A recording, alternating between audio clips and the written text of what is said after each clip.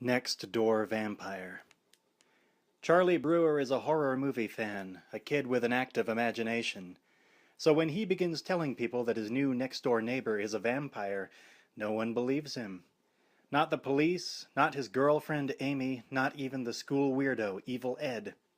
But Charlie's seen the coffin and the bodies drained of blood, and knows he will be the vampire's next victim. Charlie's last chance is to enlist the help of Peter Vincent, vampire killer. But Vincent, star of 100 horror movies and host of TV's Fright Night, doesn't believe in vampires either. Until Evil Ed becomes one and tries to kill him. Until Amy disappears into the vampire's house. Until a has-been actor and a frightened teenager must face the greatest evil they have ever known. Charlie popped open the Coke can and swigged heavily. He was locked in mid-swallow when the scream slashed a hole in the night. Carbonated sugar water sprayed through the air, splattering the desktop, books, and papers with a million wet splotches of brown. He choked. Tears flooded his eyes. By the time he recovered, the scream was long gone. It had lasted only a second, but it was still ringing in his mind's ear. A single bright bauble of terrified sound, 1 second of horror that twitched in the air. And then silence. Total, terrible silence. Fright Night. Fright Night. John Skipp and Craig Spector, based on a motion picture written by Tom Holland. Narrated by John Olson. 1. Charlie Brewster wasn't sure where the inspiration behind bra clasps came from. If God were responsible, then clearly he wasn't meant to fondle Amy's naked breasts, in which case he should feel guilty as hell. If, on the other hand, the devil were behind it, then God clearly approved of bare-bosom explorations, in which case it was his sacred duty to go about it with all speed. Charlie gave this weighty philosophical question a full second of his undivided attention. Then he went back to struggling sneakily with the goddamn clasps. Whoever was behind it had done an impressive job. Breaking into Amy's treasure chest was harder than breaking into Evil Ed's gym locker. And Amy wasn't making it any easier. She clearly believed that God had secured her bra tightly around her for a reason. One tiny chunk of his brain could sympathize. She was simply being stronger and more righteous than he. The rest of him wished that she would just cut it out, because he wanted Amy Peterson so bad that it hurt. They were grappling on the floor next to Charlie's bed, a couple of throw pillows cushioning their heads and shoulders. Charlie was slightly on top, a half-hearted attempt at the dominant male position. She wouldn't let him mount her completely. Her hips had ground against his at one point, however. He was sure of it, and the one overriding thought in his head was, if I do this right, I'm gonna make it. Gonna make it. Gonna... His right hand swept nonchalantly along her naked back. She tensed as it neared those hateful hooks. He veered to the left, moving up to take her shoulder beneath the buttoned blouse. "You're not fooling anyone, you know," he could almost hear her thinking. Throughout it all they continued to kiss, tongues describing loop-de-loops, lips nearly spot-welded together. If she didn't want him to go any further, she also didn't want him to stop. Her hands were under his shirt as well, and he noticed that they'd hit his nipples a couple of times without being struck by lightning. "Damn it, this is stupid," he silently muttered. Then Amy did something particularly nice with her mouth, and he lost himself in the kiss for a minute. Self-consciousness returned with the soundtrack music. Spooky strings, foreboding, swelling, in accompaniment to the stilted dialogue from the 3-inch speaker of his portable TV. "Oh, darling." Young, male, slightly effeminate, British. "Darling, darling, darling, I can't tell you how frightfully much I've missed you." "Yes, Jonathan." Young, female, also British, with the cool and cheesy theatrical creepiness of The Living Dead circa 1945. "It's so marvelous to see you again." "You are so beautiful tonight, my love. Your skin so soft and white. Your lips so red and—" "Yes?" A short pause. Then wickedly, "Would you like to kiss them?" The music reared its corny head, melodramatically mounting in intensity. Jesus, Charlie thought, lips still grinding on Amy's. The movie made him feel suddenly ridiculous, his clownish insecurities blown up to the size of floats in the Macy's Thanksgiving Day parade. They probably aren't even opening their mouths, he added sourly. It's stuff like this that makes us so hung up. He steeled himself for a moment, then decided to go for broke. Amy wriggled beneath him as he went for her bra clasp with both hands. Her hands grabbed him just below the armpits and tried to push him away. He held on tenaciously, arms wrapped around her, desperately wrenching at the miserable elastic. The hooks held tight. He began to suspect that she'd glued them closed. She was beating on his back now. There was no time to lose.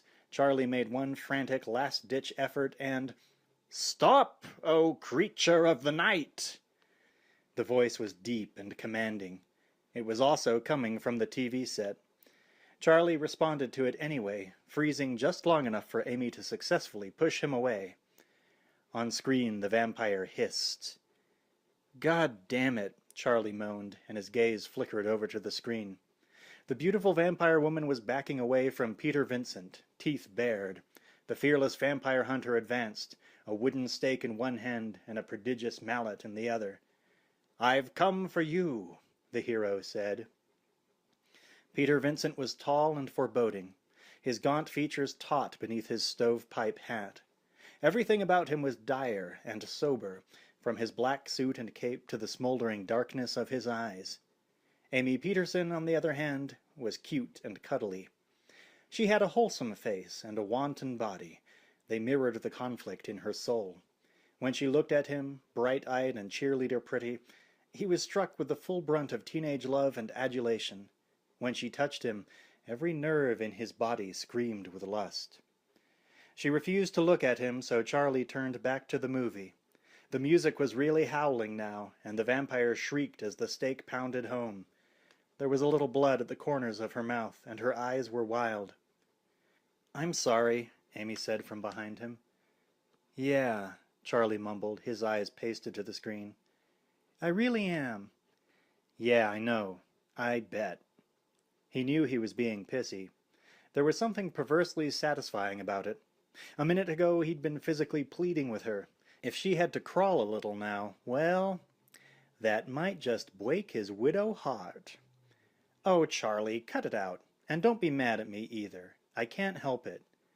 "You can't help it," Charlie echoed sarcastically.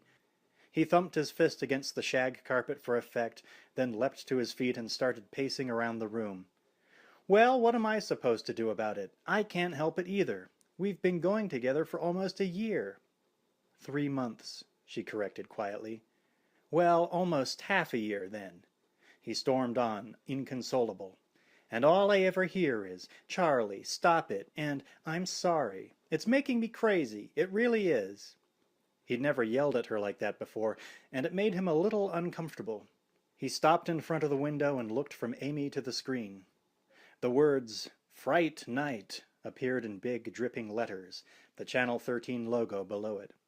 Then a Carvel ice cream commercial came on, and Charlie turned to face his ghostly windowpane reflection. While the gravelly voice droned on about Cookie Puss, Charlie appraised himself. "Yeah, you're a real cookie puss, all right," he thought bitterly. "You're just as plain as a bag of potatoes."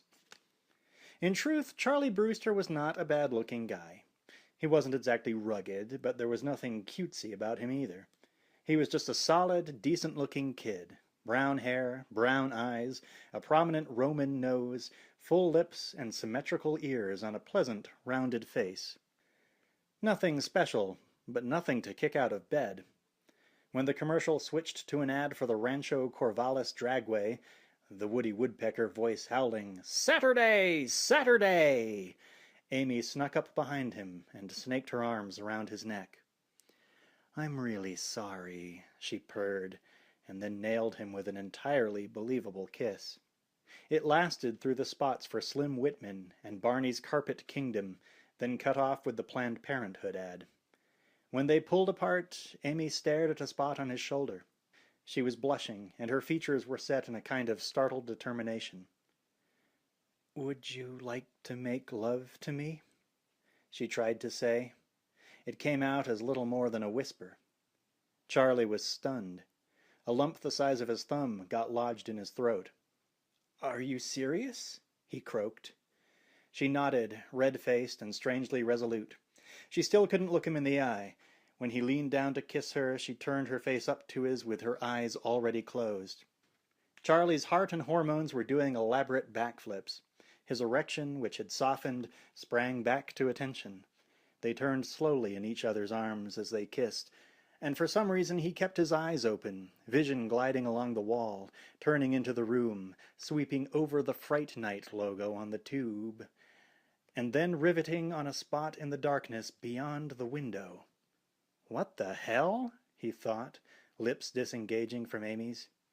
He couldn't believe what he was seeing. Amy slipped out of Charlie's grasp and slid gracefully over to the bed. Part of her felt incredibly awkward, the frightened virgin before the blood and pain gave way to what she hoped would be ecstasy. But she had made a decision, and the choosing made her stronger somehow. Her movements betrayed none of her insecurity. "I'm going to do it," she thought. "I'm really going to do it." She flopped down on the black and white comforter that covered the bed, coyly seductive, and looked at her chosen first lover. He was staring out the window. In fact, he had grabbed the binoculars off his desk and was using them to get a closer look. She thought it was a little bit strange, but she was too engrossed in her own feelings to bend too far out of shape. Peter Vincent came back on the tube just as Amy began to unbutton her blouse. This Peter Vincent was a good 20 years older than the one in the movie. His jet-black hair now turned gray, his strong and handsome face lined with age and pitted with weariness.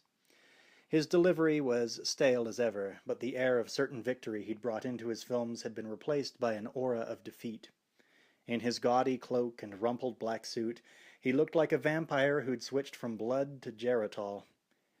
"I hope you are enjoying our Fright Night feature, Blood Castle," he intoned, mock sinister. Behind him, styrofoam tombstones wobbled on a cheesy television soundstage. A crudely drawn full moon over the cemetery mural dangled crookedly from a pair of visible wires. "It's an all-time favorite monster marathon of mine." Amy stopped listening. She was down to her last 2 buttons and Charlie still hadn't turned around. Maybe he's just being shy, she thought, but it didn't quite ring true. For one thing, he hadn't been the least bit shy about pawing her like an animal. For another, he still had the binoculars pasted to his head.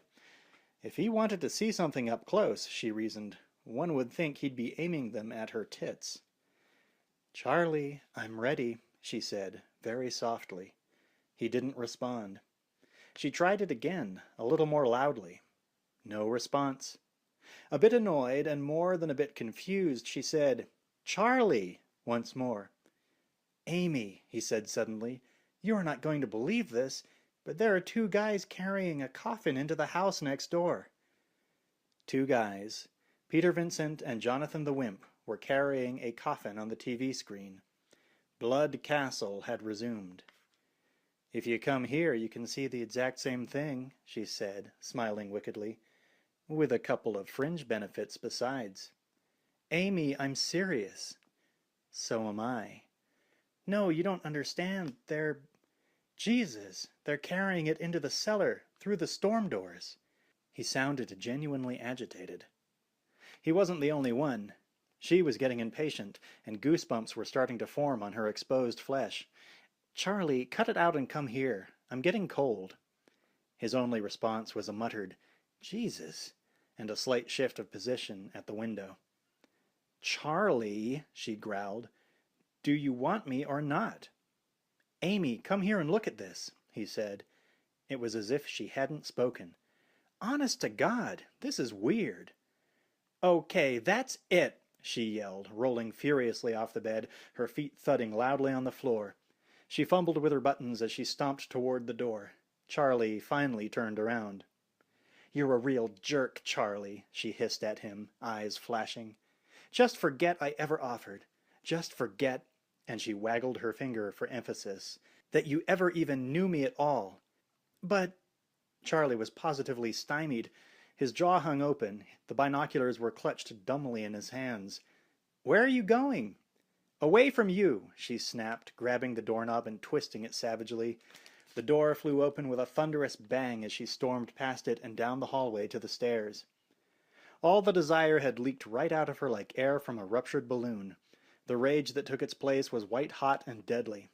She hoped that Charlie wouldn't be stupid enough to try to face it. She would singe the hair right out of his nostrils. But he was coming, sure enough, clomping down the hallway after her, braying her name like a snotty-nosed toddler. She finished buttoning her blouse and hit the stairs noisily, hoping the clatter would wake his mother up and that he'd get in trouble. "Amy, please!" he cried. She could hear him racing to catch up with her. "You gotta believe me. Those people were doing something really strange." "You're the only strange one around here, Charlie." Her voice was level and full of venom. She refused to stop or to look at him. "But they were carrying a coffin." He caught up with her at last, put one hand on her shoulder. "So what?" she yelled, whirling to face him. He backed off, startled. It pleased her. "Listen, if you're so interested in coffins, why don't you just go over there and help them carry it? Better yet, why don't you go back up to your stupid Peter Vincent? He's probably still dragging one around." "He's not stupid," Charlie countered. She'd hit a nerve, making fun of his hero. Tough, she thought, smiling through her anger. "Tell you what," she concluded. "Here's the best idea yet. Why don't you just dig a nice deep hole and lay in it? Maybe the neighbors will let you borrow their coffin." "Amy!" They hit the bottom of the stairs together, Amy striding quickly toward the living room and front door. Charlie dragged silently behind, which suited her splendidly because it meant that she didn't have to look at his face. "I can show myself out," she began, and then a voice from the living room jarred her to a halt. "Amy? Charlie?" the voice called, chirping musically in the upper registers. "Is anything wrong?" It was Mrs. Brewster, sitting smack dab in the middle of the living room, right in front of the TV. Her back was to them, but they could see her clearly. Amy frantically straightened clothes and hair, heard Charlie doing the same. She felt suddenly stupid and mean. "Are you two having a lover's quarrel?" Mrs. Brewster pried sweetly. "No, Mom, nothing like that." Charlie stepped past Amy and into the living room. He looked embarrassed. She felt a sudden rush of empathy for him. "Well, there's nothing wrong with a little spat now and then," Mrs. Brewster said, turning to face them. "I just read this article in McCall's today. It said that the divorce rate is 78% higher among couples who don't argue before marriage." She seemed to think it was a pretty impressive statistic. "Mom, we're in high school." Charlie's voice was plaintive. "Well, yes, that's true." She looked puzzled for a moment, then brightened. "But it pays to plan ahead." Amy liked Mrs. Brewster. She was a classic mom icon, the kind of pretty-faced housewife on the afternoon television who buys St. Joseph's aspirin for her children. Petite, in her mid-40s with frosty blonde hair and a face that rarely failed to smile. She was terribly sweet and more than slightly dizzy, more than a little bit like her son. She'd make a wonderful mother-in-law, Amy found herself thinking, and quickly stifled the thought. "Amy," Mrs. Brewster said, "say hello to your mother for me, will you? And remind her that we're playing bridge at her house this weekend. I'll bring the cheese doodles if she makes her pecan pie." She giggled. Becky Peterson's pecan pie was legend. "I certainly will," Amy said. "Thank you, sweetie. You're a doll." They beamed at each other. "How can she possibly be so nice?" Amy thought. Then Mrs. Brewster added, "And thank you for helping Charlie with his algebra. It drives him crazy, poor dear. He just can't seem to get the hang of it. You know, I always had a hard time with math in school." She giggled. Amy could picture her giggling her way through finals back in the 50s. She wondered what it would have been like to be a teenager then, and couldn't imagine it. She wondered briefly what Mr. Brewster had been like, and why he'd left her. Mrs. Brewster was prattling on about her youth, her grades, some crazy girlfriend who was in love with Wally Cleaver. Amy shifted her attention to Charlie for a second, wondering if she was still mad at him or not, wondering what he was feeling. He was looking out the goddamn window again. She followed his gaze. From where she was standing, she couldn't see anything. If he was bored, it was understandable, but it was not polite. The least you could do is pretend to pay attention, she told him silently. She was pissed again. She tried not to let Mrs. Brewster see it. "Well, I've got to be running," she said. "I promised I'd be home by midnight, and I'm already a little late." "Oh, well, good night, and be careful going home. Drunk drivers are everywhere." Even when she was serious, the lines in Mrs. Brewster's face were smiling. Long-standing habit, immortalized in flesh. "I'll be careful," Amy said. Then, almost as an afterthought, she turned to the window and said, "Good night, Charlie." "Yeah, good night," he muttered, abstracted. It was the last straw. She'd gone up and down with him, and even after she'd told him how she felt, he was still the same jerk, his binoculars pointing the wrong way. He didn't turn until she'd slammed the door behind her.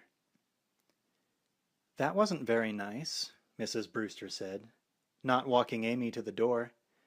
"What?" Charlie said. His mind was a swirl. There were lights on in the house next door. He hadn't seen lights there for almost a year. "It wasn't very nice. It was rude. You know that." "Yeah, but—" There was no arguing with it.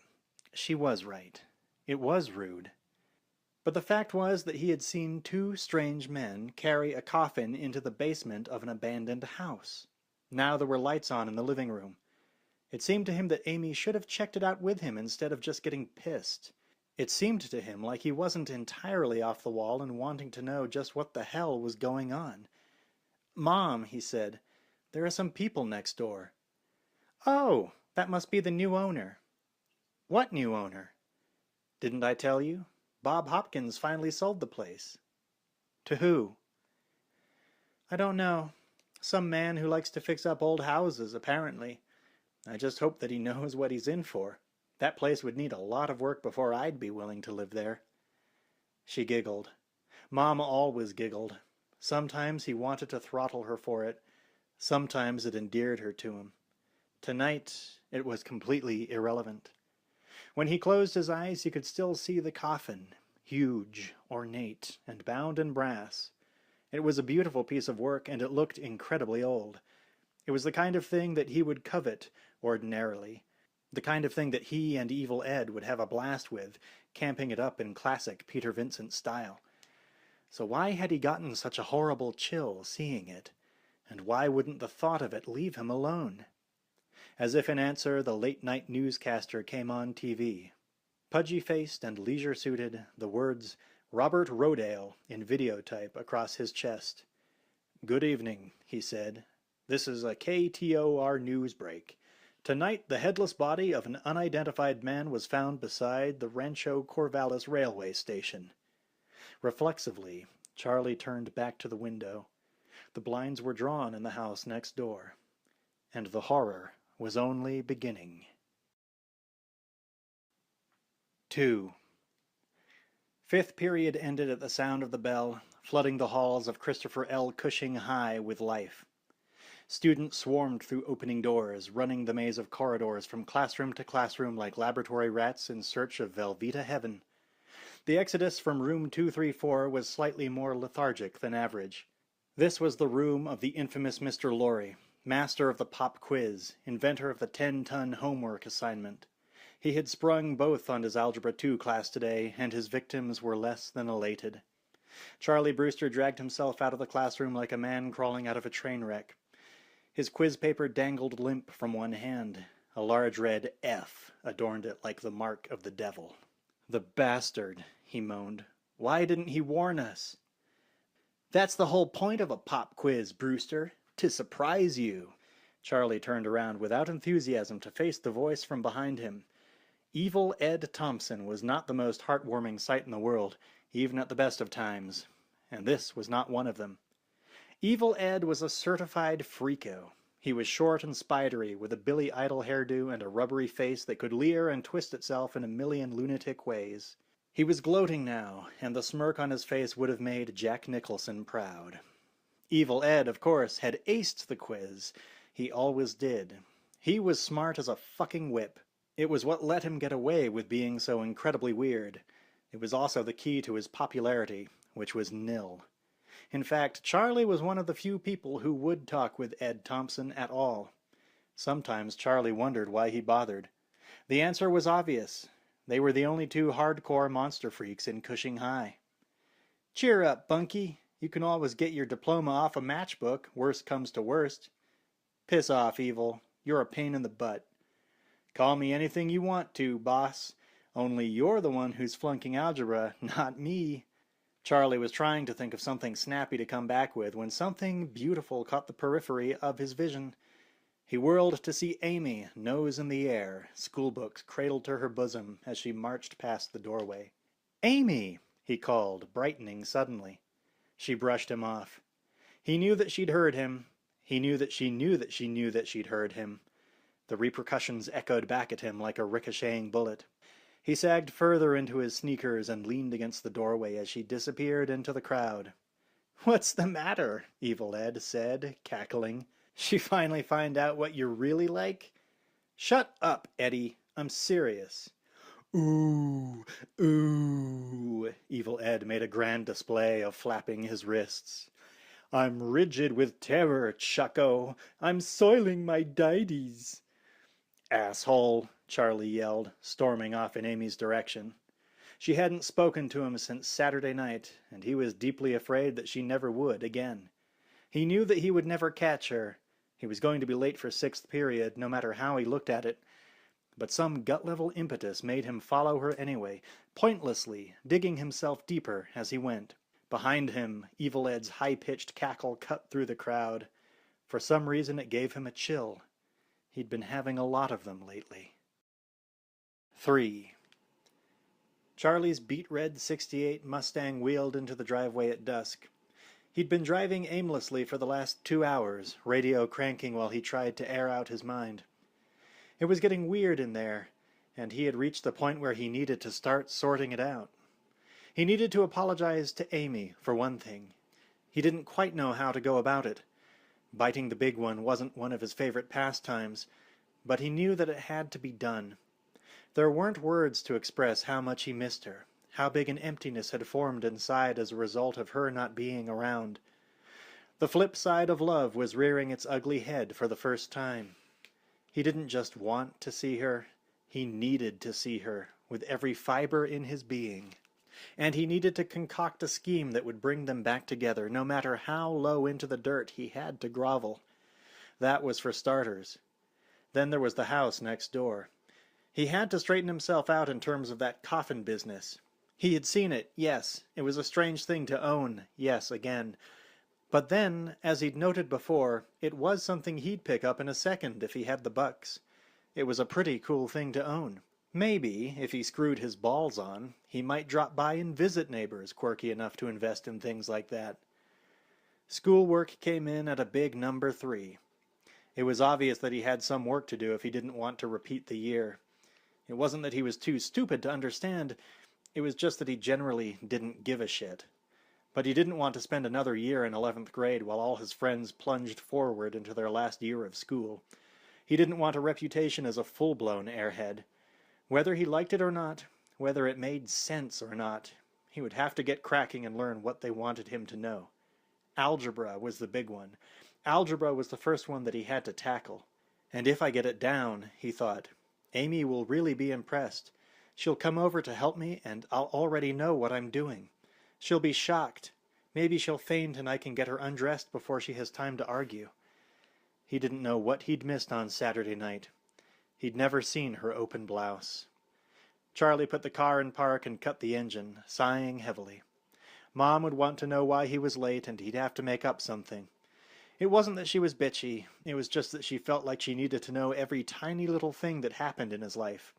He wondered if every mother in the world was like that.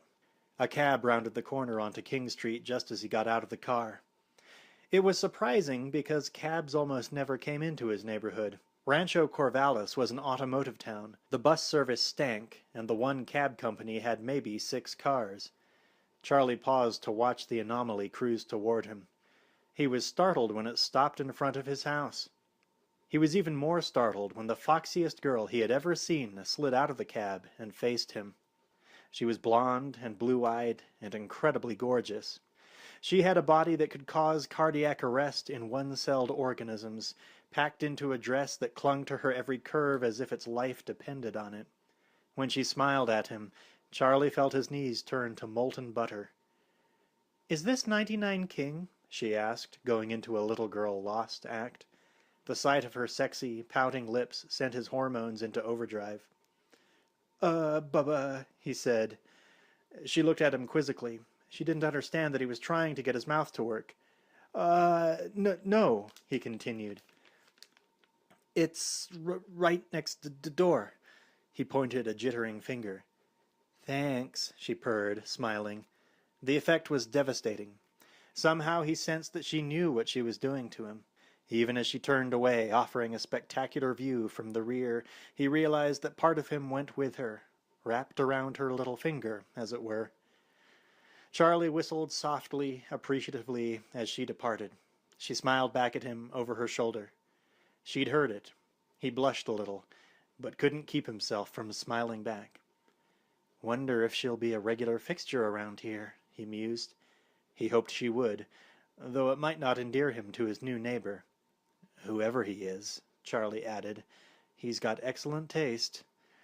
Lucky bastard. He watched her walk up to the old house and put a dainty finger to the buzzer. The door opened almost immediately. Charlie couldn't see who let her in, but she was still smiling as she disappeared into the house. It washed away whatever nervousness he had. All was right with the world. Several hours into the darkness of that night, Charlie wandered down to the kitchen for some cheese doodles and Coke. Mom was at the table, blearily reading the evening paper. She'd worked all day, and he knew that she would not last much longer into the night. Lights were on in the old house. He thought about the girl again, peered over for a glimpse of her through the windows. All the blinds were drawn. Oh, well, he thought, turning absently to his mother. Mom, have you seen the new guy next door yet? No, she said, yawning, but I've heard a couple of things. Like what? Well, his name is Jerry Dandridge. He's a young man, and I hear that he's very attractive. She giggled and yawned at the same time. No mean feat. I also hear that he's got a live-in carpenter. With my luck, they're probably gay. Charlie grinned and wrinkled his forehead. No, he said. I don't think so. Oh? What do you know that I don't? She leaned forward in her chair, almost hungrily. Oh, nothing. He opened the fridge and pulled a can of Coke off the plastic six-pack ring. A quick scan of the counter revealed an absence of cheese doodles. Are we all out of munchies? Afraid so. Pause. So what do you know about Jerry Dandridge? Nothing. I told you. I think you're... Yawn. Holding out on me. No, I'm not. Honest. He let the refrigerator swing shut and headed for the living room. Look, I gotta go up and study some more, okay? You're studying? She sounded genuinely shocked. What do you think I've been doing for the last couple of hours? He called back over his shoulder. Then he was climbing the stairs to his room, her response muffled and unintelligible. It was true, though. He'd been at it since dinner. His desk was a clutter of textbooks and notebooks. English 3 and American government, geography, and the dreaded algebra. There was a lot of back homework that had never been done, more than enough to keep him busy all night. Most of the easiest stuff had been dispensed with already. He was down to brass tacks, and it was driving him crazy. He sat down and looked at the open algebra book. Its contents made him want to scream. It is essential for you to memorize this rule. The square of the sum of two terms is equal to the square of the first term plus twice the product of the first term by the second term plus the square of the second term.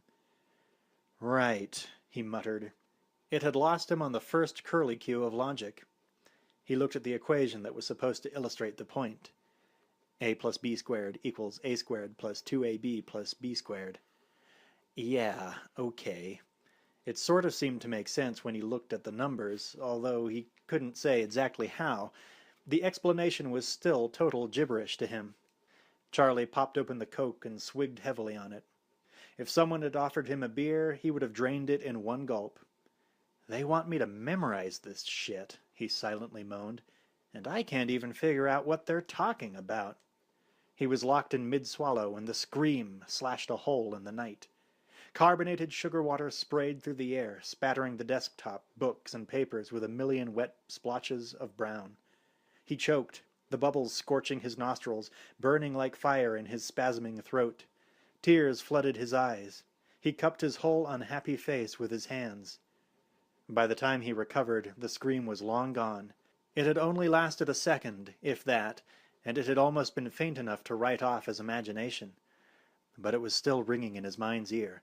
A single bright bauble of terrified sound, 1 second of horror that twitched in the air. And then silence. Total, terrible silence. Charlie looked out the window. All the lights were off at the Dandridge house. Its walls were blanketed in darkness. He didn't know for a fact that the scream had come from there. But when he pictured the beautiful girl in his mind, it was no longer a heartwarming recollection.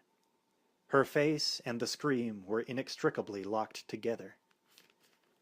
He doubted that he would see or hear either of them again. His algebra homework was still spread out before him. He marveled at how much the drops of cola looked like blood. 4.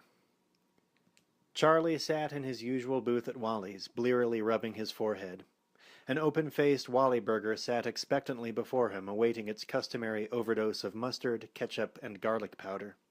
Charlie was oblivious to the burger, to the half-dozen video games screeching and squonking in the background, to their players, smoking and laughing and absorbing the latest in recreational radiation, to the garbled din of the young and the restless, blasting from the Trinitron bolted to the wall and aimed right at him.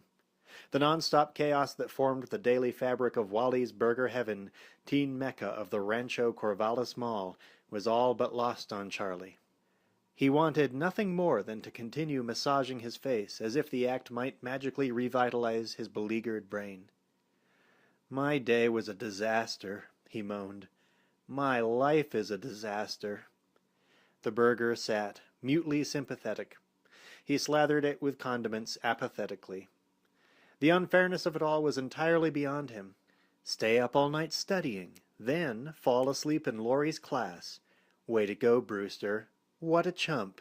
You'll be in summer school the rest of your stupid life. The thought made his stomach twist into hard little knots. He stared at the burger, then swept it aside. His life was ruined, utterly ruined. "Amy hates me," he mumbled. The words stuck in his throat like a lump of sour milk.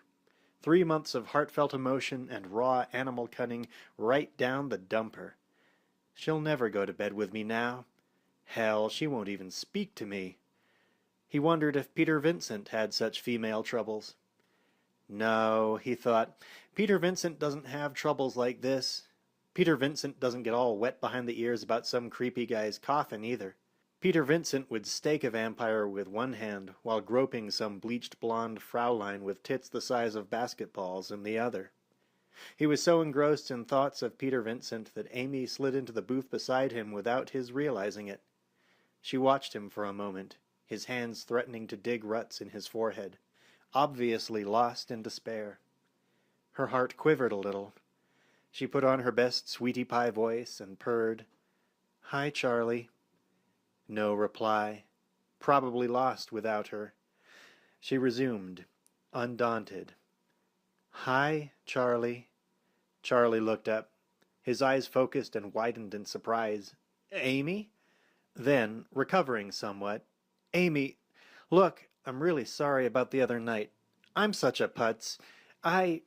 It was my fault, not yours," she said, all sweetness. "It was?" This was not the expected response. He looked like a man who'd been slugged with a sock full of nickels. "Uh-huh," she nodded, all seduction. She touched his hand lightly. Charlie felt faint. If God Almighty himself had descended from heaven and sprayed him with a seltzer bottle, he'd have been no less surprised. "This is it," he thought. He squeezed her hand. "Look, Amy, I love you. I'm sorry about the other night, and I never want to fight with you again, okay? Amy leaned back in the booth and beamed. God, I'm so glad we're getting this whole mess straightened out. I've been really miserable these last few days, Charlie, and She faltered, eyes shifting to the tabletop. I'd kinda like to pick up where we left off. Tonight, maybe? No response. Charlie? She looked up, smiling. Her smile froze on her face as she realized that Charlie was gone, halfway across Wally's toward the TV on the wall. Charlie, are you listening to me? Charlie wasn't listening to anybody. Charlie felt as if his entire subconscious had been stuffed into a cardboard tube and fired straight at the TV screen. The whole world, love, Amy, Wally burgers, sex, all faded into a miasma of gray mush as Charlie stared, transfixed by the 4 o'clock news. Another murder. The victim's face flashing on the screen. A face that was all too familiar. It's the fox. His mind reeled. Oh my God, I just saw her yesterday. That scream. His ears strained for the sound, caught it in mid-sentence.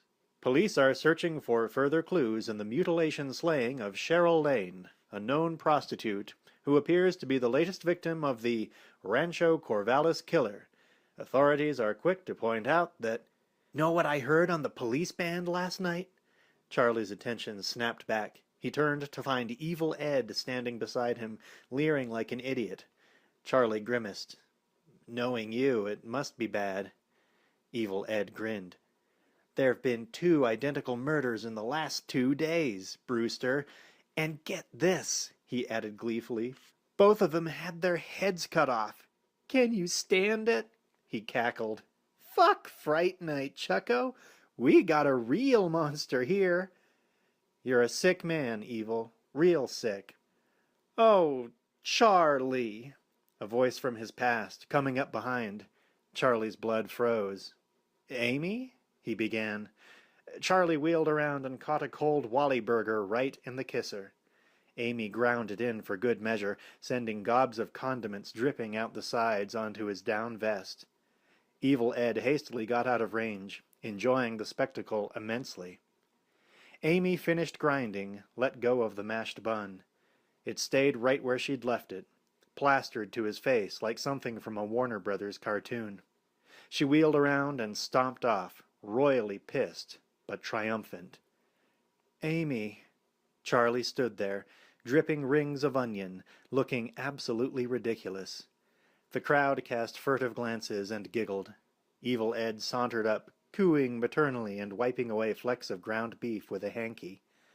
Ooh, Brewster, you're so cool. You've got such a touch with the ladies. Amy! Charlie shouted, but it was too late. Amy was long gone. 5. The Shelby Mustang whipped down the street and into the narrow driveway with practiced precision, hooking around the back of the Brewster house and sliding neatly into the garage. It cleared by inches the lawnmower and garden tools piled haphazardly against the side wall, and stopped just short of going clear through the back. Charlie threw it into park and killed the engine. He checked his reflection in the rearview mirror. He'd washed his face pretty thoroughly, but there were still some telltale splotches of mustard and ketchup on his vest. That was all he needed right now, to explain to his mother. God. He grabbed his books and started out of the garage. The neighbor's house loomed before him, as though waiting for some cue to stomp through the hedge, across the driveway, and... He shook his head. That was dumb. The house next door had been empty for years. Sure, it looked like your basic haunted house. He sometimes wondered if years of staring out his bedroom window at the place had warped his mind. But it had never before held such a sense of foreboding. Until last night. Until the scream. Charlie studied the side of the house. 3 stories high, Victorian, imposing. The largest house on the block, and the oldest. It had not aged gracefully, its elegance having long since given way to a paint-flecked and gloomy decrepitude. Twice as big and 10 times as ugly, as Evil Ed was fond of saying. There was a squat, ill-kept hedge running the length of the driveway, neatly dividing the properties. The neighbor's lawn had grown wildly out of control where it hadn't died. Weeds choked the base of the house, partially obscuring the basement windows, which you couldn't see through anyway, damn it. The long-forgotten coal chute, and the storm doors. Where they took the coffin. Charlie's feet were moving before his brain had told them, carrying him across the driveway before he had a chance to argue. Not that he would have put up much of a fight. He had to know what was going on, and there was only one way to do that. Fuck Fright Night, Chucko! We got a real monster here. He had left his books piled in the driveway and pushed his way through the hedge. The yard looked even worse from the other side. He cast a wary glance around, his own house looking like an oasis of cheerful suburbia, and crept toward the storm doors. Charlie climbed onto the doors and tried to peek in the windows. No such luck. There were curtains or blankets or something on every window on the first floor. He jumped down and studied the storm doors. They were the big, heavy steel lean-to type, very rugged and almost as old as the house itself. He grabbed the handle and gave it a tug. No chance. There was a brand-new cylinder lock installed, one of the fancy ones, a fishette or something, the kind that folks who live in big cities might need. But in this neighborhood, he thought, nobody needs security like that around here, unless they've got something to hide. He was about to get on his knees and check out the basement windows when the voice stopped him dead in his tracks. "Hey kid, what the hell do you think you're doing?" If he'd eaten lunch, he probably would have thrown up. The voice wasn't just stern. It wasn't just harsh. That voice was cold. The kind of voice that says, "I've killed people for less than that," and means it most sincerely. Charlie put on his most casual face and turned around. He quickly wished he hadn't. The source of the voice was, beyond any doubt, one of the coffin-carrying neighbors. He looked like a cross between Harrison Ford and Anthony Perkins. Rugged, angular features and deep eyes under prominent eyebrows. Those eyes, cold, incalculable. Any pretense to attractiveness ended with those eyes. He moved a little closer. Charlie instinctively backed up, almost tripping over the storm doors. He was very close to panic, fumbling for an excuse. Nothing," he stammered. The man was dressed in work clothes, a carpenter's apron around his waist. He held a large claw hammer in his right hand, gesturing with it, dripping casual menace. He smiled. Rather, his lips skinned back to reveal perfectly even teeth. There was no affection in it. His eyes remained unchanged. "See that it stays that way, kid. Mr. Dandridge doesn't like unexpected guests." Yes, sir, you bet. No problem." Charlie fum-fudded a few seconds more, trying like hell to be nonchalant when part of his brain kept screaming, "Don't kill me, don't kill me, don't..." He beat as graceful a retreat as possible under the circumstances, cold sweat trickling down his back as he plowed through the hedge. When he dared venture a look back, ever so casual, as he stopped to retrieve his books, the man was gone. The house seemed just a little darker, more hulking, more dead. He hoped it was just his imagination. 6. The Marine Corps band pumped its last majestic chords. The Blue Angels arced in tight formation into the sunset, and Charlie's head tipped back, mouth open in a full-throated snore. Channel 13 signed off for the night. Flickering snow filled the TV screen, the only light in the room. He was supposed to be on stakeout. He was not very good at it. No stamina. He had set it up well enough. Lights out, a nice comfy chair, the binoculars, and a well-stocked store of munchies. He was determined to know if anything funny was going to occur. But after 4 hours of staring intently at the utterly black exterior of the neighbor's house, boredom and fatigue took their toll. Had he stayed awake, he would have seen the cab pull up and dispatch its lone passenger, seen the stranger climb the steps next door and the light flick on shortly thereafter. The light in the window, directly across from him. Instead, Charlie slept, and he dreamed. In his dream there was music, haunting, sensual music that pulsed and strobed and seemed to go right through him, and voices, whispers that rustled like dry leaves, too quiet to understand, but relentless. There was a presence in the room, hot, pulsing. The air was heavy with a musky odor. He felt the woman's touch, vibrant, hungry. He groped blindly, found her belly, her breasts, her neck. Her neck was beautiful. He wanted her badly. Brushing her hair back, he kissed her neck, rubbing his teeth along the cords of tight muscle, tasting her salt skin.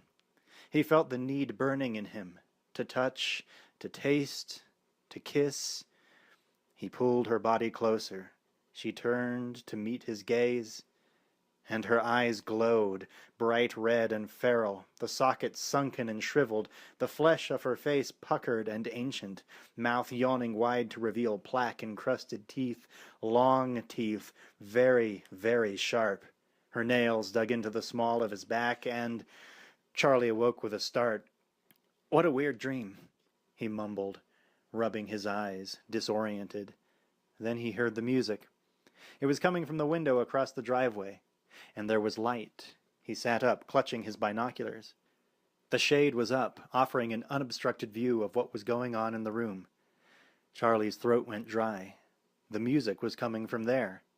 Haunting, sensual music. The window was open, the night breeze fluttered the curtains. A beautiful young woman stood in front of the window, rocking seductively in time with the music. Her blouse was open, exposing her midriff. It was a very nice midriff. Charlie swallowed hard and glued the binoculars to his eyes. The woman was swaying even more sensually, if such a thing were possible.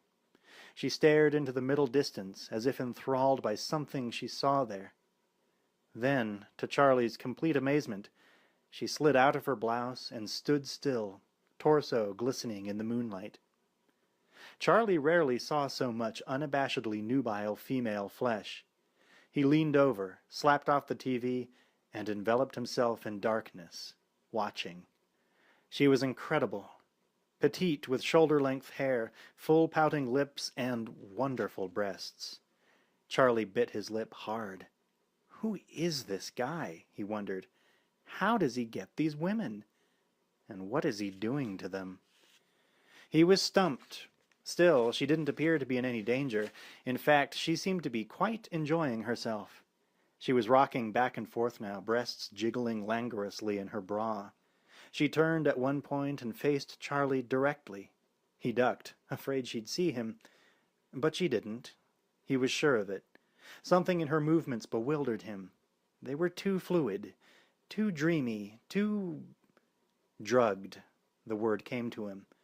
Or hypnotized. I don't know. It scared him suddenly, and he was half tempted to lean out the window and call to her. Then Dandridge appeared. The man was, in his own way, as beautiful as the girl. He crossed the room as if gliding several inches above the floor, and when he reached the girl, he seemed to hover more than stand. He touched her shoulders, and she seemed to stiffen with anticipation. Dandridge massaged her shoulders tenderly for a moment, then reached around and deftly unhooked her bra with a grace and economy of motion that amazed Charlie almost as much as the act itself. The bra slid to the floor. Her nipples were hard. Dandridge cupped a breast in each hand. She arched back, lips parted. Charlie, meanwhile, was losing his mind. It was too cruel. His girlfriend hated him, he was failing algebra, and the neighbor was threatening him with terminal carpentry. Now this guy was rubbing the nobbins off the girl of his dreams. The girl of his dreams. He sat bolt upright in his chair. The girl in the window, the girl in Dandridge's arms, was the girl from his dream. He looked out the window. Dandridge, one hand still cupping a breast, brushed the girl's hair away from the slope of her neck with the other. He kissed her neck, rubbing his teeth along the cords of taut muscle. Her eyes glazed over. Her lips moved, imperceptibly whispering, soft as the rustle of dry leaves. Dandridge smiled, showing teeth. "Oh, no," Charlie whimpered. Oh, God, no. Dandridge's teeth were long and very, very sharp. Charlie gasped and dropped the binoculars. They hit the floor with a clatter. Dandridge stopped, teeth poised an inch from her neck. Charlie sank further into the darkness of his room, unable to look away. Dandridge seemed to be looking right at him, right through him, with eyes that were red as glowing coals. Charlie felt his bowels turn to water. "No," he whispered. Dandridge smiled. Long, yellow teeth. He reached up, grasping the shade with long, crooked fingers, pulled it down slowly, lackadaisically, and waved bye-bye. "Mom!" Charlie bolted down the hall, hitting his mother's door loud and hard. "Mom!" Judy Brewster was down for the count, lost in a Somonex-induced dreamland. A pink satin sleep mask effectively blotted out the entire upper half of her face. Charlie's dramatic entrance barely served to prod her to consciousness. "Charlie?" she asked blearily. "You gotta wake up, Mom!" He was hysterical, his arms flying wildly around him. "I don't believe it! Mom! Jesus!" Judy looked at her son as if he were an emissary from the planet Zontar. "What?" she asked sleepily. "What are you talking about?" "He has fangs, Mom! The guy who bought the house has fangs!" "Charlie, I'm serious!" His voice squeaked into dog-annoying frequencies. He made an effort to bring it back down. "I saw him through the window with my binoculars, Mom. He's got fangs, I tell you." "Binoculars? Charlie, that's spying. That's not nice." "Fangs, Mother. Long ones." "Oh, Charlie." She yawned heavily and rolled over. "I have to be at work at 7 tomorrow." Charlie stared at his mother, incredulous. He was about to try a more subtle approach, like throttling her, when a car door slammed outside. Leaping to the window, he saw the handyman walking away from a shiny black Cherokee Jeep.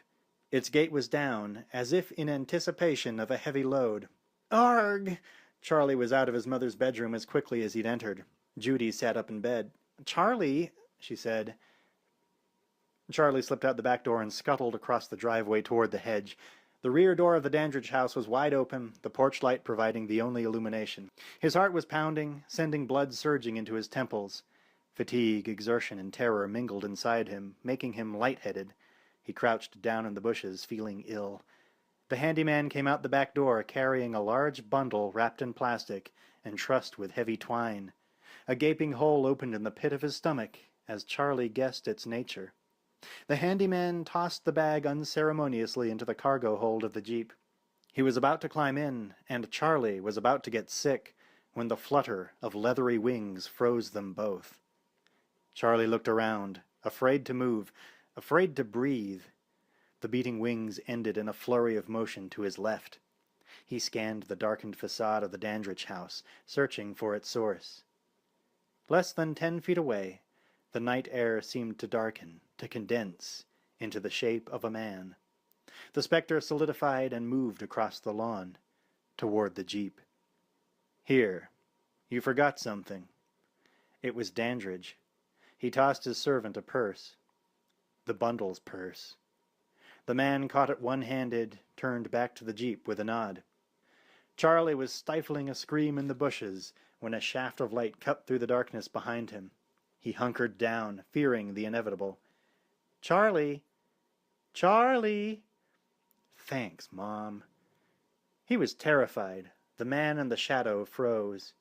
They wheeled around, searching the blackness for his presence. Dandridge actually took a couple of steps in his direction. Charlie jumped up and ran for his life, back to Mom, apple pie, and anything else he could pile in the way. He disappeared into the relative safety of his kitchen. "Little bastard," hissed the handyman, starting after him. He was restrained by Dandridge, who held his other hand up in a gesture of patience. "Billy," said the master with a gracious smile, "there'll be plenty of time for that later. Plenty of time." Judy busied herself around the kitchen, more out of habit than anything else. She looked at her son. "Poor baby.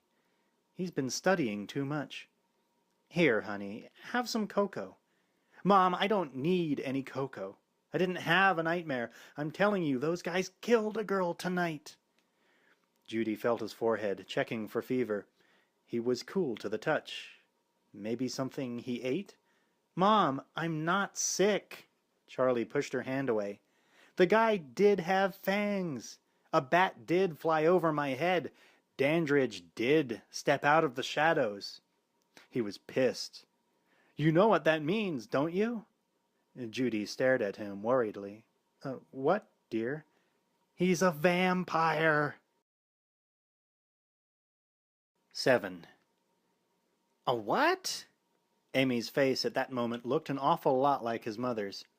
A vampire, damn it. Haven't you listened to anything I said? Charlie, she said. Her voice was flat and slightly forlorn. This is really childish, do you know that? This is a really dumb way to try and get me back. Forget it, Charlie fumed, turning for the door. I'm going to the police. They were in Amy's kitchen on a sunny and cheerful afternoon. The room was spacious and clean, brightly painted, flooded with light from the huge bay windows. It was an unlikely spot for a major confrontation, but that didn't make a bit of difference. Charlie, this is crazy. Tell me about it. His voice was as blunt as a truncheon. Amy ran in front of him and blocked the door. Her expression had turned desperate. Her hands clamped onto his shoulders as she looked him straight in the eye. Charlie, stop. Listen, she said. He stopped and listened, but the expression on his face said that he wasn't really hearing. You can't go to the police with a story like that, she continued. They'll lock you up. I'm serious. All right, I won't say anything about a vampire, but I sure as hell am going to tell him about those girls. She started to say something, and he shrugged out of her grasp, then stormed around her and threw open the door. Charlie, she began, but he refused to acknowledge her. The door slammed shut behind him, leaving Amy sick with fear of something nameless. The term paranoid psychotic was not an active part of her vocabulary.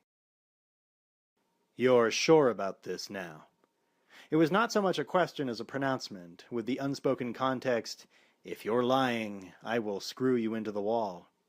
The voice in question was deep and booming. It emanated from the massive form of Lieutenant Detective Lennox.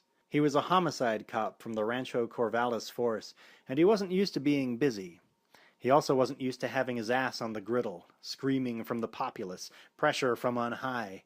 And there had been a lot of cranks calling in on the case, a lot of wild geese that he'd grown tired of chasing. Lennox was one of the few black men on the Rancho Corvallis force. He was also the first. He had a short gray afro that was rapidly turning white and a mustache that was black against his dark chocolate complexion. He wore a severe gray suit, gray vest, white shirt, striped tie pulled tight. He had no neck. He looked eminently capable of screwing Charlie into a wall. It was not a pleasant thought for Charlie. He nodded emphatically at the cop, prayed to God that he hadn't been imagining things, and then the two of them started up the walk to the Dandridge house. Someone watched them from behind the curtains. Charlie could see the shadowed silhouette in the window. It sent a shiver of dread through him that refused to go away, getting worse with every step he took. They reached the door, and Lennox knocked firmly with his slab of a hand. The sound echoed through the silent house, an effect distinctly audible from the outside. It was as if they'd knocked on the door of a cave. Footsteps followed, heavy and slow. Charlie felt his fear grow nearly intolerable, prickling against the inside of his flesh. The door opened. It was the man who had caught him at the storm doors. He didn't look any prettier than he had the day before. Even when he smiled, as he was doing right now, there was something cold and unpleasant about him.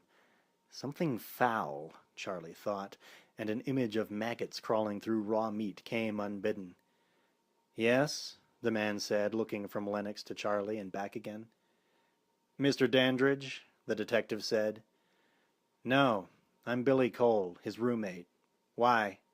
Lieutenant Lennox, homicide. He flashed his badge. Billy's eyes widened in what looked like genuine surprise. Mind if we come in? Not at all. Billy stepped aside, allowing them entrance. Lennox entered first, automatically pocketing the badge. Charlie followed, forcing himself to make eye contact, forcing down his fear. The face of his host was inscrutable. Then he began to look around. The foyer was huge, with black and white checkerboard tiles in the floor, each tile roughly 2 feet square. 2 black, foreboding statues framed the foot of a massive, Gothic-looking staircase. The place was as imposing as the inside of a cathedral, though somewhat more sinister in tone. The effect was mitigated slightly by the cardboard boxes stacked in the area, most of them not yet unpacked. There were also several pieces of heavy Victorian furniture, some of them covered with white drop-cloths. They did not diminish the effect. Charlie checked out some of the stuff in the boxes, making his investigation casual.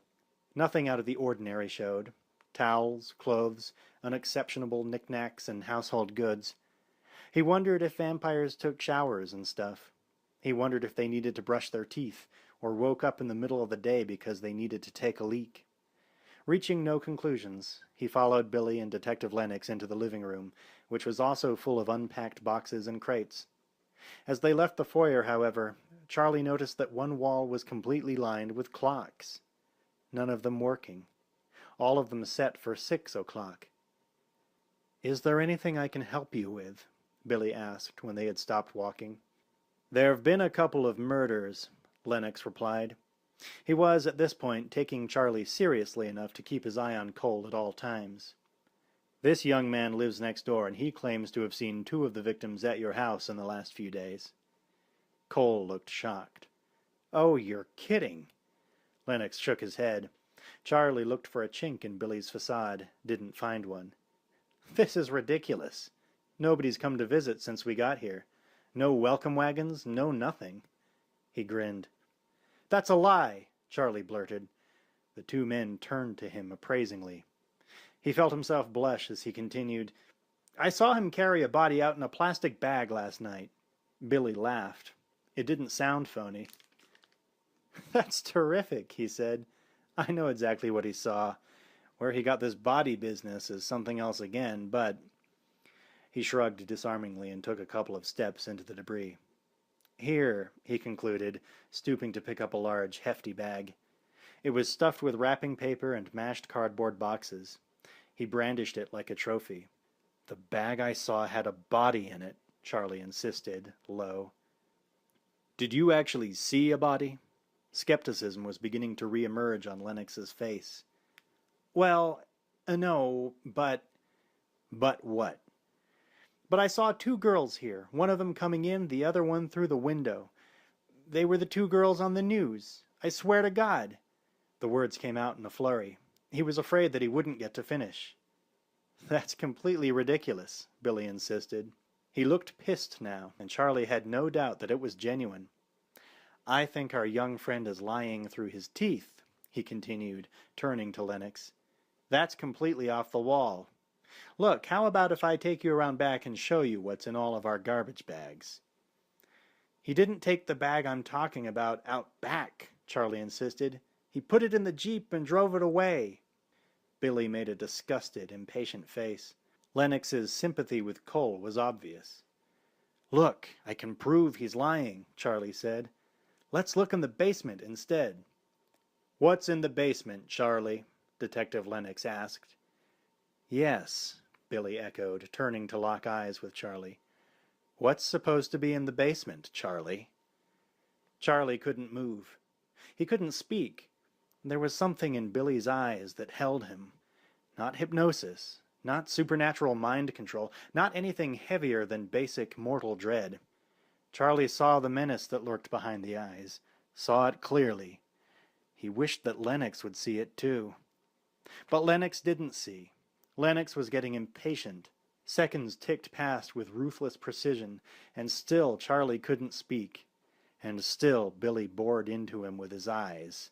And still Lennox waited, tapping his foot now, waiting for the moment to break. It did, at last, Billy turning to the detective and saying, "I think it's pretty clear that the kid doesn't know what he's talking about." He was about to continue when something snapped inside Charlie Brewster, forcing the words that he did not want to say out of his throat. "It's a coffin!" he yelled. That's what's down there. A coffin. I saw them carry it in. What? Lieutenant Detective Lennox looked like he'd been knocked for a loop. Yeah, Charlie continued, and you'll find Jerry Dandridge in it, sleeping the sleep of the undead. What are you talking about? Lennox was utterly mystified now. He's a vampire, Charlie practically screamed. I saw him last night through the upstairs bedroom window. He had fangs, and I watched him bite into her neck. Oh, for Christ's sake, the detective muttered. He grimaced, the full weight of human stupidity pressing down on the corners of his mouth. Then he grabbed Charlie roughly by the arm and said, Come on, we're going outside. But... No buts. Lennox didn't shout, but he might as well have. Charlie could feel his head being drilled into the wall already. They moved toward the front door, Lennox pulling, Charlie dragging along, Billy following languidly behind. The cop wasn't looking at Billy Cole's face, but Charlie was. It was not the face of an innocent man. He leered as they reached the door, which Lennox threw open. Then it softened as the detective turned and said, I'm sorry, Mr. Cole. Any time. Billy was smiling. Lennox virtually tossed Charlie through the doorway and onto the porch, then followed after. Cole shut the door behind them. Lennox quickly grabbed Charlie's arm again and dragged him down the walkway to his car. I ought to take you in, the cop hissed. I ought to take you in on a goddamn charge of obstructing justice and nail your little ass to the floor. I could do that, you know? I could do that with ease. I wasn't lying, Charlie insisted. He was scared and hurt and angry enough to piss himself and slug Lennox simultaneously. Jerry Dandridge is a vampire. If you just would have looked. Now listen, kid. Lennox slammed Charlie into the side of the police cruiser. Not hard enough to damage, but enough to show that there was more where that came from. And listen good. If I ever see you down at the station house again, I'm going to throw you in jail. And I don't mean overnight. But... Lennox wasn't listening. He pushed Charlie aside, threw open the car door, and slid inside. The door slammed shut. Please, sir, I'm... The cruiser's engine kicked in with a murderous roar. I'm telling the truth. I'm... Rubber and asphalt came together in a squeal of motion. The car fired away from the curb like a bottle rocket, tearing down the street. They're gonna kill me! Charlie screamed. And then Lennox and his vehicle screeched around the corner, disappearing from view forever. The front of the Dandridge house creaked open. Billy Cole stood there. He was smiling. 8. The door went flying inward and Charlie followed suit. There was a narrow flight of stairs directly before him. He took them two at a time. Eddie! He hollered. Eddie! Evil Ed's room was at the end of the hall. Charlie sprinted toward it, not thinking about the members of the Thompson household, not thinking about anything but the coppery taste of horror on his tongue. When he reached Ed's door, he threw it open. Evil Ed was parked in front of his desk. He held a delicate paintbrush in his right hand and a hideous monster model in his left. It was the Ghoul, as advertised in the back pages of Famous Monsters of Filmland. Like the magazine, it was old and had been out of distribution for many years. Ed had the whole set, treasured them enormously, and periodically did touch-up work on their bloody jaws and pasty green complexions. He was doing so now, and he didn't appear thrilled at the interruption. And to what, he said, cocking one eyebrow disdainfully, do I owe this dubious pleasure? You gotta help me, Charlie gasped, out of breath. Eddie sneered. That's Amy's department. No, you don't understand. The vampire knows that I know about him. What? The vampire. He knows, or he will when he wakes up. Shit! Charlie glanced at his watch. It was 4:35. Eddie glanced at his own watch instinctively, then looked back at Charlie, disgusted. What vampire are you referring to? There are so many of them, you know. He gestured snidely around the room. It was a virtual monster museum. Posters of old Karloff, Lugosi, Cheney Jr. screamfests covered the walls. The rest of his models shared bookshelf space with half a ton of paperback horror novels, a boxed set of vintage Tales from the Crypt, a complete collection of creepy, eerie, and vampirella, and a vast assortment of creepy rubber monstrosities. Charlie stamped his foot, gritted his teeth, and tried to pull himself together. Look, I'm not kidding. A vampire moved into the house next door, and it's going to kill me if I don't protect myself. Right, Eddie snorted. You're a fruitcake, Brewster. I swear to God. You've got to believe me. No, I don't. But, listen, Evil Ed gestured impatiently with his paintbrush. I don't know what your problem is, but it isn't mine, understand? Ever since you started hanging out with Amy, I've hardly seen you. You never have time. You never have anything nice to say. Seems to me like you sort of wrote me off. So I'm writing you off. Hit the road. Eddie, please. Charlie's voice had gotten softer. The truth of his old friend's words, his ex-friend, from the sound of it, hit home. I'm sorry. You're right. But I really need your help. I'm scared. You've got a vampire living next door. Evil Ed nodded his head condescendingly. Okay, I can see why you're scared. For sure. He grinned at the ghoul and said dotingly, You'd be scared too, wouldn't you, Pumpkin? Don't make fun of me.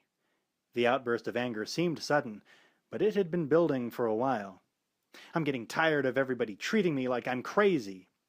Yeah, tell me about being treated like you're crazy, Ed roared back. Tell me about everybody treating you like an asshole. You don't think I know what it's like? You don't think people treat me like that every day of my life? Well, think again, Brewster, and then think about dragging your tail out the door. You can't treat me like shit for 3 months and then just barge in here demanding that I drop everything and run off to hunt a stupid fucking vampire with you. Tense silence. The two boys stared at each other. Evil Ed Thompson, surprised by his own fury, took a deep breath before continuing in a level, weary voice. You got a vampire, Charlie? Go hunt it yourself. You know what to do, right? Unless you've forgotten everything about the last 4 years. Charlie mutely shook his head. Fantastic. If you kill it, I'd be thrilled to check out the moldering bones. If it kills you, well, I guess I'll just have to keep my wood stakes handy, right?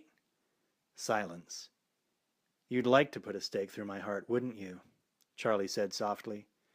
It would make you feel better, right? Don't flatter yourself. Evil Ed turned back to his desk, dipped his paintbrush in the murky green liquid, started dabbing at the ghoul's face again. Get lost. Charlie didn't bother to close the door behind him. 9. All the way home, Charlie couldn't stop thinking about what Evil Ed had said. It hurt on so many levels in so many different ways. You know what to do, right? Was the phrase that kept ringing in his ears, followed by, unless you've forgotten everything about the last 4 years. 4 years, he said aloud to the empty car.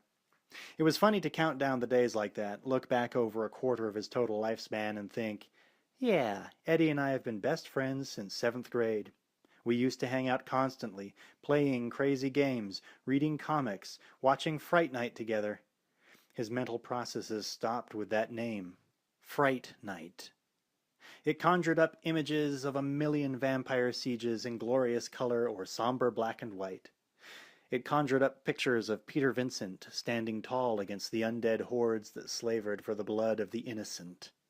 It conjured up scenes of bloody horror, substituting Charlie himself for every bloodless victim ever flashed across the screen.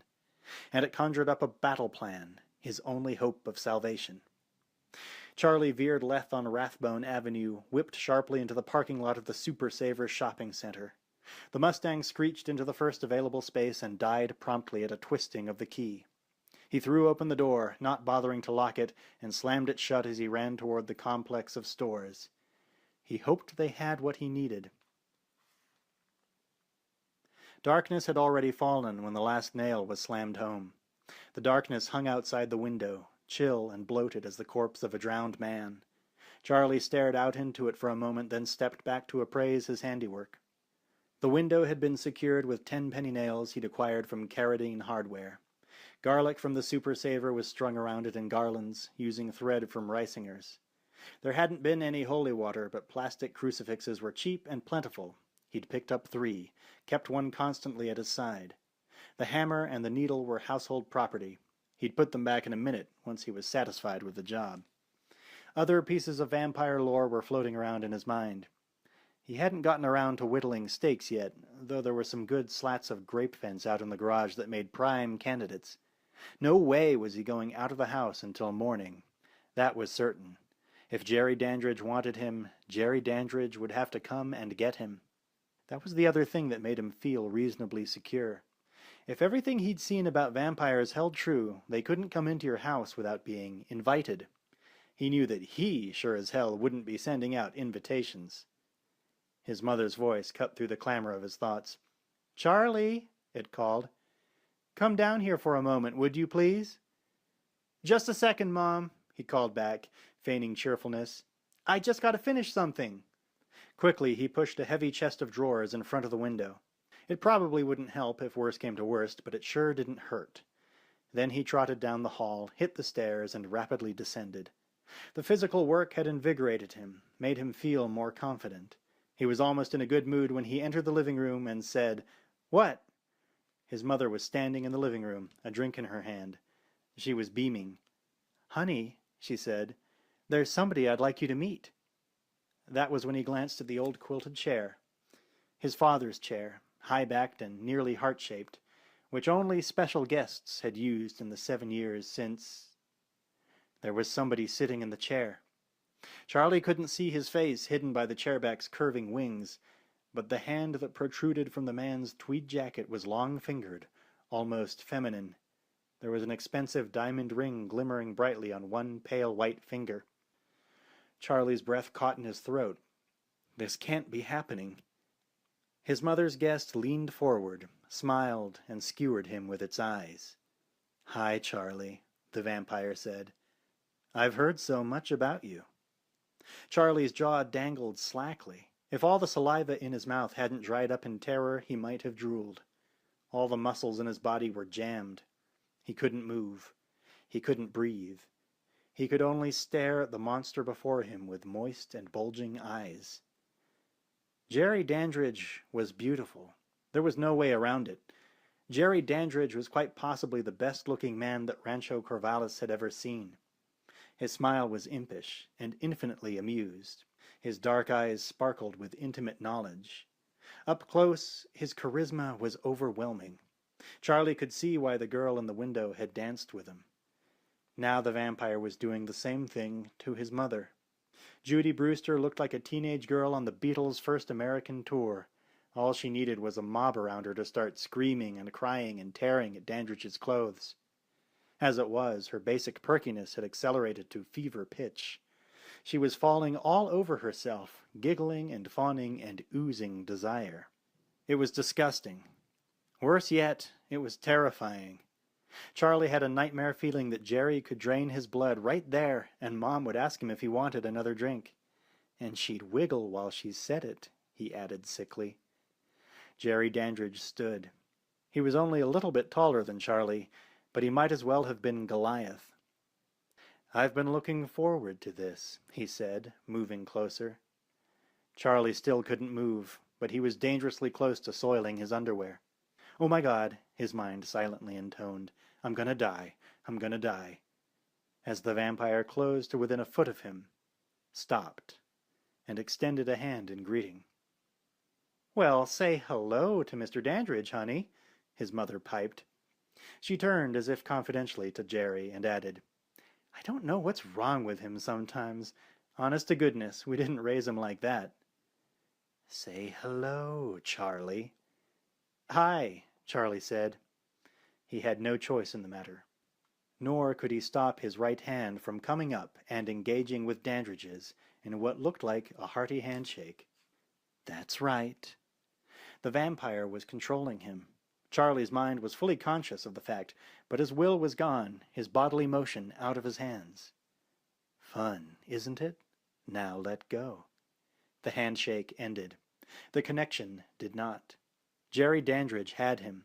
His ears and mind picked up 2 different conversations at once. "Your mother was kind enough to invite me over," the vampire said. His voice was thick with honeyed sexuality, sweet and musky all at once. "I might never have made it over here. But you knew that, didn't you? Otherwise. But now she tells me that I'm welcome any old time. Like in the middle of the night." tomorrow for lunch, which, unfortunately, I won't be able to make. But I told her that I'll be having friends over in the weeks to come, and she offered to bring the refreshments. Like everybody she knows. Over. Isn't that great? Say yes. You bet, Charlie enthused, with an emotion that was not his own. He could feel his lips twisting themselves into a smile. It was like being force-fed slime, but he couldn't even crinkle his nose with disgust. Then Mom stepped between them, starry-eyed and beaming. "It's so marvelous that you're getting along so well," she crowed. And the connection was broken. And Charlie staggered backward, mewling faintly, his flesh gone so white that he looked like he'd been bitten.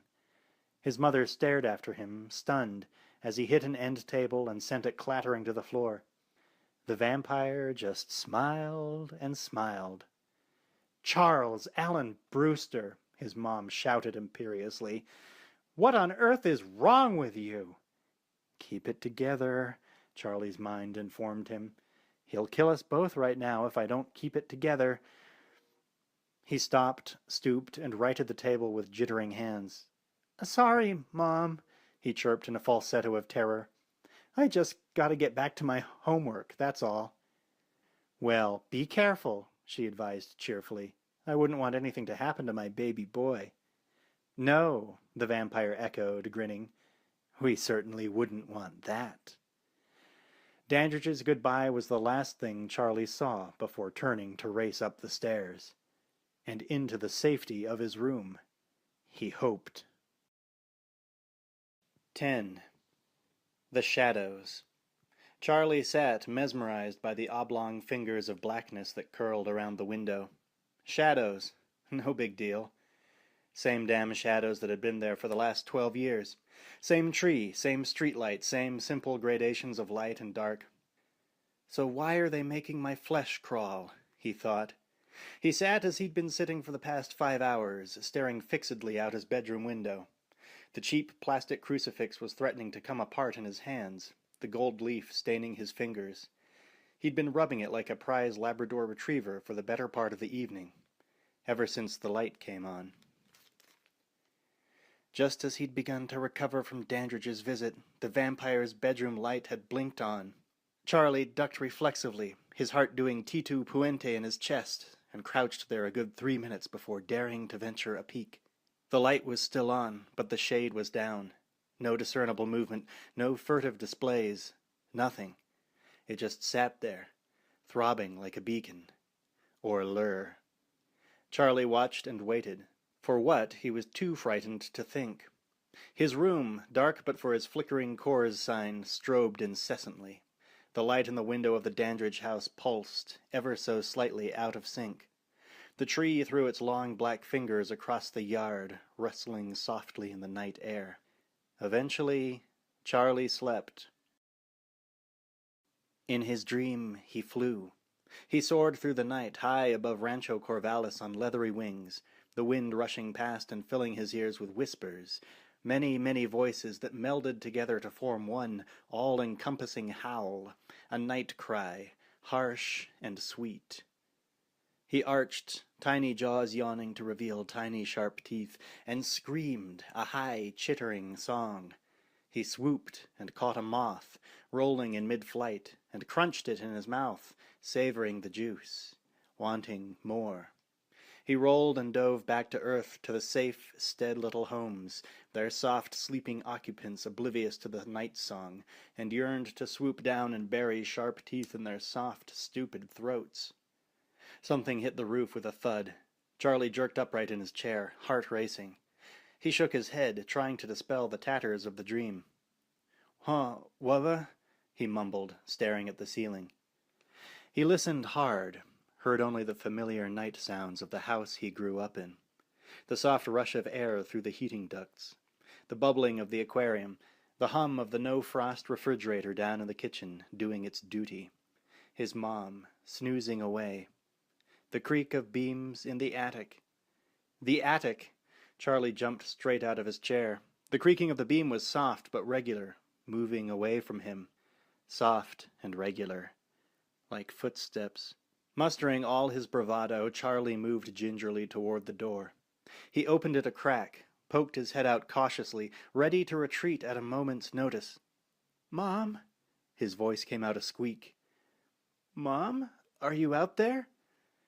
The hallway was empty and deadly silent. He crept out, feet making little whuffing sounds on the shag carpeting. He tiptoed to his mother's door, opened it a crack. Judy Brewster lay peacefully, mask in place, sleeping the sleep of the just. A bottle of Nitol was perched on the bedside table within easy reach. Something was downstairs now. A sound, faint yet palpable, emanating from the darkened portico, like fingernails on glass. Soft, relentless. Charlie's knees wobbled. With Mom tucked away, that greatly narrowed the possibilities of who was making that sound. He didn't want to think about that. Not in the dark, alone. He had to check it out, though. Hey, no big deal, he thought, fooling no one. It's probably mice or something. Sure. He gripped his crucifix a little tighter and went downstairs. Charlie stood in the portico, breathing a sigh of relief. The creepy scratching noise that reverberated through the entire living room had revealed itself to be a tree branch scraping harmlessly against the window. Charlie felt a flood of relief. So much for things that go bump in the night, he thought, and detoured through the kitchen for some munchies. He didn't notice, as he made his way to the kitchen, that the scratching stopped. Jerry Dandridge stood calmly gazing down at the sleeping form of Judy Brewster. He took the room in at a glance. The wonderfully cheesy furniture. Nouveau moustique, très chic, madame. The boudoir scattered with wigs and cosmetics. The infamous Judy Brewster herself. Well, hello. Come in. Can I get you a drink? Tee-hee. Deep in repose. It was too easy. He touched her briefly, contempt mingling with the longing for her hot blood. She smiled, a nocturnal fantasy in motion. Then he turned past the open window and glided across the floor.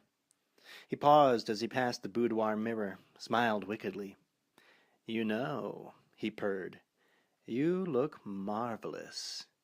No reflection smiled back. When he shut the door behind him, he very nearly yanked it off its hinges. Charlie never heard his mother's door crack shut. He was immersed in constructing a sandwich, head buried in the fridge.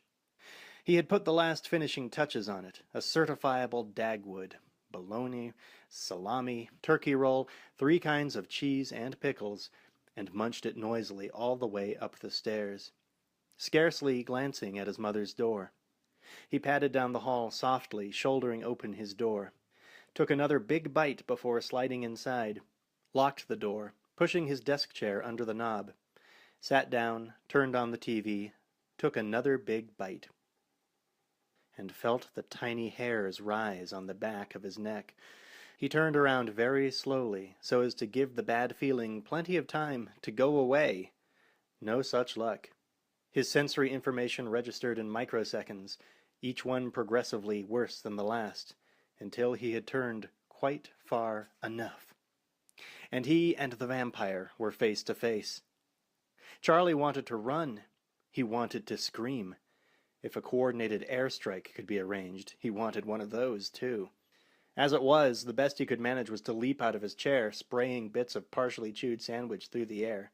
The vampire lashed out casually and caught Charlie's throat in a vice-lock grip, shutting off his air supply without a squeak.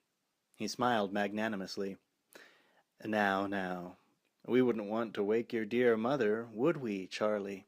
That would be a terrible thing to do, wouldn't it? The vampire nodded. Charlie nodded. The vampire smiled. Perfect teeth. Because then I'd have to kill her too, right? He tightened his grip infinitesimally. The pain was excruciating. Charlie nodded. He had no choice. The vampire worked his head like a ventriloquist works his dummy. Up and down, up and down. Yes, boss. Anything you say, boss. Right, the vampire concluded, flinging Charlie the length of the room with such force that he smashed clear through the drywall, leaving an enormous gaping hole. Charlie slid down the wall and lay in a crumpled heap. Dandridge sauntered across the floor as if on a fashion runway. Coolly elegant, reeking of menace. He picked Charlie up one-handed, all 167 pounds of him, without even leaning to support the load. Charlie's eyes swam in his head as if he were a steer in a slaughterhouse, his brain going, "Mayday, Mayday, Mayday, Mayday." "Do you realize the trouble you've caused me? Spying on me, almost disturbing my sleep this afternoon, telling policemen," he tightened his grip, "about me?" He slammed Charlie into the wall for emphasis. Charlie wondered dimly how many successive slams it would take to induce complete renal failure. His face was the color of ptomaine poisoning. Jerry leaned in. "You deserve to die, boy, and I think you should. But then, that could be messy. Too close to home." The vampire smiled. "You see, I like my privacy, and I like this town. In fact, I'd like to stay here for a long, long time." He loosened his grip on Charlie, but continued holding him pinned to the wall. Charlie gasped for breath. "Of course, I could give you something you saw fit to deny me. A choice. Shall we make a deal, You forget about me, I forget about you. What do you say, Charlie?" Charlie fumbled, his life in the balance. Then he remembered his cross. He wormed his hand into his pocket and started to whip it out. Dandridge caught his wrist on the way out and pulled it up and away, threatening to dislocate his shoulder in the process. Charlie yelped and got his head slammed into the wall for his trouble. "Not so easy, Chuck. I have to see it." Jerry held his hand at arm's length and squeezed until Charlie couldn't take it any more. The crucifix dropped to the floor. "If you kill me, everybody will be suspicious," Charlie blurted. "My mother? The police?" The vampire paused a moment, then smiled beatifically. "Not if it looks like an accident." He yanked Charlie over to the window, pushing away the heavy dresser with one foot. "A fall, for instance." He flipped the lock, started pulling the nails out one by one with a dainty he loves me not cadence. Disturbed teenager with paranoid fantasies about vampires, of all things, suffers a nasty fall while trying to barricade his bedroom. He swung Charlie around, opening the window with a flourish. A terrible tragedy for all concerned, of course. But lately he had seemed so withdrawn, officer, and you know what they say about suicidal teens. Slowly, inexorably, Dandridge pushed back and back, easing Charlie out the window.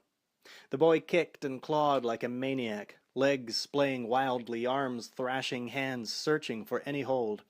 His right hand found purchase on the windowsill, and he twisted his torso in the killing grip to find something more substantial. Dandridge eased up momentarily before dealing the final push. After all, any death, even one as stupid and trivial as this, deserved to be savored. Charlie seized in desperation upon the lessened pressure. Bowing his back painfully, he lurched to the left, hand raking wildly across his desk. The night yawned black beneath him, the cold earth a good 30 feet below. The vampire resumed pushing. Its strength was overwhelming. "Tut, tut, Charlie. We don't want to keep Mother Night waiting." Charlie clawed at the desk surface blindly, groping for anything, and finding a pencil. His fingers curled around it. He started to slide. Charlie brought the pencil around in a blind arc that would have pierced his own throat had it missed. Instead, it plowed home, impaling the dead flesh of the vampire's hand. Dandridge howled and jerked back, hissing like a cat. Charlie scrambled to regain his equilibrium. His back felt as if someone had tied him to a belt sander. "Great," his mind raced. "Now I'll fall out all by myself." He pulled himself in, coughing and sputtering, as Dandridge began to change. First came the odor of overwhelming decay, a ripe stench of death too long denied. It hit Charlie like a wave, making his gorge rise and his ears fill with the buzzing of many flies. Barely able to stand it, helpless to turn away, Charlie stood slack-jawed with lurid fascination as the horror unfolded before him. His room had been transformed into a nightmare detail from a Hieronymus Bosch painting, a livid slice of hell pinwheeling around amid the sports car posters and ski paraphernalia, howling and cursing in a harsh, guttural tongue. The Coors sign winked like a malevolent red eye, casting a pale glow on the room. Jerry Dandridge writhed and spit, too overtaken with pain and indignation to remain calm in the face of this affront. He held out his wounded hand, the pencil still protruding. A faint plume of acrid smoke wafted up from the puckered hole, mixed with the stench of charred wood. The vampire halted suddenly, hunkering over. Charlie's breath was ragged in his chest. His heart skipped a beat as the vampire whirled to face him. Charlie winced. His face was the worst. Gone were the smooth, affluent good looks that had floored his mother. The real Jerry Dandridge was an ancient, misshapen creature with a jutting lower jaw that gaped open to reveal a host of foul yellow teeth. Its hair was coarse and brittle, its ears deformed and pointed flaps.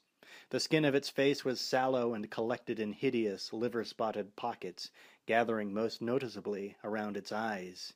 Its eyes. Sunken, red-rimmed pits.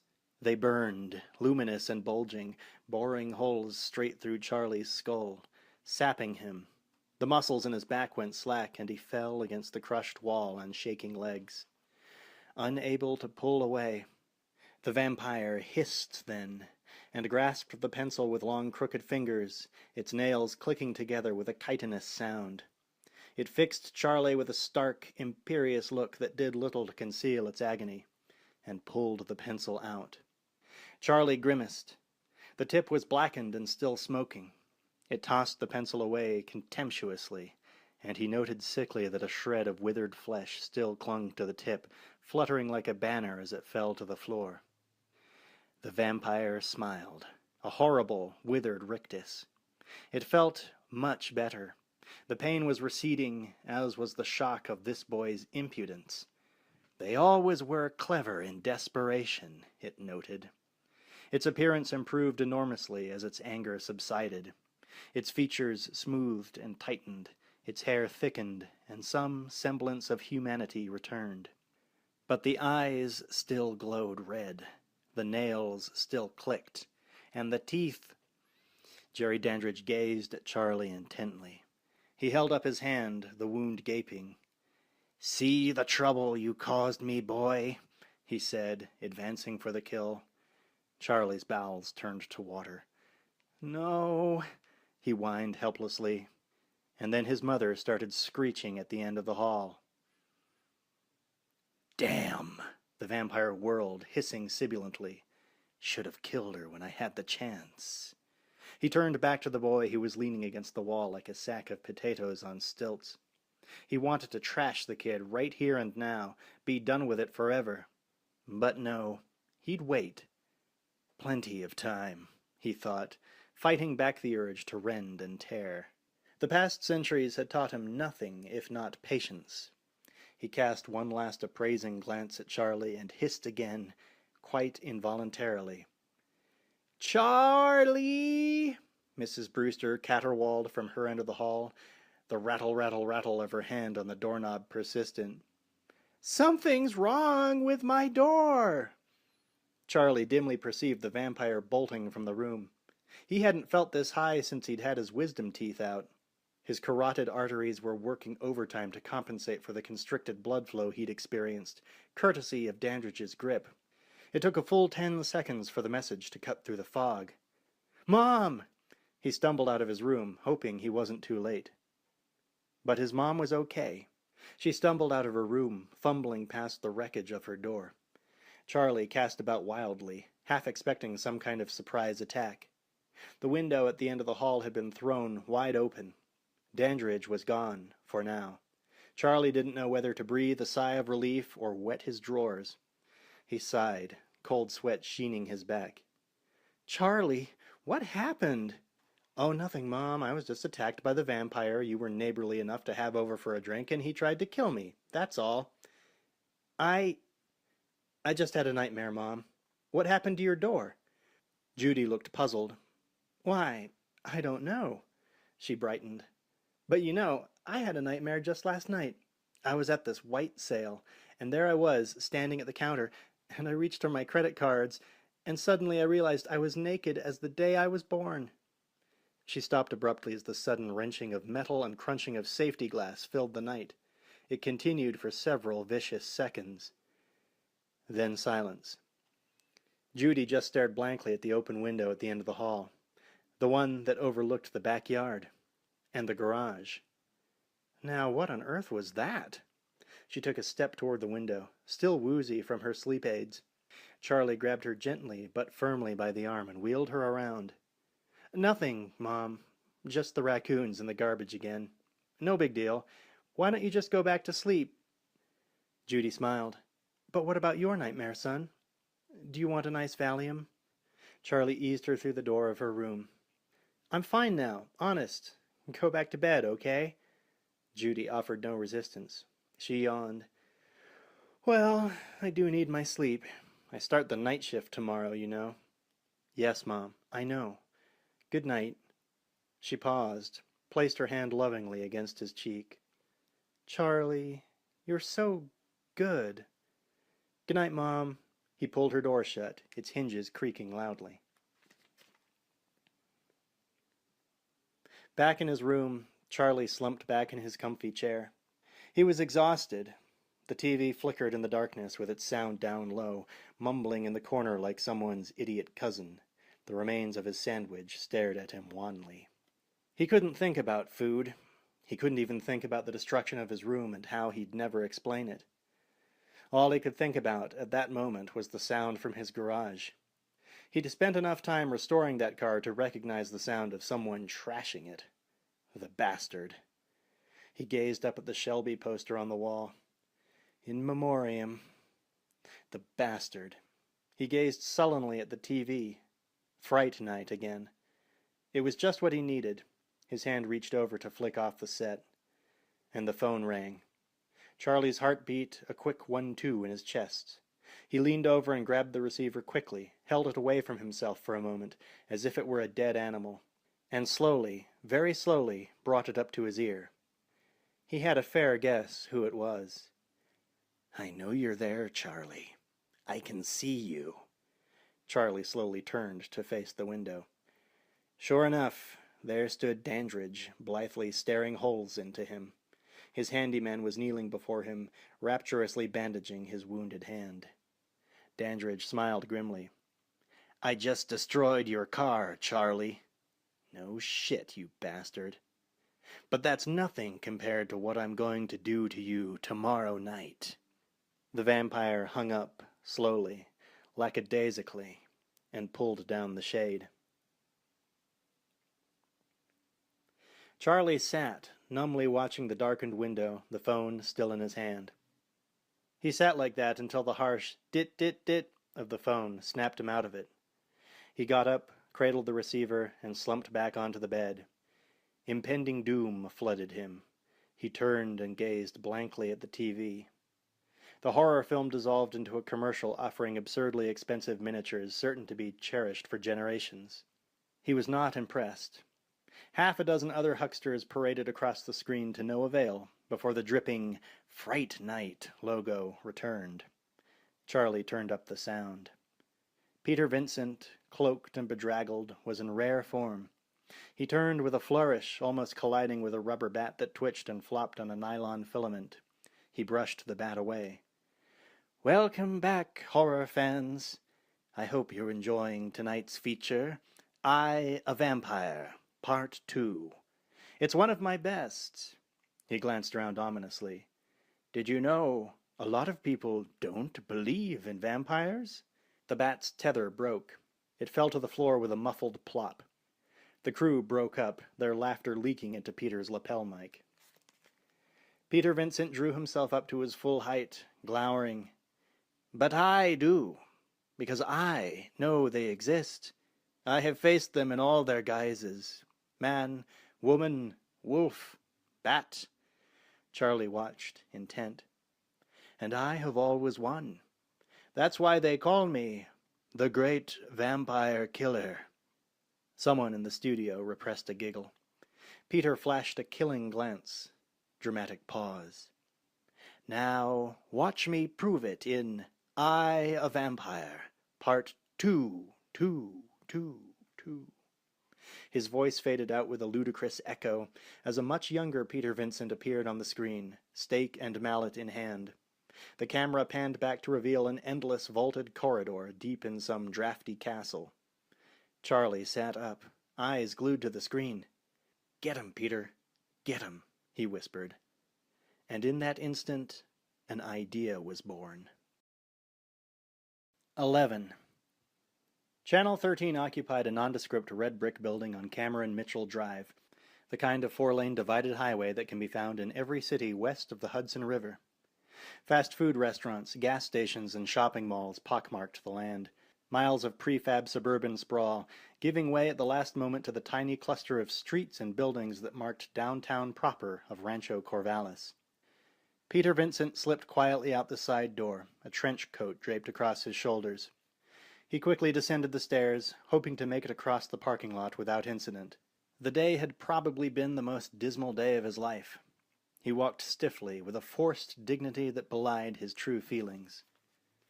"The fools," he thought. "Those cretinous swine. How dare they? Hey, Mr. Vincent!" Vincent froze. He turned, slowly and stately, to face his public. A solitary, rather haggard-looking teenager, advancing on him with an eagerness that bordered on hunger. He smiled politely, placing his hand casually on the door-handle of a Mercedes sport coupe. "Mr. Vincent, could I speak to you for a moment? It's terribly important." Vincent sighed deeply, deftly whisking a fountain pen from his vest pocket. "Certainly. What would you like me to sign?" "Pardon me?" Vincent looked at the boy balefully. He repeated himself carefully, as one might to a retarded child. "What would you like me to sign? Where is your autograph book? I am rather busy, you know." Charlie shrugged sheepishly. "No, sir. I was curious about what you said last night on TV. You know, about believing in vampires and stuff." Vincent regarded him warily. "What about it?" "Were you serious?" "Absolutely. Unfortunately," he added dryly, "none of your generation seems to share that conviction." His eyes flared. Charlie stared at him. "What do you mean?" Peter Vincent could contain his fury no longer. "What I mean is that I have been fired. I have been fired because it would appear that no one wants to see vampire killers anymore. Or vampires either, for that matter. Apparently all they want are demented madmen running around in ski masks hacking up nubile young virgins. Now, if you'll excuse me." Charlie stood slack-jawed as Peter Vincent stepped huffily away from the Mercedes and made his way across the parking lot toward an ancient and decrepit rambler. He fell in several paces behind the actor. "Mr. Vincent, wait! I believe in vampires." "That's nice," Peter Vincent threw over his shoulder. "If only there had been more of you, perhaps my ratings would have been higher." The rambler loomed near. Charlie was getting desperate. "In fact, I have one living next door. Would you help me kill it?" Peter Vincent winced, stopped dead in his tracks. He turned and stared coldly at the boy. "Come again?" Charlie stood his ground. "I said, would you help me kill it?" Peter Vincent turned red as a pulsing artery. His voice came out in clipped, shrill tones. "Oh, that's rich. That's just grand. Who put you up to this, boy? Murray? Olson? The whole damned imbecilic crew? Kick a man when he's down. One last parting shot to wish me bon voyage." Charlie just stared. "And what did they promise you? A few extra quarters for your insufferable video games?" They had reached his car. Vincent fished for his keys, couldn't find them. "The murders, Mr. Vincent. The ones in the papers. They're being committed by a vampire, and he lives next door to me." Peter Vincent turned, growing weary. "Not funny, son," he sighed. The joke's over. You've done your duty. Now toddle off and play Pac-Man or something. Charlie was on the verge of losing it. He grabbed Peter Vincent by the lapels, surprising the actor almost as much as himself. "Mr. Vincent, I'm not joking. I'm deadly serious." The actor's eyes bulged slightly in their sockets. A nutcase, he thought. Perfect. I'll be fired, harassed, and murdered all in the same morning. He peeled Charlie's fingers delicately from his lapels. "I'm dreadfully sorry, but there's nothing I can do." Charlie backed off somewhat, and Vincent hurried to unlock his door. "But you just said you believed in vampires." "I lied. Now leave me alone." Charlie stopped, momentarily stunned by the terseness of the actor's reply. Vincent seized on the moment to jump in his car and lock the door. Charlie became frantic as he started the engine, revving wildly. "Please! You have to listen to me. The vampire tried to kill me last night and trashed my car when he didn't succeed." Charlie beat on the window like a maniac. Peter Vincent threw the car into reverse, started backing out. "He'll be coming back for me, and if I don't get help, he'll kill me." Peter Vincent wheeled the car in a wide arc, Charlie still banging on the window. "You've got to believe me!" Vincent cast one final look at the boy, regarding him as one might a rabid animal. He gunned the engine, the car screeching out of the parking lot. "Mr. Vincent!" Charlie stood and watched helplessly as his last hope drove away. 12. The phone rang often at the Thompson house, but it was never for Evil Ed. The occasional crank call at midnight Friday from a bunch of drunken jocks, sure. Equally rarely, the same jocks threatening to run his ass up the flagpole if he didn't help them cheat on their tests. Other than that, a Thompson phone call could mean any one of 20 things. Bowling, bridge, canasta, golf, the Tiki Room, the Golden Bear, Nick's Steakhouse, Vinny's Pizza Heaven, the Legion Post, St. Vincent's Bingo, the Body Shop, the Beauty Parlor, poker, pool, the Super Bowl, the Guiding Light, the National Enquirer, or the rising cost of Hamburger Helper. None of which had anything to do with Ed. They were the staples that held together the lives of Lester and Margie Thompson, his parents. They were jolly, robust, on-the-go people with scarcely a thought in their heads. They couldn't understand their scrawny son's hermit crab existence. They couldn't understand why he didn't go out and meet people, join the crowd, get some fun out of life. They couldn't understand that he really didn't like people very much. It was a concept that was utterly beyond them. But they were stuck with each other, whether any of them liked it or not. A numb sort of truce had been arrived at, and life went on. Les and Marge in the social whirl, Eddie in his room. When the phone rang, nobody guessed that it was for him. Nobody would ever have guessed that it was a girl. But it was, and old Marge was in a regular dither about it. "Oh, Eddie!" she squealed, leading him toward the Pepto-Bismol pink wall phone in the kitchen. "What have you been doing that we don't know about?" "I put an ad in the paper for sacrificial virgins," he quipped. She didn't laugh. She probably didn't even know it was a joke. Eddie groaned and let her drag him into the kitchen. One would have thought that he were being led down death row. Still, there was a part of him that burned with curiosity. Who could possibly be calling, and what could they possibly want? He ran down the list of girls who had ever given him an appraising glance, so far as he knew. Gail Blumstein, Peggy Lint, Anita Hogg, Beryl O'Flynn. Oily-haired nose-pickers, every one of them. He hoped to God that none of them had worked up the nerve to call. That left only one other possibility.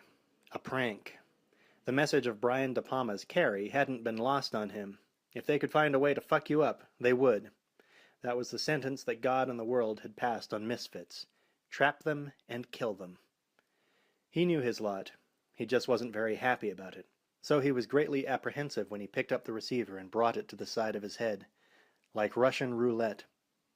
"Hello," he said, trying to be strong. "Hello, Eddie?" came from the other end. Pretty, soft, intensely feminine. Definitely not one of the dogs. Yeah?" His mind was boggling, his heart going pitter-patter. Who is this, he wondered, then echoed the question out loud. "This is Amy Peterson, Charlie's friend." She sounded nervous and embarrassed and deeply worried. It took Evil Ed a moment to pick up on. He was too busy being disappointed and pissed. "I need to talk with you about something." "What?" "Snippy." "Well," and now her unhappy hesitation showed through clearly, "have you noticed anything funny about Charlie lately?" "Other than his face, you mean?" "I'm not kidding, Eddie. This is serious. He's acting really crazy, and it scares me." "Yeah?" For some reason, it hadn't occurred to Evil Ed that Charlie might have been losing it with everyone. "Yeah," he repeated, running yesterday's conversation through his mind. He started to smile. "Well, he did come over yesterday," he continued. "It was pretty demented. He said he needed my help because... oh, God. A vampire was trying to kill him. Is that the same story you got?" "Yes. Oh, God." In his mind's eye, he could see her pacing and chewing on her knuckles. The image amused him. "Sounds to me like your boyfriend has blown a gasket, kiddo. You might just want to gift wrap him for 3 Northeast. "What?" "The mental ward at Hammer Memorial Hospital." "Eddie!" she cried, and her voice was so plaintive that it made him question his own warped sense of humor. "Please stop making fun and talk with me for a minute. We've got to figure out what we're going to do." "Wait a minute," he cut in, not joking now. Wait a minute. Hold your horses. Where do you get this we business?" "Well, He yanked the rug out from under her on that one. It didn't feel as good as he'd thought it would. "I just thought that you'd want to help him," she rushed on. "You're his best friend, and..." "I think we're speaking past tense, Amy. He was my best friend. Now he's just another jerk who ignores me in the halls. And if he wants to cut out paper dollies of Dracula, he can go right ahead. Just make sure that he uses safety scissors." "That's really mean, Eddie." "I'm feeling really mean, Amy. Not that anyone gives a shit. It seems to me that you all wouldn't be running to my assistance." "Yeah?" Now she sounded angry, and Evil Ed heard the distant sound of tables being turned. "What about the time when Chuck Powell and Butch Macy cornered you behind the cafeteria? Or that time in the woods out back of the football field?" "How'd you know about that?" Evil Ed was on the defensive.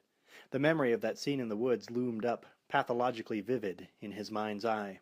He still had a scar on his right arm from the broken-off tree branch, its jagged edge raking a 5-inch furrow across his bicep. Chuck and Butch and 3 other guys dragging him off the trail and throwing him down. And who saved my ass? Evil Ed remembered sickly. Who gave Chuck a black eye and knocked the wind out of Joey Boyle? Who? But the point was already made. "Charlie told me," she was saying. "Charlie talks about you a lot. We'll be watching a movie on Fright night, and he'll say, 'Evil Ed and I must have seen this one a dozen times.' Or we'll be sitting at Wally's, and he'll start talking about the time that you had all 10 of the highest scores in Space Invaders." "That was a long time ago," he interrupted. "Okay, fine," she countered. "You're right. It's all ancient history.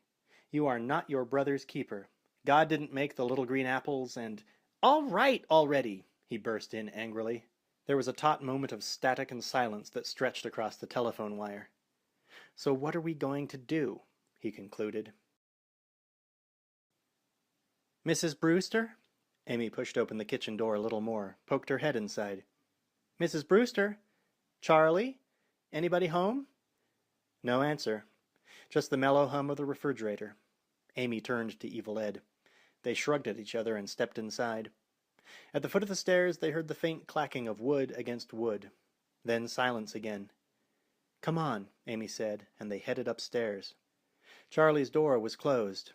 A wafer-thin wedge of light poked out from underneath it, along with a delicate scraping sound. They paused for a moment, exchanged quizzical glances. "What's he doing in there?" Eddie whispered in her ear. "I don't know, but I think that we better find out. Let's do it." They didn't notice the crucifix until they were nearly upon it. It was large and weighty, silver mounted on a thick mahogany base. It hung a foot above the "No Trespassing" sign on his door, reflecting light. They shared one last apprehensive glance. Then Eddie sighed, put his hand on the doorknob, and twisted. The full force of the room's transformation assailed them. "Jesus Christ!" Eddie yelled. Charlie's head jerked toward them suddenly. He yelped and jumped a foot out of his chair. Amy let out a little screech and brought her fists up to her mouth, eyes bulging with shock. The three of them stared at each other for a long, silent moment. Jesus Christ, Evil Ed repeated quietly. Charlie's room had become a combination of fortress cathedral. Every square inch of table or desk space was covered with glowing candles. Dime store crosses hung everywhere, vying for wall space with the BMW and Mustang posters, overwhelming them at every turn. Huge strings of garlic were draped all around the window and over the bed. On the floor, at Charlie's feet, a pair of rough-hewn wooden stakes lay one atop the other. They were carved from slats of grape fence, 3 feet long, 5 inches wide, 3/4 of an inch thick. Charlie had whittled them down to crude, ugly points. A third one was in progress. He held the malformed embryo of it in his left hand, his old Boy Scout knife in his right.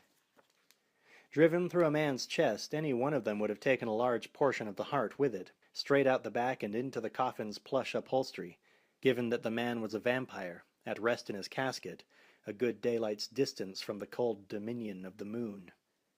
"You're probably wondering what I'm doing," Charlie said. "You got that right," Evil Ed replied. Amy, for the moment, was speechless. "I'm getting ready," he said. "Dandridge can't get me if I stay in my room. The first time his little playmate leaves, I'm going over there and putting one of these things," brandishing the stake in his hand, "through his goddamn heart." "But," Amy started to say. It was the first sound she'd uttered since her opening screech. "No," Charlie stated. His voice was flat and blunt. "I don't want to hear about how I'm acting crazy. I don't want to hear about how I'm living in a fantasy world. I have a new next-door neighbor. He's a vampire. Last night he almost killed me. I don't give a fuck whether you believe me, my mother believes me, Peter Vincent believes me, or not. There's an honest-to-God vampire next door, and he wants me to die because I know what he is. If you don't believe me, go to hell. I don't want to argue with you. I don't have time." He went back to whittling his steak. "Wait a minute," Evil Ed said finally. "What do you mean, whether Peter Vincent believes me or not? Did you actually talk to him?" "Yeah," said Charlie, not looking up. A short, thin, curling slice of wood dropped to the floor like an autumn leaf. "And what did he say?" Charlie spat out a bitter little chuckle. "Same as everybody else. I'm nuts." His blade stroked violently along the wooden shaft. "It doesn't matter." "What do you mean, it doesn't matter? That's a pretty arrogant statement if you don't mind me saying so. Has it ever occurred to you that you might be wrong?" "Has it ever occurred to you that I might be right?" Charlie stood up, quivering, stake and knife still in hand. "Damn it, did that ever occur to you? You didn't see him bite that girl on the neck. You didn't see him turn from a bat into a man. You didn't see him come in here and try to kill me last night. You don't know what the hell you're talking about." "Charlie, please," Amy pleaded. It was almost a whisper. She was almost in tears. "This is crazy. You've got to stop." "Amy," cold-faced, stern, "do me a favor. Go home." "We're only trying to help," she blurted. "Great. If you want to help, grab one of these stakes and come with me. It's the only kind of help I need. Otherwise, just go home, okay?" "Amy, let's go," Evil Ed said quietly. "But—" She whipped around to face him. Her eyes were moist and pleading for mercy. "Come on. There's no point. He isn't going to listen to us." Evil Ed looked slightly disgusted with the whole thing. "He's right," Charlie concluded. "I'm not going to listen." Amy and Charlie stared at each other for a minute that dragged. Charlie's expression was fixed with determination. Amy struggled for the same effect, but kept threatening to break down in tears. "Come on," Evil Ed insisted. "Amy, let's go." Amy nodded ever so slightly, her gaze dropping from Charlie's. Slowly she turned and headed for the door. Evil Ed smiled and stepped aside, motioning toward the hall. She stepped into the middle of the doorway, stopped, turned to face back into the room. "I love you, Charlie," she said. Then she turned back, not waiting for a reaction, and left the room. "Way to go, Brewster. You're a class act all the way." Evil Ed leered, a bit wearily, then followed her. "Now what do we do?" Amy wanted to know. They'd made it all the way out of the house in silence. Now they were on the sidewalk out front, staring up at the flickering light behind Charlie's shuttered window. "This is pretty crazy," Evil Ed admitted. "I never thought Chucko would go this far off the deep end." "I mean, did you look at those stakes?" Amy nodded grimly. "Can you imagine pounding one of those suckers through somebody's chest? It's like... Eddie!" Her eyes were red and bulging. They looked scarier than any undead peepers Evil Ed had ever seen. Okay, I'm sorry." He took a deep, indignant breath that showed just how sorry he really was. "And I do have a plan of sorts, though I don't know if it'll work." "Really?" The menace in her eyes softened, turned to piercing concentration. "What is it?" "Let's see," scratching his head exaggeratedly. "Do you have any money, for starters?" "What?" She was instantly furious. "You! It's not for me, Amy. Jesus! Would you relax a second?" She took a deeper, more indignant breath that showed just how relaxed she was really getting. Then she settled down to listen. 2 minutes later, she was starting to grin. 3 minutes later, she said, "I've got the money. No problem." 4 minutes later, they had cinched their rolls in the horror to come. 13. "It makes sense," mused Peter Vincent, "in the most perverse sort of way. The fearless vampire killer falls prey, in the end, to the most terrifying bloodsuckers of them all." He held a handful of bills, all long overdue, many marked "last notice." One was an eviction notice, in fact, giving him 3 days to vacate his apartment. It was just the sort of cheeriness he required to make his single worst day in history complete. "Damn it all," he announced to the room. The walls and the endless memorabilia hanging from them had no response. Evidently, over 30 starring roles in classics like Blood Castle, Fangs of Night, and I Rip Your Jugular didn't mean anything. Nor did 5 years as the only ghost host in American late-night TV who could show his own films. Nor did those same 5 years spent in the same apartment under the pretense that the rest of his life was taken care of. Peter Vincent was scared. More than that, Herbert McCoolahee was scared. The man behind the pseudonym had been cowering since he'd first auditioned for a bit part in Fingers of Fear. He'd gotten a bigger part than he'd bargained for, and Peter Vincent had been born. 20 years of relative success at the top of his field had submerged the insecurities of little Herbert. But as the heroic mask eroded, he came more and more to resemble poor Dorian Gray's portrait. His so serious image had become ridiculous, even to his own eyes. His once commanding features held no conviction.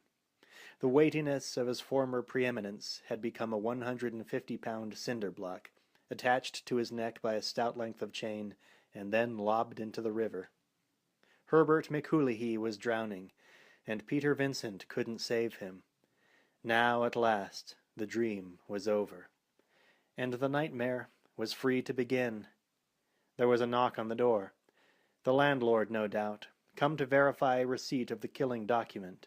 Peter moved wearily across the room and let the door creak open. There were a couple of teenage kids in the doorway. The boy was a bit on the freaky side. He had electroshock therapy hair and a manic, slightly crazed expression on his face. The girl was much straighter, with short brown curls and wide green eyes gracing a virginal prom queen appearance. "Mr. Vincent," the girl said timidly, "may I speak with you for a moment?" Peter got over his momentary surprise, assessed them briefly.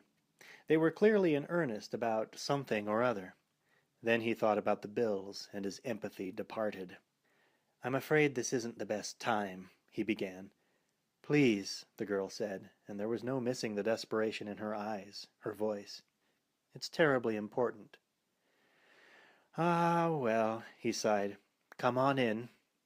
A couple of minutes wouldn't hurt, he supposed. Perhaps give the old ego a bit of a boost. He bade them enter with a sweeping gesture, closed the door behind, and led them into the heart of the living room. "Now, what can I do for you?" he continued. "An interview for your school paper? Some autographs, perhaps?" "No," the girl insisted. "I'm afraid this is much more important." "Oh, really?" frowning slightly. "I know you're a very busy man, Mr. Vincent, but we're trying to save a boy's life." Well, yes. Harumphing. I can see where that might be more important. Would you care to explain yourself? You remember a fruitcake named Charlie Brewster? The boy cut in. He had been gawking at the movie posters with open admiration. Now he stepped forward, focusing on the conversation. He said he came to see you. No, Peter answered, wrinkling his brow with mock concentration as he shook his head. He's the one who thinks a vampire is living next door, the girl interjected. Ah, yes. Peter grinned as he spoke. He's quite insane. Then he flashed a look of fatherly concern and said, Dear me, I hope he's not a friend of yours. She's got the hots for him, the boy said, leering maliciously. The girl blushed and smacked him in the arm with her fist. He yelped. We need your help to stop him, Mr. Vincent. You see, he really does believe that his next-door neighbor is a vampire. He's planning to kill him. With a stake through the heart, the boy added, all wicked glee. Peter stared at them for a moment. You're putting me on, he said finally. The girl shook her head with total sincerity. My God, young lady, your friend needs a police psychologist, not a vampire hunter. Please, Mr. Vincent, she started to plead. I'm afraid not, my dear. You see, Hollywood beckons. I've been offered the starring role in a major motion picture. I've even had to retire from Fright night, so... You're kidding, the boy exclaimed. He looked suddenly crestfallen. It warmed Peter's heart. I'm afraid so. Why? Are you a fan of the show?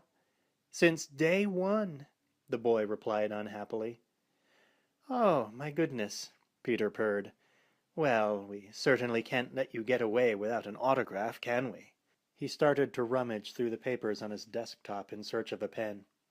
Mr. Vincent, please. The girl's voice had taken on a sudden, sharper tone. He turned to her, startled. I'll hire you, she concluded. I'll give you money. How much? Peter interjected, quick as a wink. $500. I'll take it. Peter Vincent's entire being transformed at the sound of those three magic words. $500. He could pay the rent and hold off the phone company, give himself time to find a new base of operations. There was a station in Cleveland that had expressed interest in him. God only knew how many other Saturday night horror shows needed hosting by someone with his obvious gifts. So how do you go about curing your little friend of his delusion? He began, all jolliness and willingness to help. I've got it all figured out, the boy said. We all go over to his neighbor's house and run a little vampire test on him. You know, like in Orgy of the Damned? Ah, yes. Peter was positively glowing now. Would you believe that I still have the prop? He reached into the vest pocket of his smoking jacket and pulled out a silver cigarette case. He flipped it open, revealing the white filter tips of his Carlton 100s and the inside of the lid. A mirror. You see, he said, displaying it to Amy, most vampires don't have mirrors in their homes. It would be a bit disconcerting, I'd imagine, to try to catch a glimpse of yourself and find nothing there. He chuckled, flipped the case shut and put it back in his pocket. Then he turned to the boy and said, It sounds fine to me, but has the neighbor agreed? The boy grinned. I'll take care of it. May I use your phone? Peter Vincent was more than happy to show him the way. The magic words were still high-stepping like chorus girls through his mind. He could scarcely imagine a more joyous piece of synchronicity. All the clocks started ticking at once. The great-grandfathers, the equally antique wall and desk models, all burst into perfectly synchronized motion. Precisely at 6 o'clock. In the front parlor, Billy Cole finished munching the last of his toast, took one final sip of tea, and folded the newspaper neatly on the tray. He smiled, the tiniest flit across his features, as he glanced at the lurid headline. Rancho Corvallis killer strikes again. Nude co-ed slaughtered. Details, page 3. Billy picked up the tray and made for the kitchen. His mind held only happy thoughts. Her name was Jeanette, and she really was a college student, or so she said. And she didn't do this very often, but she needed the money for the spring semester. Student loan cutbacks, she said. She was petite, but her breasts were very full and lush. They pressed against her bare forearm as he slipped the bag over her head and trundled her into the jeep. She was still alive then, just barely, but no matter. It was a long drive to the quarry, and he'd go slow. By the time he got there, she'd be cooling and just right. Then he'd have his fun. He puttered around the kitchen, tidying up. Dandridge insisted the place be kept spotless. But not so bad, this work, he mused. Where else can one enjoy such delicacies? Just short of 6:10, the phone began to ring. By that time, footsteps were already coming up the steps. Billy moved to the phone and picked it up, said, "Yes," into the receiver. A moment passed, and Jerry Dandridge appeared at the top of the basement steps. He looked well rested. He looked perfect, as usual. "It's for you," Billy said. Jerry nodded, entering the kitchen. He almost seemed to glide across the floor, though Billy knew that wasn't exactly the case. It was just the unbelievable grace of their kind. For a second he envied his master, then quickly clamped a lid on the thought. His role was different, by necessity. Their powers would never be his. His powers were enough. Jerry nodded politely and took the phone. "Yes?" he said pleasantly. Billy stepped back into the shadows and waited. The master nodded, made little noises of amusement and agreement. It went on for about 30 seconds. Then he cleared his throat and said, "I see. Yes, of course. I'm always willing to help young people. But I'm afraid that the crosses just won't do. You see, I've recently been born again." He grinned at Billy. Billy smiled back. "Yes, exactly. I will not have the sacraments taken lightly in my presence. I must be very firm about that. My faith demands it." A second's pause. "Yes, I'll hold on." A longer pause, followed by the little noises again. "Fine," he said finally, "as long as the water's not sanctified. I see no harm in getting splashed a little. No problem at all." Another pause. "Actually," he said, drawing it out, "this evening would be perfect. We had a previous dinner engagement, but unfortunately it's been cancelled. A visit from you and Mr. Vincent would be wonderful. Please come. Oh, yes, bring the boy and his girlfriend with you." Billy began to chuckle. Jerry waggled a finger at him, but the gesture had no authority. The master was desperately trying to keep from laughing, too. "Yes, yes. Fantastic. An hour will be fine. I'll see you soon." No, thank you. Bye." He hung up the phone, and they looked at each other in the darkened living room. Billy shrugged and grinned as if to say, "Don't ask me, boss. I only work here." "You know something, Billy," the vampire said at last. "Sometimes I think that somebody up there likes me." He pointed a long, bony talon toward the heavens. Then they laughed, and they laughed, and they laughed. "All set," said the boy. "Now all we've got to do is get Chucko to join us." "I'll take care of that," the girl announced. She cast a slightly cold gaze at Peter and added, "If I might use your phone now?" "By all means," Peter gushed, motioning her forward with a sweeping gardy-loo. He recognized the expression on her face, the resentment, the grudging dependence, the godlike aloofness that came with holding the purse strings.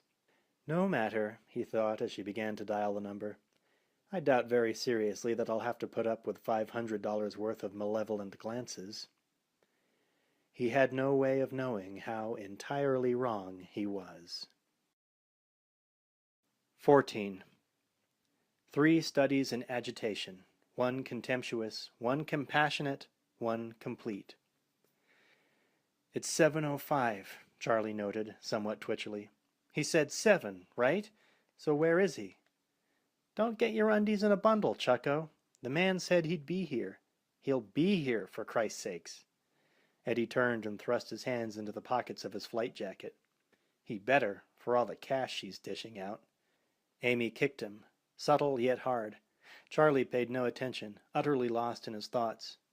"He'll be here," she said, touching her boyfriend's shoulder gently. "I promise." Charlie was about to respond from his bottomless pit of doubt when he saw the ancient rambler chugging up the street. "He's here! All right!" he yelled, rushing forward to meet it. Amy and Ed shrugged and fell in behind. "He is?" Eddie was a little taken aback by the great vampire killer's seedy transportation. He expected a little more show for that much dough, even if it was somebody else's. The rambler pulled up, shuddering to a stop. Charlie bounced up and down like a cocker spaniel, scarcely able to contain himself. "Mr. Vincent, I can't tell you how much I appreciate this." Peter Vincent climbed out of the car. He was dressed in full vampire hunting regalia, a Victorian Harris tweed suit, complete with mackintosh and cap. He shook Charlie's hand earnestly, laying it on with a trowel. "Not at all. Terribly sorry about our encounter this morning. But you must understand that I get similar requests constantly, and not all are as well-founded as your own." He looked at Amy. She smiled approvingly. "But when your friends here explained the directness of your plight, it was clear where my duty lay. So," he concluded, clicking his heels and bowing curtly, "Peter Vincent, vampire killer at your service. And now, down to business. Where is the lair of this suspected creature of the night?" Charlie pointed nervously. "Right there," he said. Peter studied the house gravely. "Ah, yes, I see what you mean. There is a distinct possibility." He reached into the car, withdrew a small leather satchel. Placing it upon the hood of the car, he opened it, removing a delicate crystal vial of liquid. Then he put the bag back and turned to the kids, straightening his shoulders. "Well," he said, "shall we go?" Evil Ed snickered a tiny bit. "Where are your stakes and hammer?" Peter Vincent regarded him coolly. "They are in the car." "You're not going in there without them?" Charlie was horrified. "That'd be suicide." "I have to prove that he's a vampire before I kill him, Charlie." "But I already know he's a vampire." "But I do not," Vincent leveled with his most paternal gaze. "Trust me, Charlie. I've been doing this for a long, long time, and I'd surely not endanger you, no less myself." Vincent held the vial up to the light. "This," he said, "is holy water, duly sanctified and blessed. If he so much as touches it, it will blister his flesh. I am going to ask him to drink it." "He'll never agree to it. He'll kill us all," Charlie cried. He stared at the three of them, looking for a trace of sanity. Evil Ed cackled.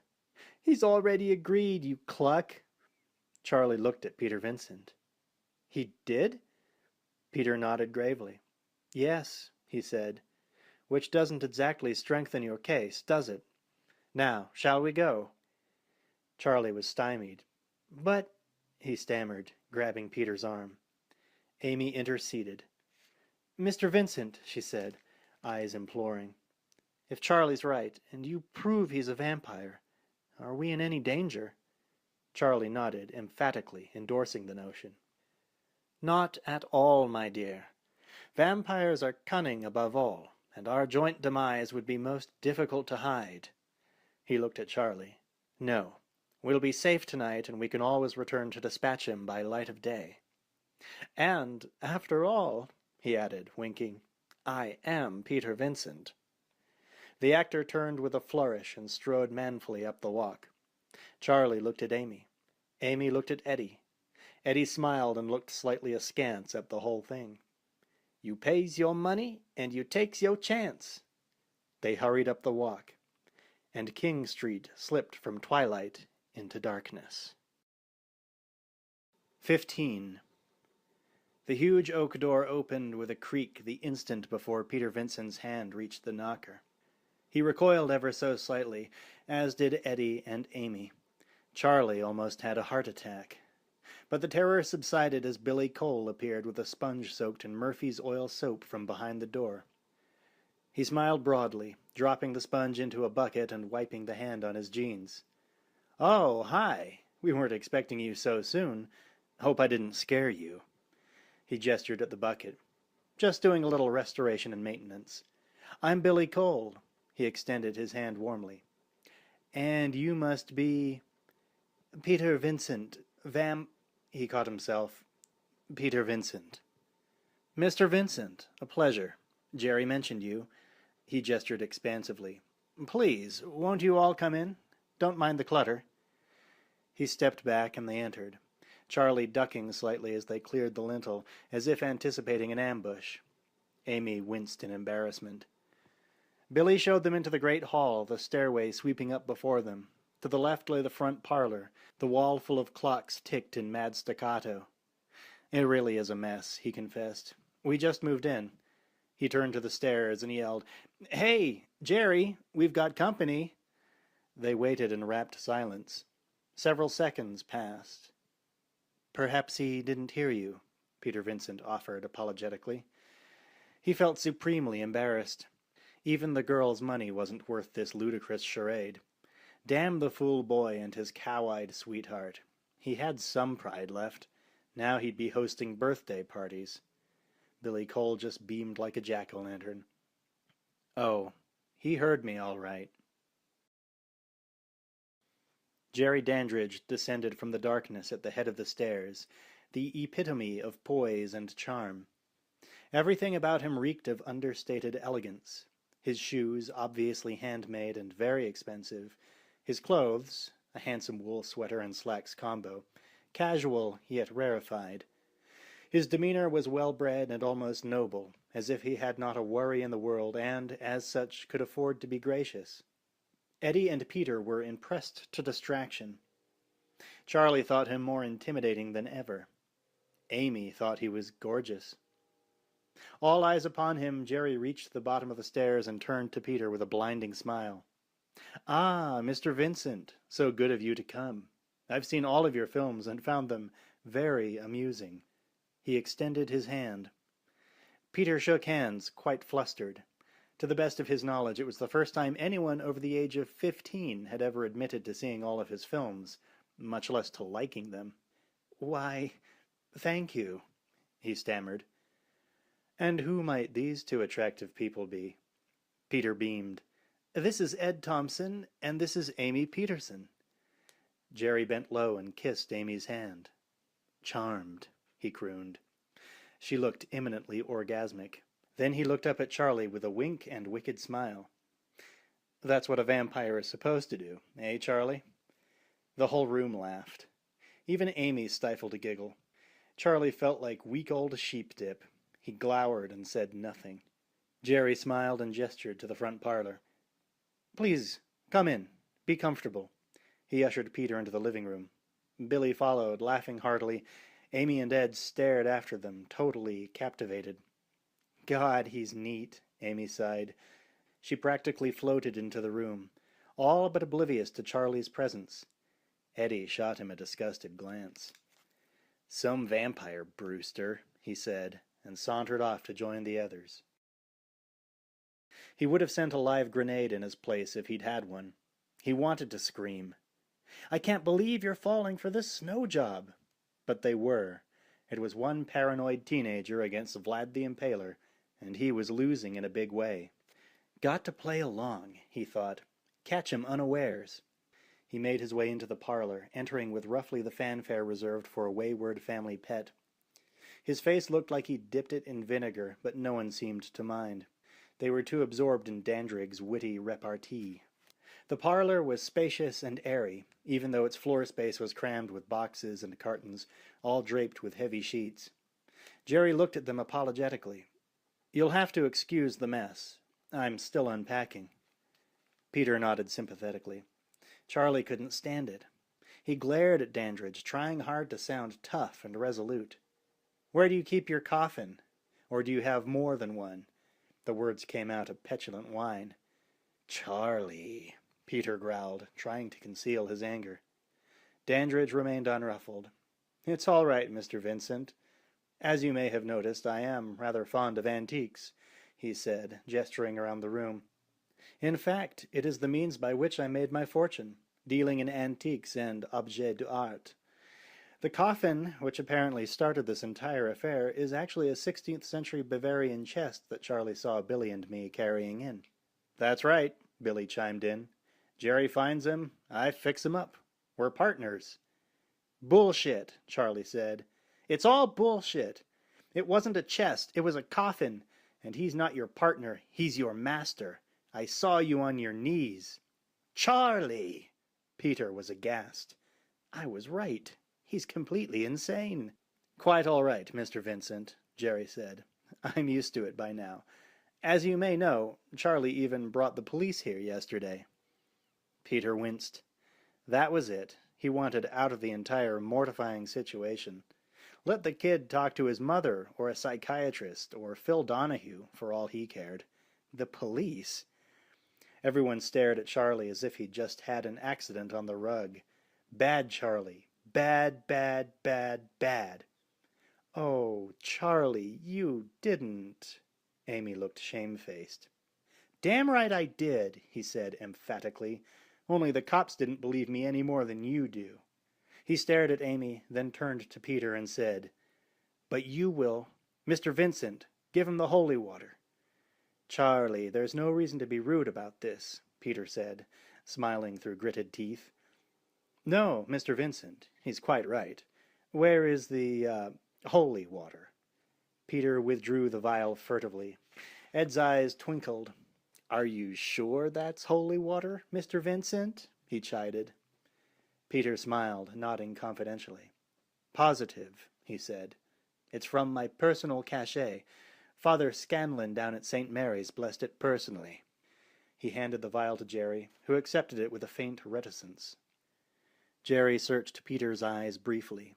The old bugger was a nutcase, most certainly. Did he have a stash of holy water? He was so absorbed in his pitiful persona, he just might.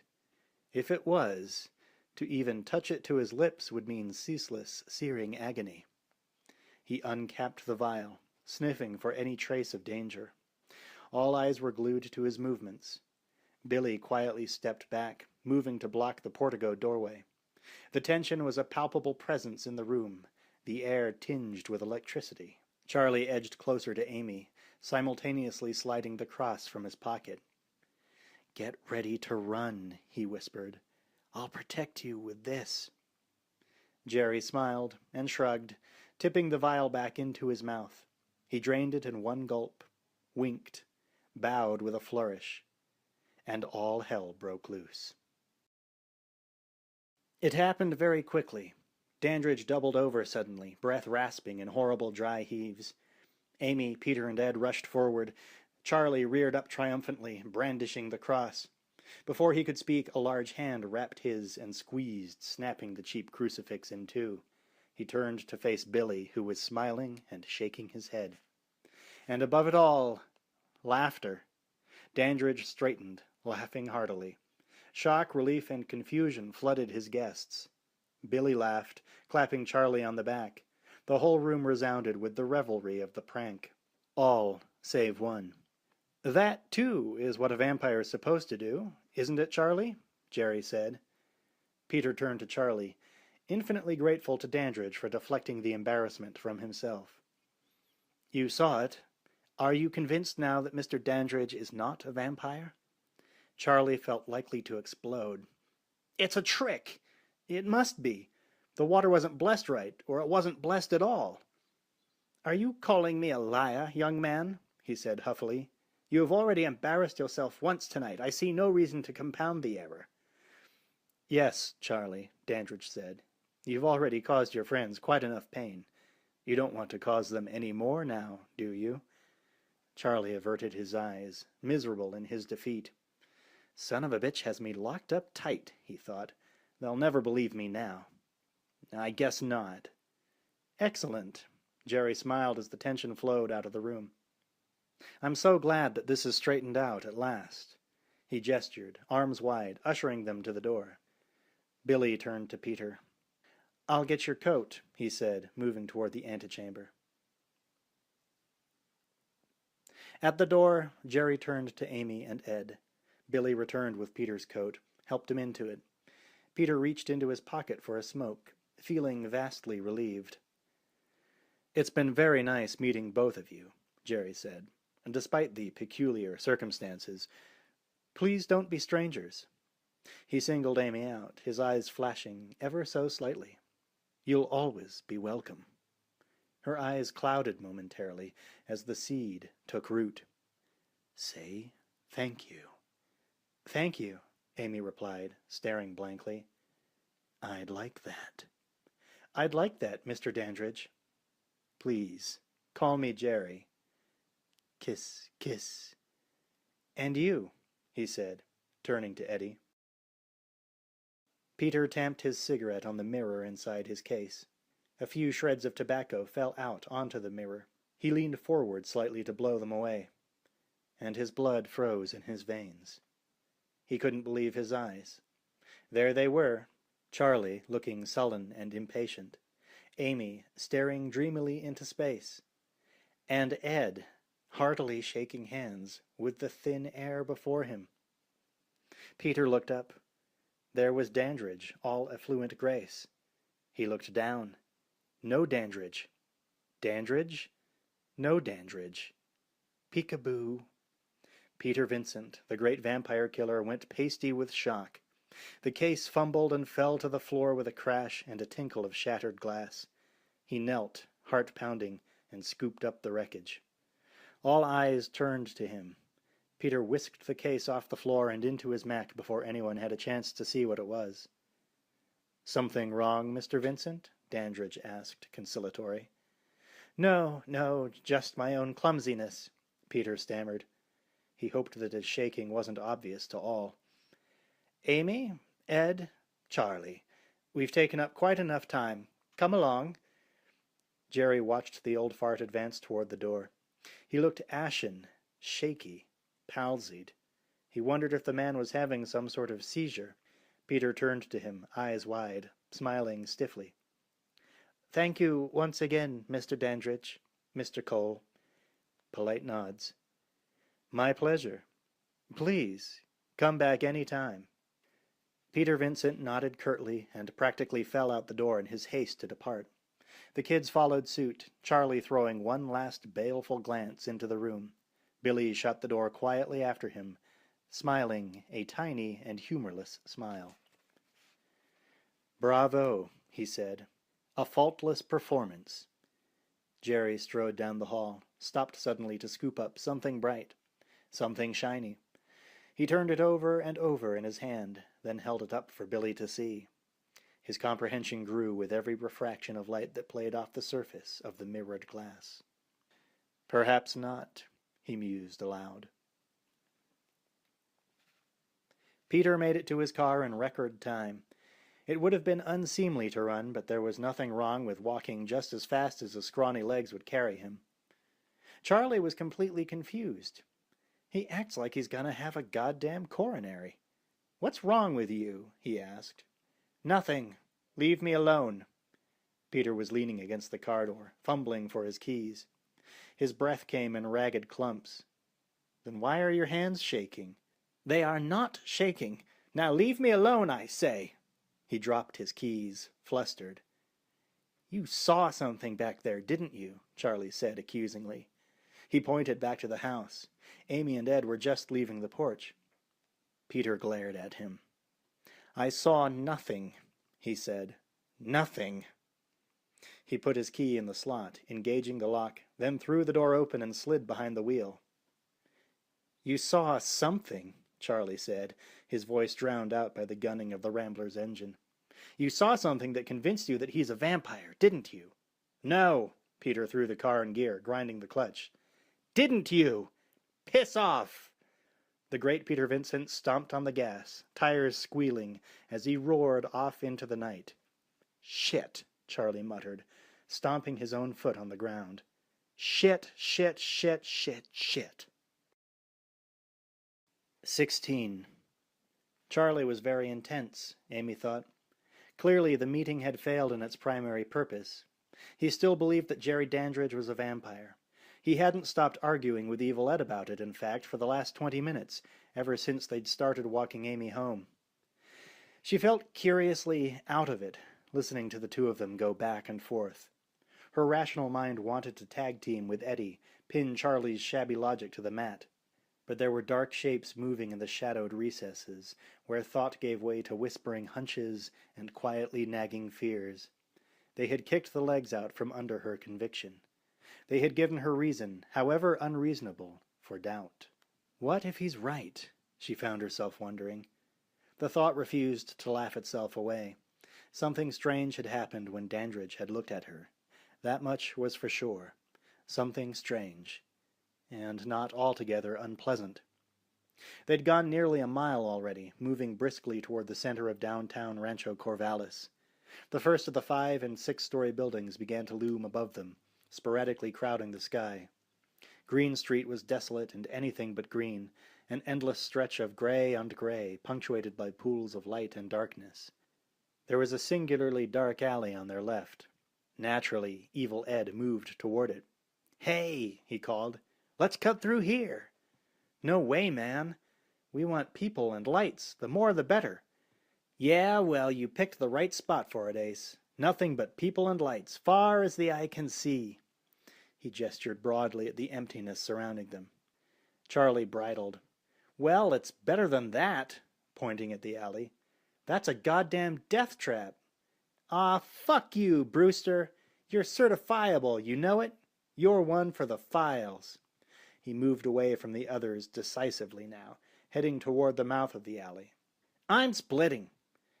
"Ed, please." Charlie dropped his anger, and the only sound left was fear. "Just stick with us." "Piss off." "Amy, I'm sorry your boyfriend is such a jerk. I just can't watch him walk around with a load in his pants anymore. It's embarrassing." Then he disappeared into the darkness. Throughout it all, Amy remained strangely unmoved. The shadowscapes were crowding more and more of her mind space, taking her farther and farther away from Green Street, Charlie, and Ed. She didn't resist when Charlie took her by the arm and said, "Forget it. Dandridge wouldn't want him anyway. Probably give him blood poisoning." It was the scream that brought her out of it. Every hair on her body jerked to attention.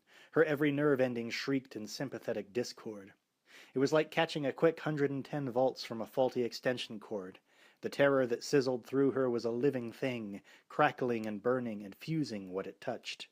Her hands came up to lock on Charlie's shoulder in a death grip. Her eyes came up to lock with his. They shared a moment of mutual nightmare paralysis. And then the scream came again, louder this time, and worse. Much worse. As if someone had reached down the dying throat, yanked it out, and hurled it bleeding through the air. "Evil Ed! It's Evil Ed! It's Evil—" her mind chanted in crazy sing-song. And then they were running straight into the mouth of the alley, feet slapping percussively against the pavement. Not thinking about how much noise they were making. Not thinking about how they might as well have been blowing a bugle. Not thinking about the death that they were racing toward. Roughly midway down the alley there was a row of trash cans. A few of them had been toppled over. And hadn't she heard the sound of crashing metal mixed in with the screams? They lay on their sides, contents ripe and festering on the cobblestones. A dark shape lay behind them, crumpled against the base of the wall, not moving. Amy grabbed Charlie by the arm again, jerked him to a halt, and pointed a quivering finger. "Oh, God," he whispered. Slowly now they moved toward the body. It lay there, huddled, a fetal ball of unmoving limbs. The head was tucked in and away from them. They could not see his face. "Oh, God, Eddie," Charlie moaned. "Oh, God, Eddie, no." They knelt beside the body. It did not move. It did not breathe. Amy became aware of the ice water that was trickling into her bowels. She felt lightheaded and queasy, close to shaking apart. "This can't be happening. This can't be happening," droned a voice in her mind as Charlie reached out tentatively to touch the still shoulders. And the body whirled, howling, clawing out for his throat. Amy screamed and staggered backwards. Charlie screamed and fell back on his ass. The body screamed and fell forward, on top of Charlie, grappling for his jugular. "Rarg!" it howled. "I've got you now!" Then it rolled over on its side, laughing hysterically. "What?" Amy squeaked. She tried it again. "What?" It didn't work any better. She had lost her voice. She had lost her bearings. She had very nearly lost her mind. But Charlie was on his feet, yelling. "You asshole! You fucking asshole!" at the top of his lungs, and Evil Ed was still rolling around on the pavement, hooting and gasping for air. Then it all clicked together. She started to giggle. "It's not funny!" Charlie roared. You should have seen your face!" Evil Ed barely managed to get out among the torrent of hee-hees and ha-has. It was... He couldn't go on. He was laughing too hard. Amy couldn't stop laughing either. It was a hysterical reaction, she knew. It had less to do with humor than with the working off of terror. She had very nearly pissed herself at the time. Now she was releasing it in hiccuping laughter, like hot coffee being forced up a percolator shaft. "You'll get yours someday, Evil," Charlie snarled. Then he grabbed Amy roughly by the shoulder and led her, still giggling, back out to the street. Hoo-hoo! Evil Ed was in his glory. Hoo-hoo! Hoo-hoo! It was the funniest thing he'd ever seen, no doubt about it. He wanted to shout after them, soak the moment for a little more comic potential. He couldn't. It was already too much. "What a dope!" his mind howled. "What a sap! What a moron!" His sides ached. Tears flowed from his eyes. It was like being tickled, painful and hysterical all at once. He found himself wanting to stop, but the image wouldn't leave him. Charlie's face, eyes and mouth forming three tremendous O's of terror, lips peeled back. Gradually, the phantom fingers of mirth lightened up on his sides. He began to breathe normally again. "Whew, whew," he gasped, the last trickles of hilarity petering out of him. He pulled himself up onto hands and knees, turned toward the mouth of the alley. It was empty. "Oh, well," he sighed philosophically. "Can't win 'em all." He brought his right coat sleeve up to wipe at his eyes. And then the cold hand touched him gently on the shoulder. "Glad to see you're having fun," said the voice from behind him. A warm voice, melodious, oozing sickly sweet mockery.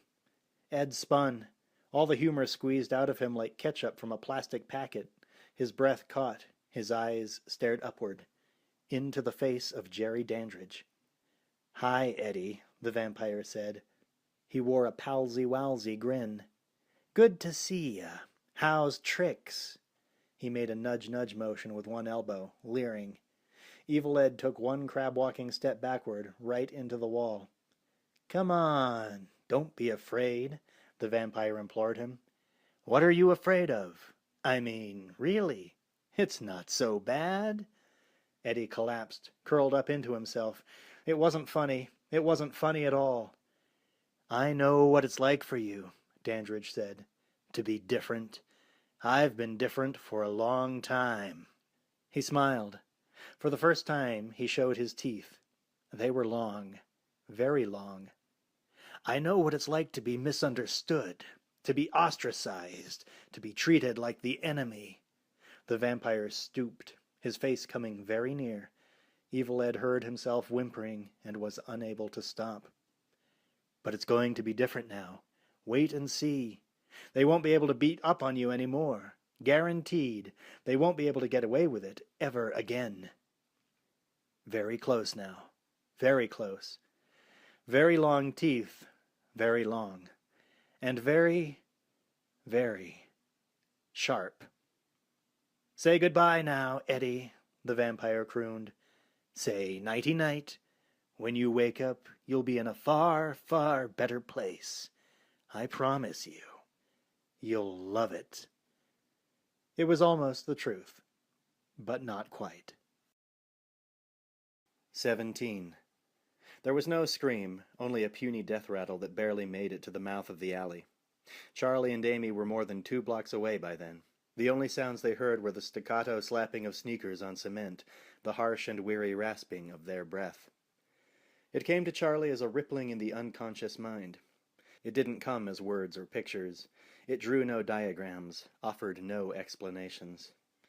It did not specifically state that Evil Ed was dying, but at the moment that the lights flickered out behind Ed's eyes, the ripples began. Like a rock thrown squarely into the middle of a motionless pond, The horror sent wave after circular wave out to stir up the backwaters of Charlie's mind. He had no way of knowing why dread washed up and overwhelmed him, made his armpits slicken and tingle, turned his spine into a shaft of dry ice. He didn't know where it came from. He didn't know what it meant. All he knew was that Green Street no longer seemed even remotely safe. Each corner, each doorway, each sunken recess was a new hiding place for the horror. Every shadow was shifting and crawling with death. And not just any old death either, his mind thought wildly. Not just now I lay me down to sleep. This is living death that we're talking about. This is rising up to suck the life out of your family, friends, and neighbors. It wasn't too hard to conjure up images once he let himself go. It wasn't hard to picture his sweet, bubble-headed mother giggling in rapture as Jerry Dandridge put 2 holes in her throat and began to feed. Or to imagine her the next night, eyes bright and redly shining as she snacked on her bridge partner, the blood-stained cheese doodles forgotten. It was just as easy to picture Amy in that situation. Or himself. Or Evil Ed. "Amy," he began, turning to face her, not breaking his stride. "Me too," she said quietly. Her eyes told him everything he needed to know. They started to walk faster. Amy's right hand snaked out impulsively, searching for his left. He didn't reject it. The 2 hands clutched each other, the cold sweat from their palms intermingling. Charlie was projecting ahead now, on a couple of different tangents. One part of his mind was plotting the quickest route to Amy's. Another was plotting the trickiest route. He wasn't at all sure that he wanted to lead Dandridge to her door. On the other hand, he didn't know where else to go. He had roughly 15 seconds to contemplate his options. And then every light on Green Street went out. It was like a massive black shroud had been draped over a 10-block radius. The streetlights were out in either direction as far as the eye could see. So were the handful of illuminated windows they'd spotted along the way. They hadn't shut off sequentially, click, click, clicking down to a vanishing point at the end of the street. They'd all gone off at once. Now only the light of the moon shone down on them. And the moonlight was cold. Amy gasped suddenly and yanked on his hand. Charlie followed her gaze to the top of the building on their left. A fat ribbon of moonlight draped across its top 2 floors. A monstrous black shadow flitted across the moonlit brick. And from above them came the sound of massive, leathery wings in flight. "Come on!" Charlie screamed, breaking into a run. Amy was with him, taking off at the first shrill note of his voice. For the first 20 yards, their hands were still squeezed tightly together. Then they broke from each other, their arms swinging freely as they pumped every ounce of speed and strength they had into getting away. They swung left on Rondo Hatton Road, instinctively heading for the late-night section of town. There was a rock club called Lizard Gizzards, a country joint called Richie Wrangler's Saloon, and a disco-dancing hotspot by the name of Club Radio. All 3 were practically within spitting distance, or would have been, if all the phlegm hadn't dried up in Charlie's throat. Romero Drive, Charlie heard himself thinking, is the shit. There'll be people. There'll be light. He glanced briefly at Amy, sensed that she was thinking the same thing he was, and started to swing his gaze back around in front of him. That was when he spotted the cause of the blackout. The lights were out on Rondo Hatton as well, making it hard to see it completely. But there was a light pole on his immediate left, and it had a power box mounted on its side. The front of the box had been ripped off its hinges. The mangled mass of wires inside it dangled like limp strands of shredded intestine. "Oh my God!" Charlie silently screamed, thinking of the power involved with ripping a metal door off its hinges and then trashing a network of high-voltage wires. It was the same power that had plucked the nails from his window frame. It was the same power that had threatened to rule him forever if he didn't get his act together fast. Dandridge didn't know the city. He hadn't been there long enough.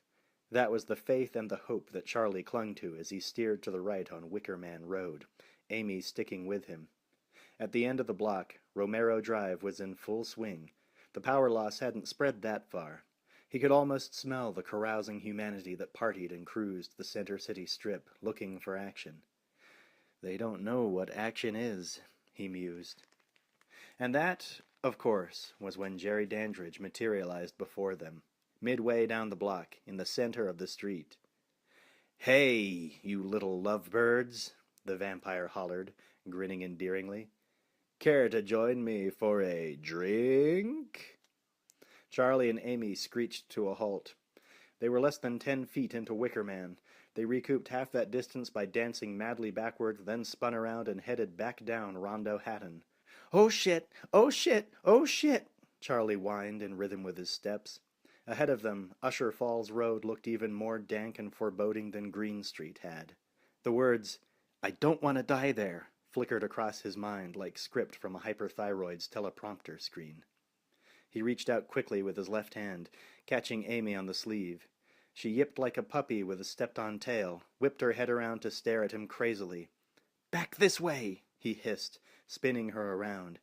She gave him a slow glance of mute incomprehension, then nodded and began to run with him. Wicker Man was clear as they came back onto it. It remained so as they passed the place where Dandridge had stood. As he ran, Charlie kept scanning the sky and the shadows to either side. No Dandridge.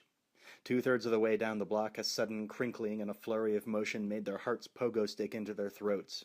It was only a cat, bowling over some wadded-up newspaper.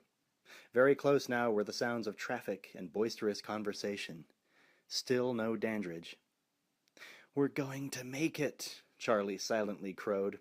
For the first time tonight he allowed himself a smile. The corner was less than 5 yards away, the distance closing at a manic pace. On Romero, traffic was moving. He was close enough to make eye contact with the teenagers who leaned out of passenger windows, hooting and whistling at the hordes on the street. Cigarette smoke and exhaust fumes mingled with another scent, higher, sweeter, in his nostrils. "We made it!" Charlie yelled, reaching out to place a hand on Amy's shoulder. She grinned back at him through her teeth, puffing and panting as they rounded the corner together, and ran straight into a trio of tough guys in ragged jean jackets. The lead man, a blond greaser with a narrow hatchet face, had a cigarette dangling arrogantly from his lips. It spiraled crazily through the air as Charlie slammed into him, hissed its life away in the gutter. "Watch it, asshole!" the guy hollered. Charlie made an appeasing gesture and slipped past him, Amy hot on his heels. The three toughs turned slowly to watch them pass, debating whether to fuck with them or not. They didn't have a chance. Because when Charlie and Amy turned around, Jerry Dandridge was there, 2 feet in front of them, leaning against the storefront window of H&R Block. He met their frozen expressions of terror with open amusement. "I hope that you two are enjoying yourselves," he began. "Otherwise, this would be a total waste of time." They didn't wait to hear his closing boast. They jumped back as if bee-stung, then whirled and ran the other way on Romero. Midway across the Wicker Man intersection, they almost slammed into the toughs again. The sound of bellowing badasses was drowned out by the howls of terror between their ears. Club radio was up at the corner ahead. The line out front was tiny, only 3 or 4 people, but a group of more than a dozen was closing in fast. Charlie and Amy latched onto each other's hands as they sprinted toward the door. "Please, God, make them let us in," his mind cried out. "Please, God, let us make it through the door." He threw a backward glance over his shoulder and saw that Dandridge was coming at a leisurely pace, assured of his kill. Amy had to drag him forward for a moment while a ton of black despair settled on his shoulders like a stone. Then they were running again, Amy now leading the way.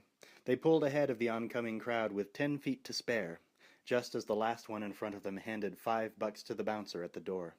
Charlie realized that he didn't have any money. He'd spent his last dollar on cheap plastic crosses. "Oh, Jesus," he started to moan. Amy elbowed him smartly. He looked up, wincing, then grinned as she shoved a 10 spot into his right hand. The bouncer looked up. Charlie handed him the 10. The group of 12 closed in behind. "Thanks," Charlie said. He glanced over his shoulder again. Dandridge was close now, cutting ahead of the last 3 people in line. The vampire looked mildly irritated. The dark glee had been replaced with an even darker determination. Charlie looked away, swallowing painfully, and followed Amy. They took 4 steps apiece. Then a massive hand clamped down on Charlie's shoulder, squeezing hard. It took everything he had to keep his bowels from letting loose. Only once before had he felt so sure of death, last night at the window. It was no easier to handle the second time around. But when the voice boomed out from behind him, it was not the one he expected, and instead of telling him that there was no point in running, it said, "Just a second, little man. You got any ID?" The bouncer was a huge black man with a Fu Manchu mustache, a shaved head, and arms the size of 10-year-old maples under optimum growing conditions. At first glance, he looked fat. It wasn't true. All 6 feet and more of him were packed with some serious muscle. Under ordinary circumstances, Charlie would have turned milk white if the bouncer so much as sneezed at him. These were not, however, ordinary circumstances. Compared to Dandridge, the black man came off like Gary Coleman playing Mr. T. And Dandridge was coming, slowly but surely. Charlie could almost hear the vampire's voice in his mind, saying, "This is turning into a pain in the ass, Charlie. You're going to wish that you'd just given up." It wasn't true, but it didn't matter. The vampire's face said it all. "You hear me?" the bouncer asked. His hand on Charlie's shoulder gave a vigorous shake. Buh, Charlie said. He couldn't articulate the standard underage rap. "I'm 18. Honest. I left my wallet at home. That's all. I've got my license, my draft card." He couldn't pronounce his own name. Dandridge was clearly visible now, less than 3 feet from the doorway. Somebody was giving him a hard time about cutting in line, a genuine fatso, whose worst threat would be that he'd sit on you. "Back of the line, jerk!" the man yelled, slapping one flabby hand down on Dandridge's shoulder. Charlie watched the vampire whirl. He more than half expected a sudden rain of blubber, like a whale being fed into the world's largest blender. Instead, Fatso just staggered backward, as if he just stared into the mouth of hell. Which, in a sense, he had. The whole thing took less than 5 seconds.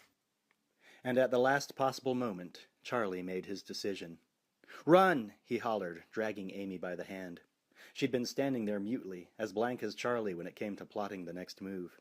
Now she followed, as Charlie broke free of the bouncer's grip and ran, not into the club, but away from it.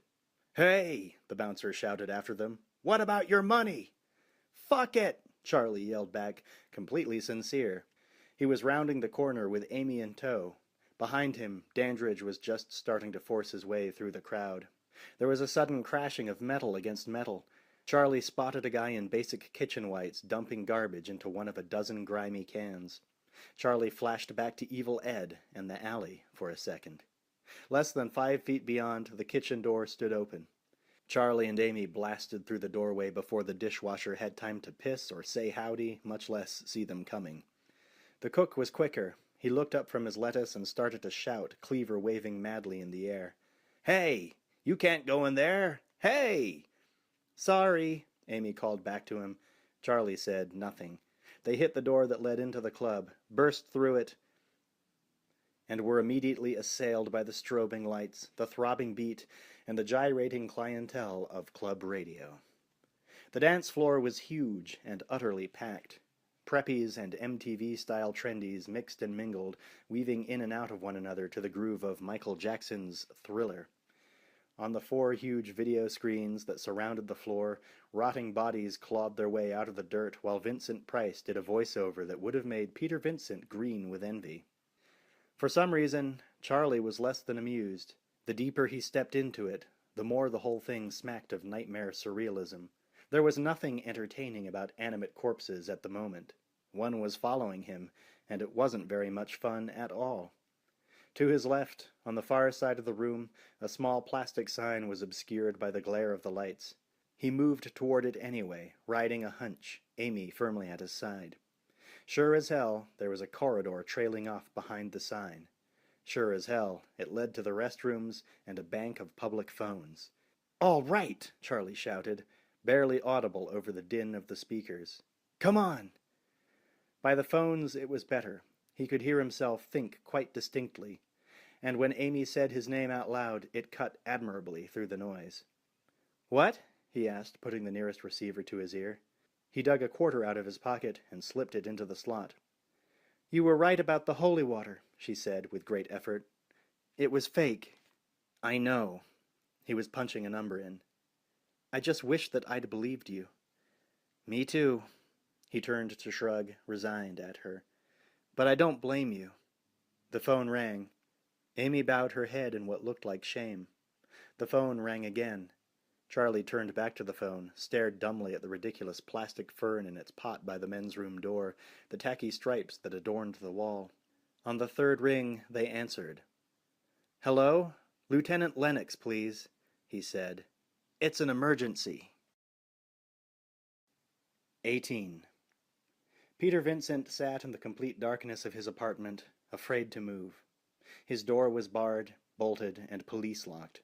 Pans of water were laid in front of every window. Crosses of varying shapes and sizes were strewn within easy reach.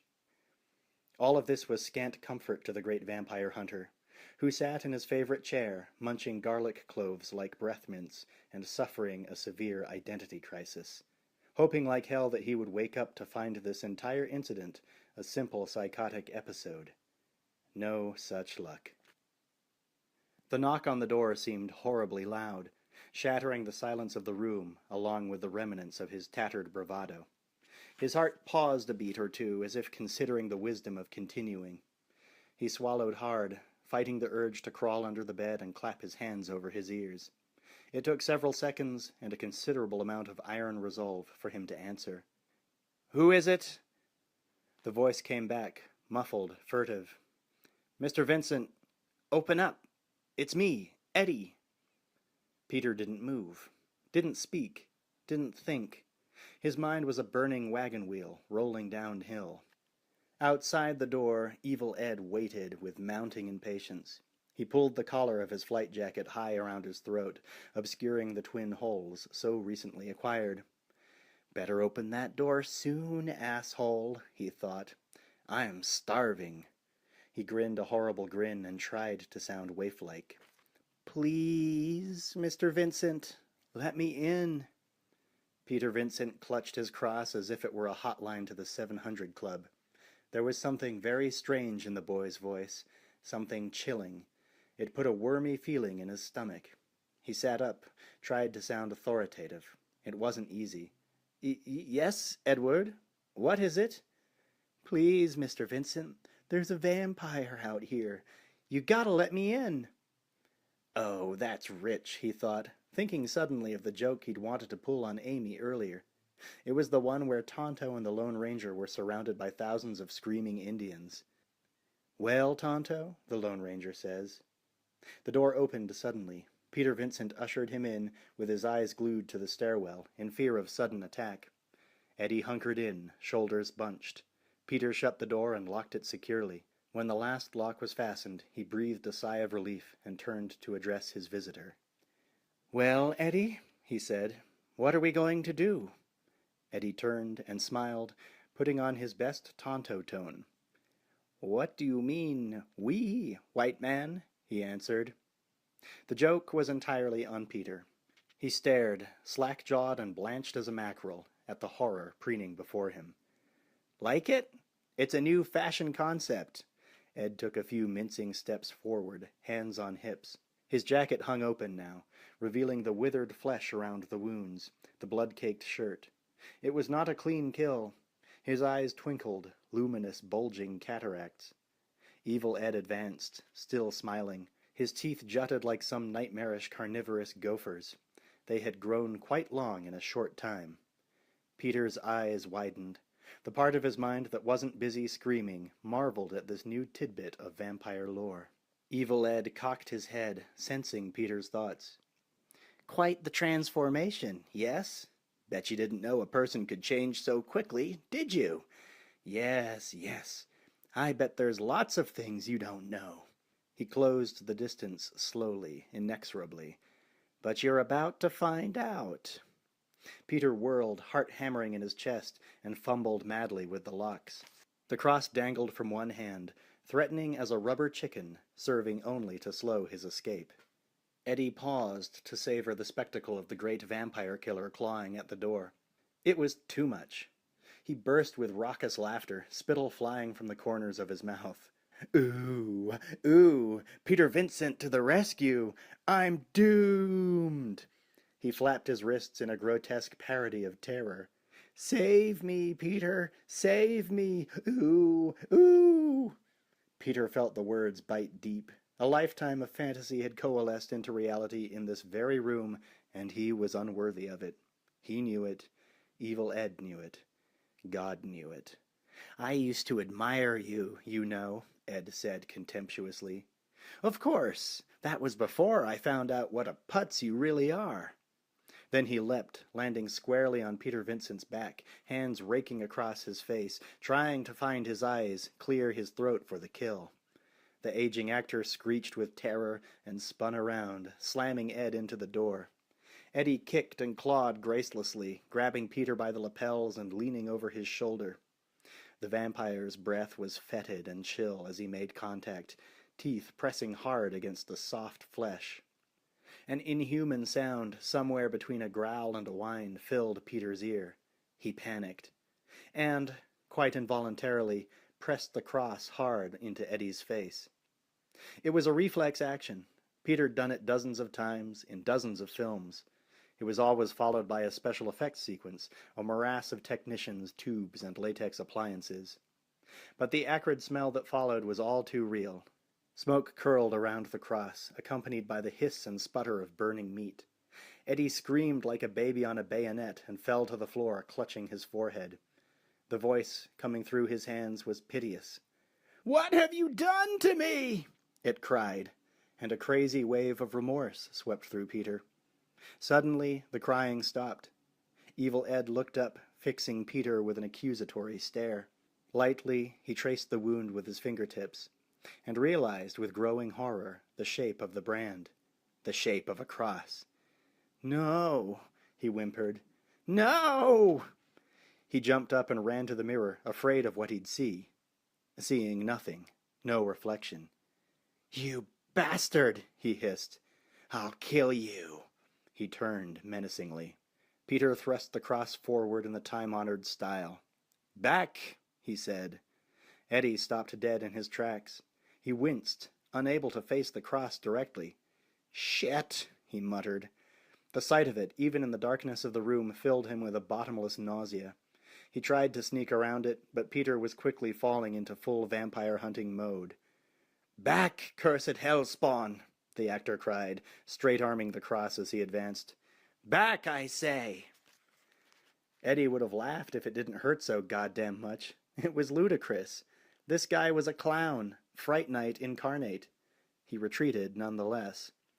This was not good at all. The tables had turned much too quickly, and he was in danger of being cornered. He gazed around the room. Crosses were everywhere, blocking his path.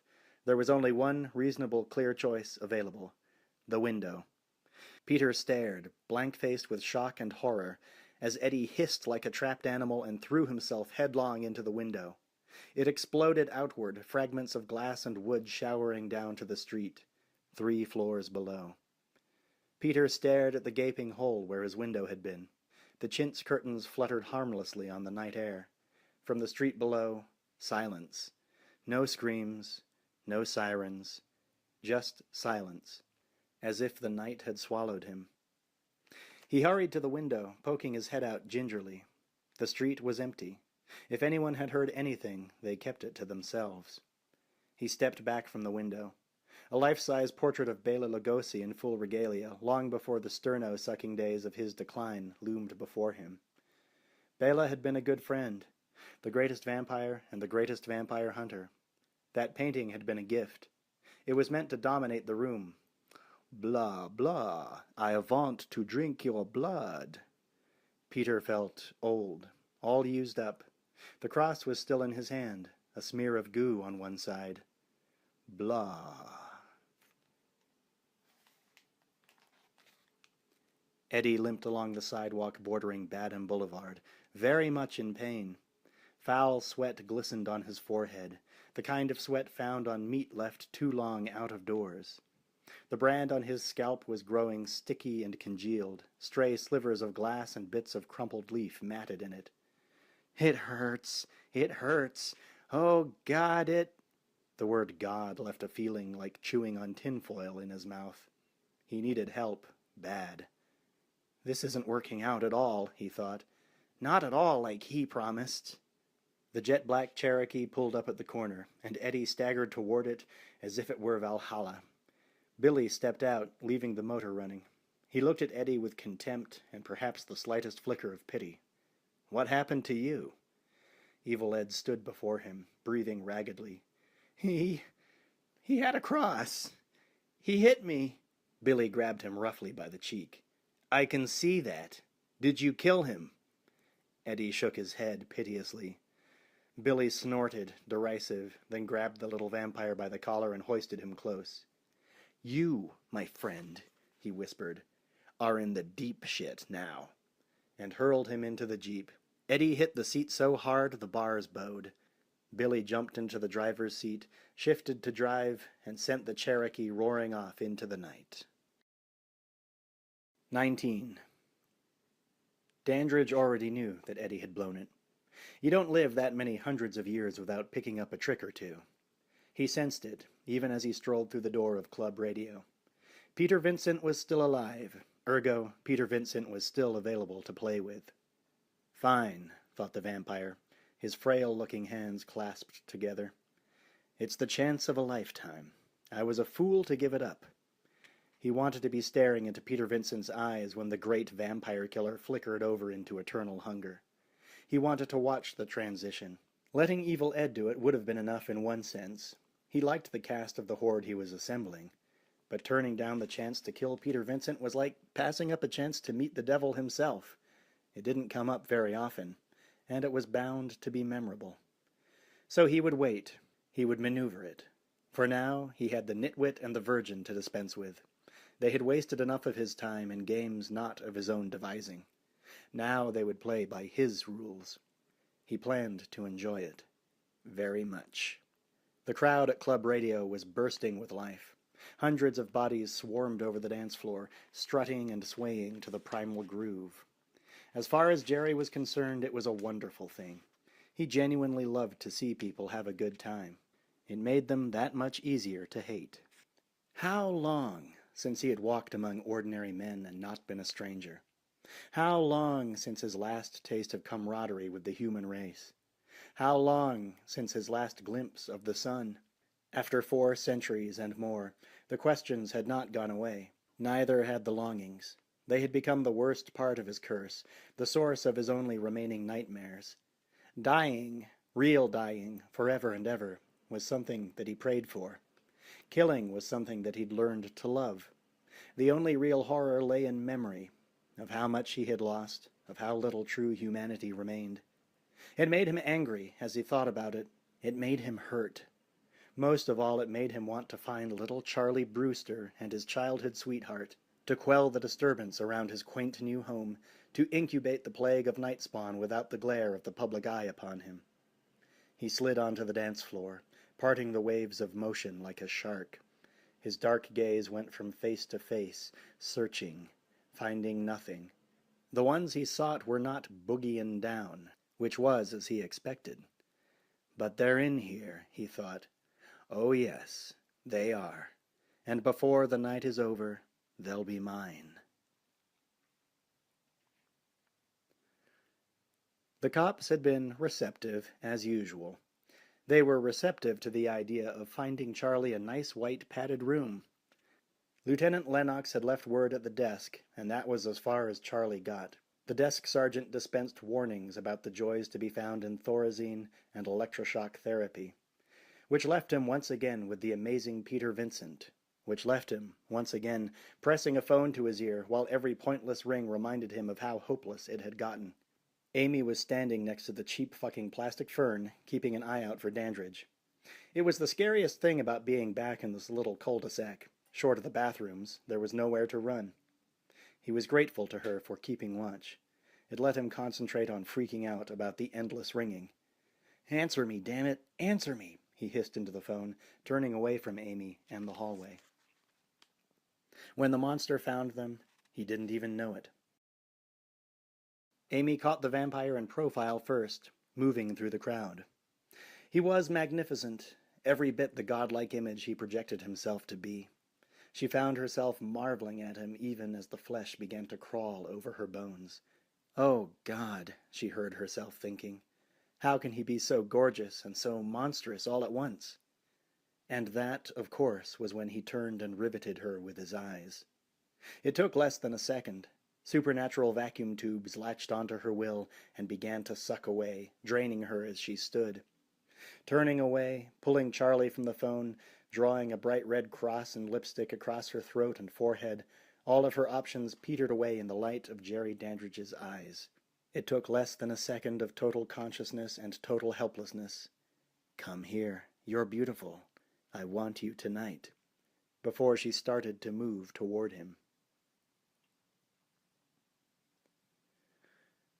The phone stopped ringing. A moment of silence. Charlie, hanging desperately onto the receiver. "Yes?" A tremulous voice from the other end of the line. "Mr. Vincent, please, this is Charlie Brewster. You gotta listen to me." A rush of words, no pause for breath. "We're trapped in this club. You gotta come help us." "I'm sorry." Peter Vincent, in terror. "I can't." "What do you mean you can't?" "Charlie, please, you've got to understand. Your friend Eddie is one of them now. He just attacked—" "Oh my God." A sinking feeling. The ton of black despair reprised. Eddie. The alley. The voice on the phone. "A couple of minutes ago. I was almost killed. If I try to go out, if you don't come out, he'll kill us." A scream cutting through the distant dance floor din. "Amy's here too, and oh my God, I know that he wants her." Tears threatening to pour. Silence from the other end of the phone, followed by a click and a dial tone. And she was stepping into his arms, the music pushing back the walls as it pounded into her nervous system, galvanizing her into motion that synchronized perfectly with his. As Dandridge held her close, hands playing lightly over her back, her hair, the sensations incredible, the abandonment complete, the wet heat in her panties and her heart testifying that she wanted him. She wanted him. Whatever he was, whatever he wanted to do. It was so easy. It was too easy, as it had been for what seemed like forever. All he had to do was want them, and they were his. The only challenge lay in the chase itself. The only change was in the scenery, and in the taste of their flesh and blood, he mused. Let us not forget. Over the centuries he'd become a connoisseur of great distinction within his milieu. He could trace a victim's genealogy back 5 generations at a taste, pick out the tiniest subtleties of diet and relative health or disease. He'd been the first to publicly claim, to the vampire community, that chemical additives had actually upped blood's nutritional value to the undead. There was something fundamentally unhealthy about it that vampires positively thrived on. Ever since, only nostalgia buffs went out of their way to feed on health food freaks or members of the Third World. Coupled with his seductive artistry, which was highly rated in that fiercely competitive field, Jerry Dandridge's acute sensibilities made him the toast of the town wherever he went. He was afforded a great deal of independence to go with his acclaim. While most chose to stay at home, maintaining the low profile that their society dictated, Jerry was free to roam and explore in an almost unprecedented fashion. On top of everything else, he was regarded as something of an adventurer. His exploits were legend, even within that legendary species. And here I am, he thought sardonically, getting into the swing of things here at Rancho Corvallis's hottest night spot. It was a lot like slumming. It really was, if he weren't so fond of the area's flavor. The girl was grinding against him now. It brought him back to his body, the hunger it encased. Her eyes were rolling back into something like ecstasy, her undulations suggesting the same. It was a reaction he always savored. "Everybody needs a little lovin'," a voice in his mind began to sing. "Son of a bitch!" Charlie bellowed, grabbing Amy by the shoulder and yanking her backward. Dandridge looked up, startled, his eyes beginning to flare up redly. Charlie had picked them out of the crowd, which had parted slightly around them without seeming to know why. Along the way he'd run into every kind of person he'd never wanted to meet. Cranky coke snorters, horny sexagenarians, militant lesbians, ornery Twisted Sister fans. The bar's clientele was a mishmash of types that seemed to hold no barriers sacred. Even vampires are welcome, he'd found himself thinking crazily. Then he'd spotted them. Dandridge in total control, Amy humping on him like a poodle in heat, and the world had gone a brilliant shade of red. His interior dialogue funneled down to that one polyglot destination, which he repeated as he swung for the vampire's face. Son of a bitch! Quicker than thought, the vampire's hand snaked out, catching Charlie's fist in mid-flight. Pain flooded his wrist, his forearm, the network of nerve endings leading down to his spine. You shouldn't lose your temper, Dandridge scolded, grinning. It isn't polite, you know. The vampire squeezed harder, pulling him close. The pain became unbearable. Charlie buckled and fell to his knees, whining. You can't kill me here, he managed to say. But I don't want to kill you here, Dandridge exclaimed. My idea was to have you join me at my house. With Peter Vincent, if you don't mind terribly. Between the three of you, doing a long vaudevillian grind against Amy's still bucking pelvis, I'm sure I'll have a wonderful time. So be there, if you want to see her alive again. The vampire whipped off a vicious sneer at that point, squeezing even harder. Charlie swore that he heard the sound of popping knuckles, but it was hard to tell through the seismographic pounding of the music. He let out a barely audible scream. Tears rolled out of his eyes. Up to you, Charlie, the vampire concluded. You don't have much of a chance, but at least it's something. I'd take me up on it, if I were you. Then the pressure released, and Charlie crumpled to the dance floor. Dandridge let out a tiny burst of laughter and turned, pulling Amy alongside him as he made his way to the door. Bastard, Charlie thought, but he was hurting too badly to articulate it. On the video screens that surrounded him, a werewoman vamped through the woods while the boys from Duran Duran informed him that they were hungry like a wolf. Several hundred assholes shimmied and swayed while his hand screamed bloody agony, oblivious to the nightmare that was going on around them.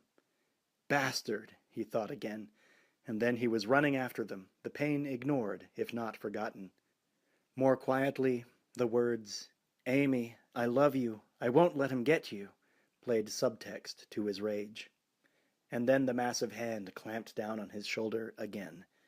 There you are, little bro, the bouncer said conversationally. We was wondering when we would find your ass. Amusement was written all over his face. The quality of mercy was not. Where's your little girlfriend? That's who I'm trying to find, Charlie screamed. Let me go! Don't dick around with me, boy, the bouncer assured him. I might snap you in half. But, Charlie began at high volume, and then he spotted them, at the edge of the dance floor, less than 10 feet from the door. There she is, he bellowed, pointing wildly. The bouncer grunted and nodded once. He bowled through the crowd like a Leviathan engine, dragging Charlie behind him. A second bouncer, shorter and thinner but no less black or bald, gave them the okie dokie sign and moved to block the door. Both of the bouncers were supremely confident, stepping over the border into cockiness. Charlie wondered, for slightly less than a second, why that failed to assuage his fear. And then all hell broke loose. "'Excuse me, my man," the skinny little black dude said. He had stepped away from the door and made his way up to them in the crowd. "I think your girlfriend and I gots to have us a word or two." "No," said Jerry Dandridge. He was not in a trifling mood. Getting stopped at the door was not in the script. It pissed him off. It was the kind of annoying diddly shit that made him wish for his home in Transylvania, where caterers took the bother out of mealtime. "It ain't a matter of debate," the bouncer insisted. "We got the liquor control board snooping around here tonight. If you wants to grab chicken, you just hang out like a good boy and wait till we're done, or drag yo' ass down to Elvira Bull—" The bouncer never got to finish his directions for underage meat. Jerry Dandridge had had enough. He began to transform. The eyes first, cat-like, slit-irised and utterly inhuman. Then the first protrusion of fangs, contorting the upper lip while the lower jaw bulged and strained. The flesh turned gray and lizard-like. The hair receded, went greasily silver. He held his right hand up to the bouncer's face so that the man couldn't fail to see what was happening, couldn't miss the claws that tore out of the extended fingertips, razor-sharp and gleaming. Couldn't overlook the last few seconds of his life. Then the vampire slashed forward, talons raking 5 jagged grooves across the bouncer's throat. The carotid artery tore with a great sputtering geyser of blood. It jet-sprayed broad strokes of crimson graffiti across 6 passers-by, spritzed into the eyes of a dancing couple, and anointed every drink within a 7-foot radius. The effect was a smashing success. The screams that erupted were perfectly timed with the Duran Duran girl's first wail of torment. His senses, sharpened by the heady scent of blood in the air, picked it up in sense-surround. Together with the flashing lights, the simple fact that he had an audience for a change. It made for one of the most enjoyable deaths he'd meted out in ages. The dead man was still burbling as he crashed to the floor. The crowd was fanning out around him, still too stunned for a mass retreat. Another black man stepped out of it, much larger than the first. Jerry noted with amusement that Charlie was beside him, looking slightly green around the gills. "Watch closely, boy," the vampire thought. He could feel the words impacting on Charlie's brain, could see the confusion and terror. "Your death isn't going to be this pretty." Then the second bouncer was upon him, towering over him. It didn't matter. The bigger they come, he idly thought, pushing Amy gently to one side and then bringing his right hand up again. Once again it caught the bouncer at the throat. This time, however, the claws didn't carve, they punctured. The man's huge face ballooned with pain and disbelief. His lips pulled back into a yawning, white-toothed oval, and the lovely redness began to flow. "Beautiful," Jerry muttered, entirely to himself. Everybody else was too busy screaming or dying. He liked the dimples in the man's neck, where all 5 claws were deeply embedded. He liked the way they trickled ever so slightly. Effortlessly, he began to lift. Over 200 pounds of limply flailing carcass rose an inch off the floor, 2 inches, and more. When the man was well over a foot in the air, Jerry flung him casually into the middle of the dance floor, where no one was dancing anymore. And the screaming was all around her now, a hurricane howling that shattered her thoughts and sent the sharp fragments soaring through her skull. Words like, "Oh my God, Charlie," jumbled together with "help me," and "so that's what it's like to die." A subsonic morass that drowned in the screaming, but that was strangely okay because she was screaming too. And then somebody grabbed her by the arm and she screamed a little more until she realized that it was Charlie. It was Charlie, and his mouth was moving, but she couldn't understand a word that he was saying. She couldn't hear him. She was too busy screaming and screaming, and then they were running. Everybody was running. The world had become a shrieking madhouse of pandemonious motion, wave upon wave of terrified flesh that pressed against her from behind, pressed against Charlie, pushed them forward and into the night. Charlie heard a split-second whistling by his temple. Then he felt the blow, and the world went electric with white, blinding pain. He felt his hand fall free of Amy's arm, felt himself begin to tumble. The first wave of fleeing people plowed into him from behind. He dropped like a stone, and they began to pile up on top of him. When his senses returned, he noticed the pair of enormous tits that were jammed against the back of his head. They failed to cheer him up. "Ouch!" he yelled. "Get the fuck off of me! Ow!" The weight was crushing. Worse yet, it was immobilizing. Above him, the pile was beginning to tip over, to grow in size, to reach dangerous proportions. Charlie got a vivid flash of what being trampled to death might be like. He started to crawl painfully toward the curb. The woman fell off his back and onto his legs. He winced and let out a thin screech of anguish. His gaze swept out to the street before him. The black Jeep was there. Its back door was closing. Jerry Dandridge stood beside it, grinning warmly at him. Through the rear window, the back of Amy's head was clearly visible. So was the face of Evil Ed, whose name was no longer a joke. It leered at him as Dandridge hopped into the passenger seat, and the Jeep kicked into rubber-burning motion. "No!" Charlie screamed, wrenching himself free at last. He staggered to his feet and began to run after them, but the car was already wheeling around the corner, and he was too late, too late. 20. Peter Vincent was throwing things into a battered leather suitcase. His choices were based on 9 parts panic, 1 part practicality. Shirts, socks, pants, and underwear were high on the list of priorities, which made sense. On the other hand, 1 pair of pants, 5 shirts, 5 socks, and 8 pair of underwear, only some of which matched, did not. Memorabilia kept making its way in and out of the suitcases. Desk-sized photo frames housing shots of Peter Vincent, with everyone from Roddy McDowell to Ingrid Pitt, to a late model, strained and staring Bela Lugosi, his shattered cigarette case mirror, a stiletto that shot out a 10-inch aluminum cross, from Hickey's from Hell, the teenage vampire classic, a trick crucifix/spritzer that used holy water instead of seltzer. He even tried to tuck framed movie posters in, but gave up when Blood Castle slipped out of his fingers, spraying shards of glass all over the floor. The room was a disaster area. Evil Ed's visit had been only the beginning. Most of the damage had been done by Vincent himself. Drawers were thrown open and tossed to the floor. The things still hanging on the walls were wildly askew. A hurricane called hysteria had blown through the room, and nothing therein would ever be the same again. I gotta get out of here, I gotta get out of here, his thoughts prattled over and over. It was the mantra of a man in mortal terror. A psalm on self-preservation. A communion with cowardice. I gotta get out of here. The only thought in his head. When the knocking at the door began, he let out a little shriek and dropped everything he was clutching. "Mr. Vincent!" screamed the voice from the hall. "Open the goddamn door!" The pounding continued, making the fillings in Peter's teeth rattle. He thought he recognized the voice, but it was hard to tell. He'd never heard such panic. All the same, he edged toward it tentatively. "Who is it?" he trilled, voice thin and quavering.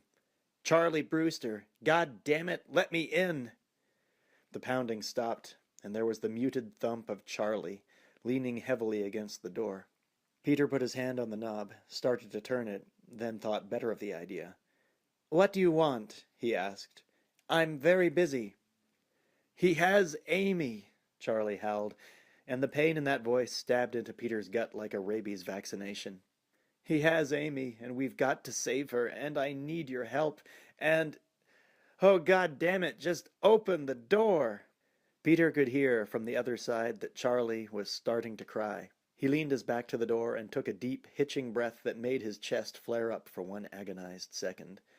The words, "heart attack," popped up in his mind like shooting gallery ducks, then vanished. I can't do it, he thought, and the thought made him sick. He hated himself, the cowardice he embodied. He was powerless before it.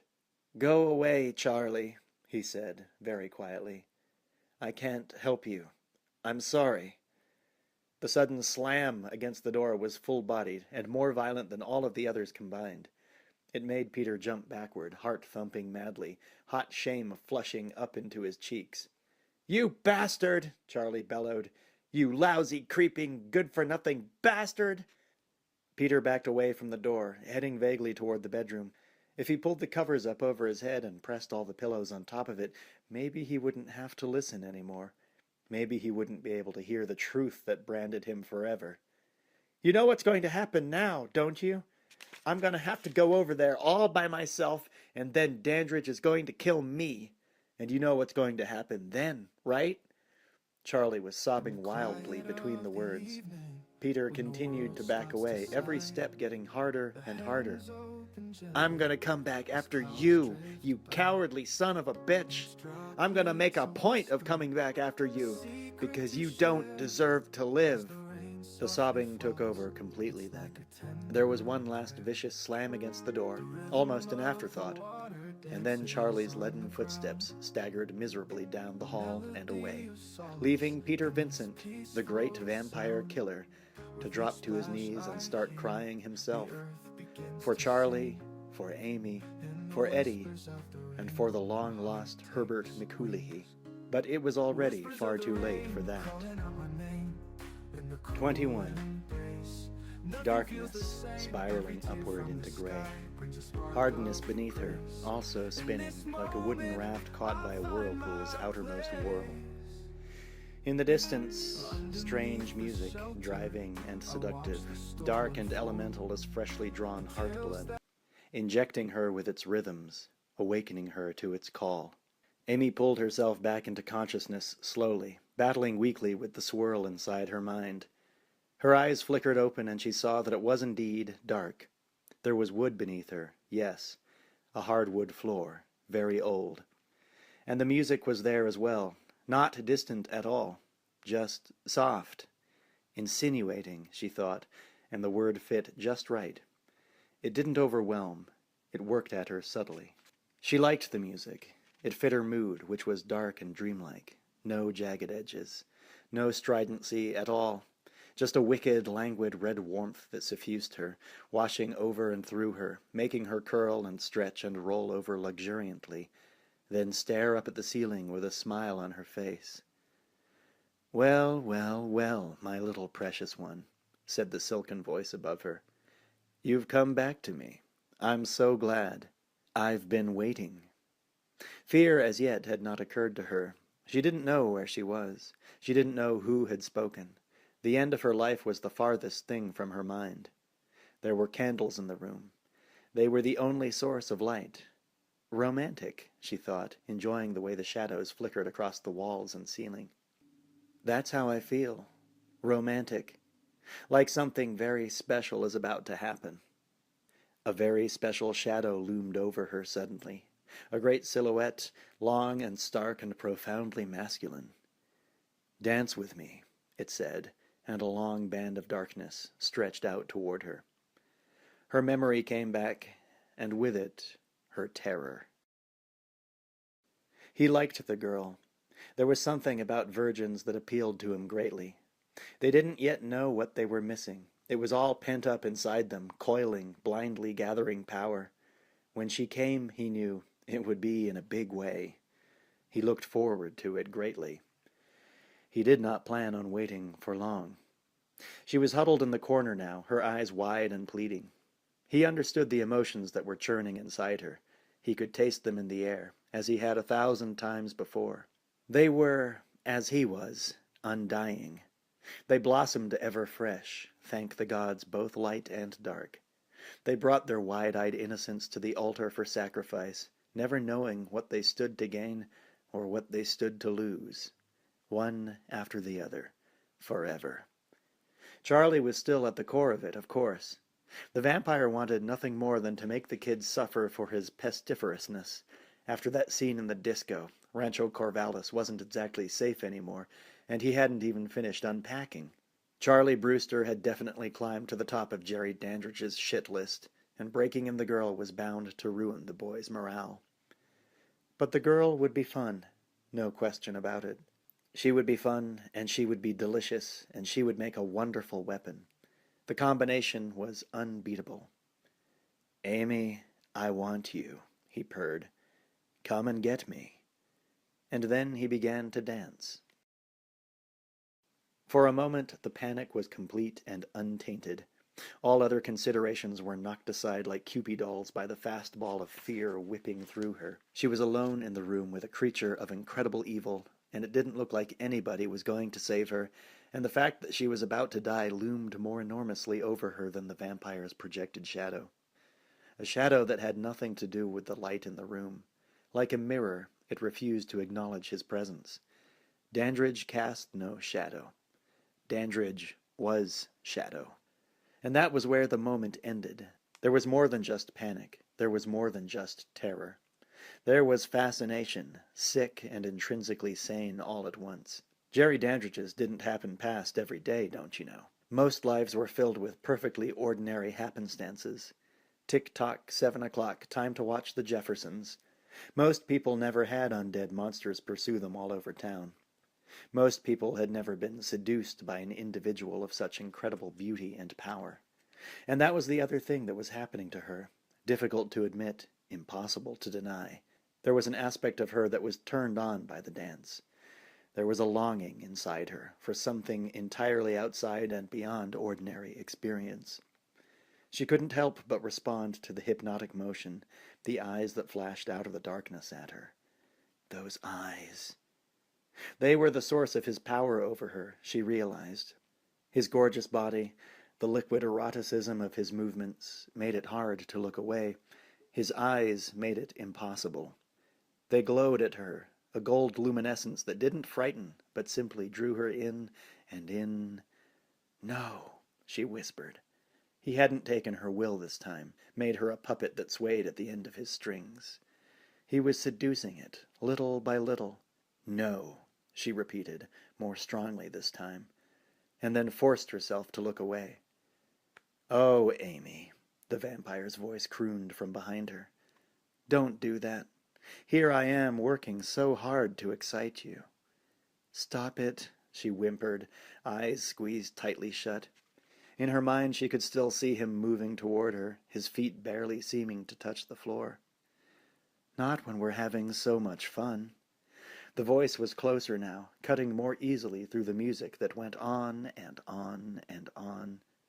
And the terror and lust and fascination all came together like worms in a can, blindly wriggling and squiggling all over each other, with absolutely nowhere to run. The paralysis was worse than the one that Dandridge imposed, because she'd made it herself. Amy, a sibilant whisper directly above her now. She started to cry, curling over onto her side and into the fetal position. Amy, leaning over her, closer, closer, a gentle, almost etheric touch sliding over the tight curve of her buttocks. No! She screamed, rolling over and away. Her back hit the wall with a resonant thud. She leaned against it, panting, tears streaming from her eyes. Ah, come on, he enticed her, coyly grinning. She saw the first glimmer of dimly lit fangs. And his eyes had lost their golden glow. The glow was red now, and brighter.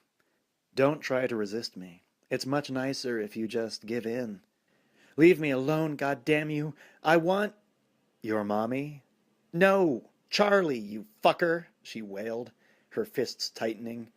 Her streaming eyes were locked on his, but the fight was still in her. I want Charlie, not you. You'll have Charlie, he hissed, his voice no longer coy. As soon as I'm finished with you. That's a promise. You she began, moving suddenly to her left, and then Dandridge lowered the boom. It got wearying after a while. Letting her resist him with her puny will was like letting himself get pummeled with a powder puff. It very quickly lost its charm. His eyes were not the thing. She was mistaken in that. He could have clamped down on her mind from the next room if he'd wanted to. In her worn-down state, he might even have been able to do it from across the street. Whatever the case, he clamped down now, and her whole being froze in its tracks. No more resistance. No more trouble at all. She was just a pliant mass of flesh and nerve endings now. Her feelings were the only things that she could call her own. Come here, he said, and she rose to her feet, eyes blank, body swaying to the rhythm of the song. Very slowly she moved into his arms. Very slowly they began to move together. And his hands were on her, cold upon her, sliding over buttocks and back and breasts and brow, tracing lines of napalm-bright desire wherever they touched. And his lips were there, an inch from her own, never closing that tantalizing distance. She found herself hungering for his kiss. It was building up inside her. He could feel its gathering fury. Even as she ground herself against him, ardent and animal, a psychic G-spot was being stroked into frenzy. He knew the feeling well. His every movement was designed to provoke it. Over the next few seconds, it would build, and then he would release it. Slowly, gently, he eased her head forward to rest on his shoulder. Slowly, his lips peeled back to reveal his long, slender, perfect fangs. Her neck was exposed. The vein he sought was laid out before him, pulsing, inviting. His mind reeled dizzily for a moment, the bloodlust ecstatically boiling up within him. Now, he whispered. She moaned in response. The penetration began.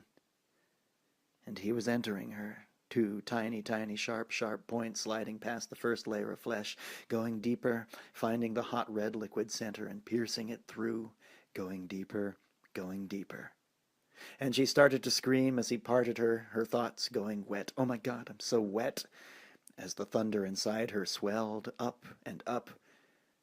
And then he plunged himself into her fully, and she came, bucking and whining and clawing the air, spasms in perfect sync with the blood pumping out of her like ejaculate in reverse, not giving life, but taking it, just taking it. And the peak went on and on and on, agony and ecstasy in perfect concert, then gradually eased itself down and down as her passion, like her life, drained away. 22. Charlie's desperate pilgrimage to Peter Vincent's ate up quite a bit of time, the defeated trek home even more so. It was awfully slow going on foot. By the time he got to his house, it was well past 2. He stared at the 2 houses side by side, noting the contrast that seemed to grow by the minute. His house, so plain and comfortable and utterly unassuming. The other, a hulking monstrosity, pulling in on itself like the eye of a hurricane. And, somewhere within, the woman he loved. God damn him, he cursed silently, thinking of the cowardly Vincent. God damn him to hell for being such an incredible, ballless wonder. I wish he could have been there, seen Dandridge at work. Then he'd known he had to fight, that there was no middle ground, no way out, no... He went on, riffing endlessly about shoving the truth down Vincent's miserable throat, a non-stop internal dialogue of fear and retribution. He was so absorbed that he never saw the hand snake out of the bushes toward him. When it grasped his shoulder, he nearly died. His heart pounded up in his throat like it was catching the next flight out, and he turned, bug-eyed, expecting to die. What he found was Peter Vincent, dressed in his classic vampire killer mode. A very large, very old satchel, all worn leather and brass fittings, was in his hand. "Peter Vincent," he said, bowing smartly, "at your service, ready to do battle with the forces of darkness." Charlie didn't know whether to faint or jump for joy. He half expected a trilling rush of violins to accompany the announcement. He tried to speak, failed miserably. "Huh?" he said. "Well put," Peter said. "My sentiments exactly. Now, shall we proceed?" He started off toward the house. Charlie grabbed him, pulling him back. "Wait a second," he said. "Why the big change of heart? An hour ago you wouldn't even open the door for me. Now you're walking face first into this? What gives?" Peter drew a long face. "Not everybody has a code, Charlie. We vampire killers do, and I've let mine lay fallow for far too long. Besides," he added brightly, "you can't hunt a proper vampire without the proper tools, and you are woefully unprepared. So, voila!" He opened the satchel, revealing an arsenal of paraphernalia, several ornate crosses, a bandolier of short crystal vials, and a healthy supply of stout hardwood stakes and mallets. Charlie looked at him earnestly for a moment, then reached and pulled out a cross big enough to play racquetball with, as well as several stakes. He tucked them in his belt. He felt like the Frito Bandito. "What about Billy?" he asked. "He's human. What do we use on him?" Peter smiled like the neighborhood fence and withdrew a .38 caliber revolver, nickel-plated. Charlie remained skeptical as Peter held the gun aloft. "Dum-dum bullets, Charlie. They'll put a hole in him the size of a grapefruit. If they don't stop him, he isn't human." Charlie smiled ruefully, shaking his head. "You thought of everything, didn't you?" "Let's hope so." Peter turned to the house, showing Charlie his good side. "Shall we?" They did. The portico greeted them, silent as a tomb, the relentless ticking of the clocks underscoring the deep silence. It was familiar without being the least bit inviting. They crossed the vaulted space carefully, determined not to blow it. They were halfway up the stairs when the voice assailed them. "Welcome," it said. My, back so soon? I just love having people over for dinner." Dandridge emerged from the darkness at the top of the stairs, his night veil completely lifted. Eyes, hands, teeth, all horrible. Beautiful, Peter thought, like some dark god putting in an appearance before its court. Dandridge smiled appreciatively, as if reading his mind. Yes, indeed, he said. Welcome to the real Fright Night. You, Mr. Vincent, are tonight's guest host, and our pesky young friend here, gesturing at Charlie, gets to watch. Something in the vampire's tone made Peter's bowels turn to jelly. He gulped, his confidence blown out of the water. With a trembling hand, he reached into his satchel and pulled out a crucifix, brandishing it with all the conviction of a plate of soft-boiled eggs. "Back, O cursed spawn of Satan!" he cried. His voice was a garbled squeak, and Dandridge burst out laughing. Charlie and Peter were too stunned to be frightened at first, but the mirth that Dandridge expressed was hardly one they could share. He laughed on until it seemed he might split a seam somewhere. Then he stopped, leveled a mock-serious gaze at them, and spoke. "Really now," he said, stifling a laugh. "May I see?" He reached down with no hesitation at all and plucked the cross from Peter's hand. He said, fingering it derisively. "Shoddy workmanship. Not built to last." Then he tightened his grip, crushing the cross into tiny pieces, and flung the remains back in Peter's face. "I do believe," he said earnestly, "that you are missing the critical element, Mr. Vincent. Faith." Peter stared as if he had blown a circuit. He backed away from Dandridge instinctively, his feet locked on cruise control. Charlie wheeled in horror as he made his retreat, thinking, "No, you bastard, you can't give up this easy." Then the boy pulled his own cross out and thrust it forward an inch from Dandridge's face. "Back," Charlie said. Dandridge stumbled backward up the steps, eyes slitting like a cat's. "Back," Charlie repeated, amazed at how the power flowed out of him. The vampire continued to retreat, unable to stare at the cross in his hand. "We got him, Peter," he cried. No response. "Peter!" He turned to find Peter Vincent almost out the door, his satchel on the stairs where he had dropped it in his haste. "Peter!" he shouted one last time, turning to face the vampire, betrayal sapping his resolve, as a huge hand caught him right in the face. The last thing he saw was Billy Cole, smiling grimly as he completed the backhand. Charlie spun, the darkness rushing up to meet him, and the nightmare closed in. 23. Running, the Dandridge house and its aura of horror receding behind him, the Brewster house bright lit and welcome as a lighthouse beacon. Peter's thoughts were chaotic, a tangled web of psychobabble that simultaneously wept, pleaded, called the police, and burbled in a style usually associated with mouthfuls of Gerber's strained beats. He reached the front steps of the Brewster house and threw open the door. All was silent inside. "Mrs. Brewster! Mrs. Brewster!" he bellowed, slamming the door behind him. No response. He bolted the door and raced up the stairs, still shouting her name. An open doorway yawned before him at the end of the hallway, dimly lit from the inside. He made for it, breath rasping sharply, footsteps hammering holes in the night. Judy Brewster was in bed, the back of her head to him, her blonde hair lying across the pillow. It looked permed out of all perspective, more like a mop than a head of human hair. Peter rushed toward her, relief sweeping over his features. "Thank God, Mrs. Brewster," he began. "Your son is in terrible danger." "I know," said the figure on the bed. The voice sounded vaguely familiar. It didn't sound anything like the voice he expected to hear. Peter stopped in mid-stride, his heart almost doing the same. "Isn't it wonderful?" the voice continued. Then the figure sat up, and Peter Vincent started to scream. It was Evil Ed, and not Evil Ed. The shape of the face was the same, but there the resemblance ended. The sign of the cross was still etched in gore across his forehead. It was the prettiest thing about him. His features had sunken, gone grayish-white.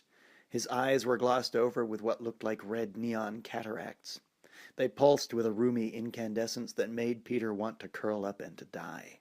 4 teeth jutted out over Eddie's lower lip. 2 fangs, misshapen and deadly, flanking a pair of buck teeth that made him look like a nightmare Mortimer Snurd. He leered, and the wig began to slide off his head, a ghastly striptease, rife with capering nihilist glee. "Charlie's mom had to work tonight," the vampire drawled. He held up a crumpled note, the type designed for tiny magnets on refrigerator doors. "She says that his dinner is in the oven. Isn't that sweet?" Peter started to back away, mewling. "Couldn't you just die?" concluded Evil Ed. And then he leapt from the bed.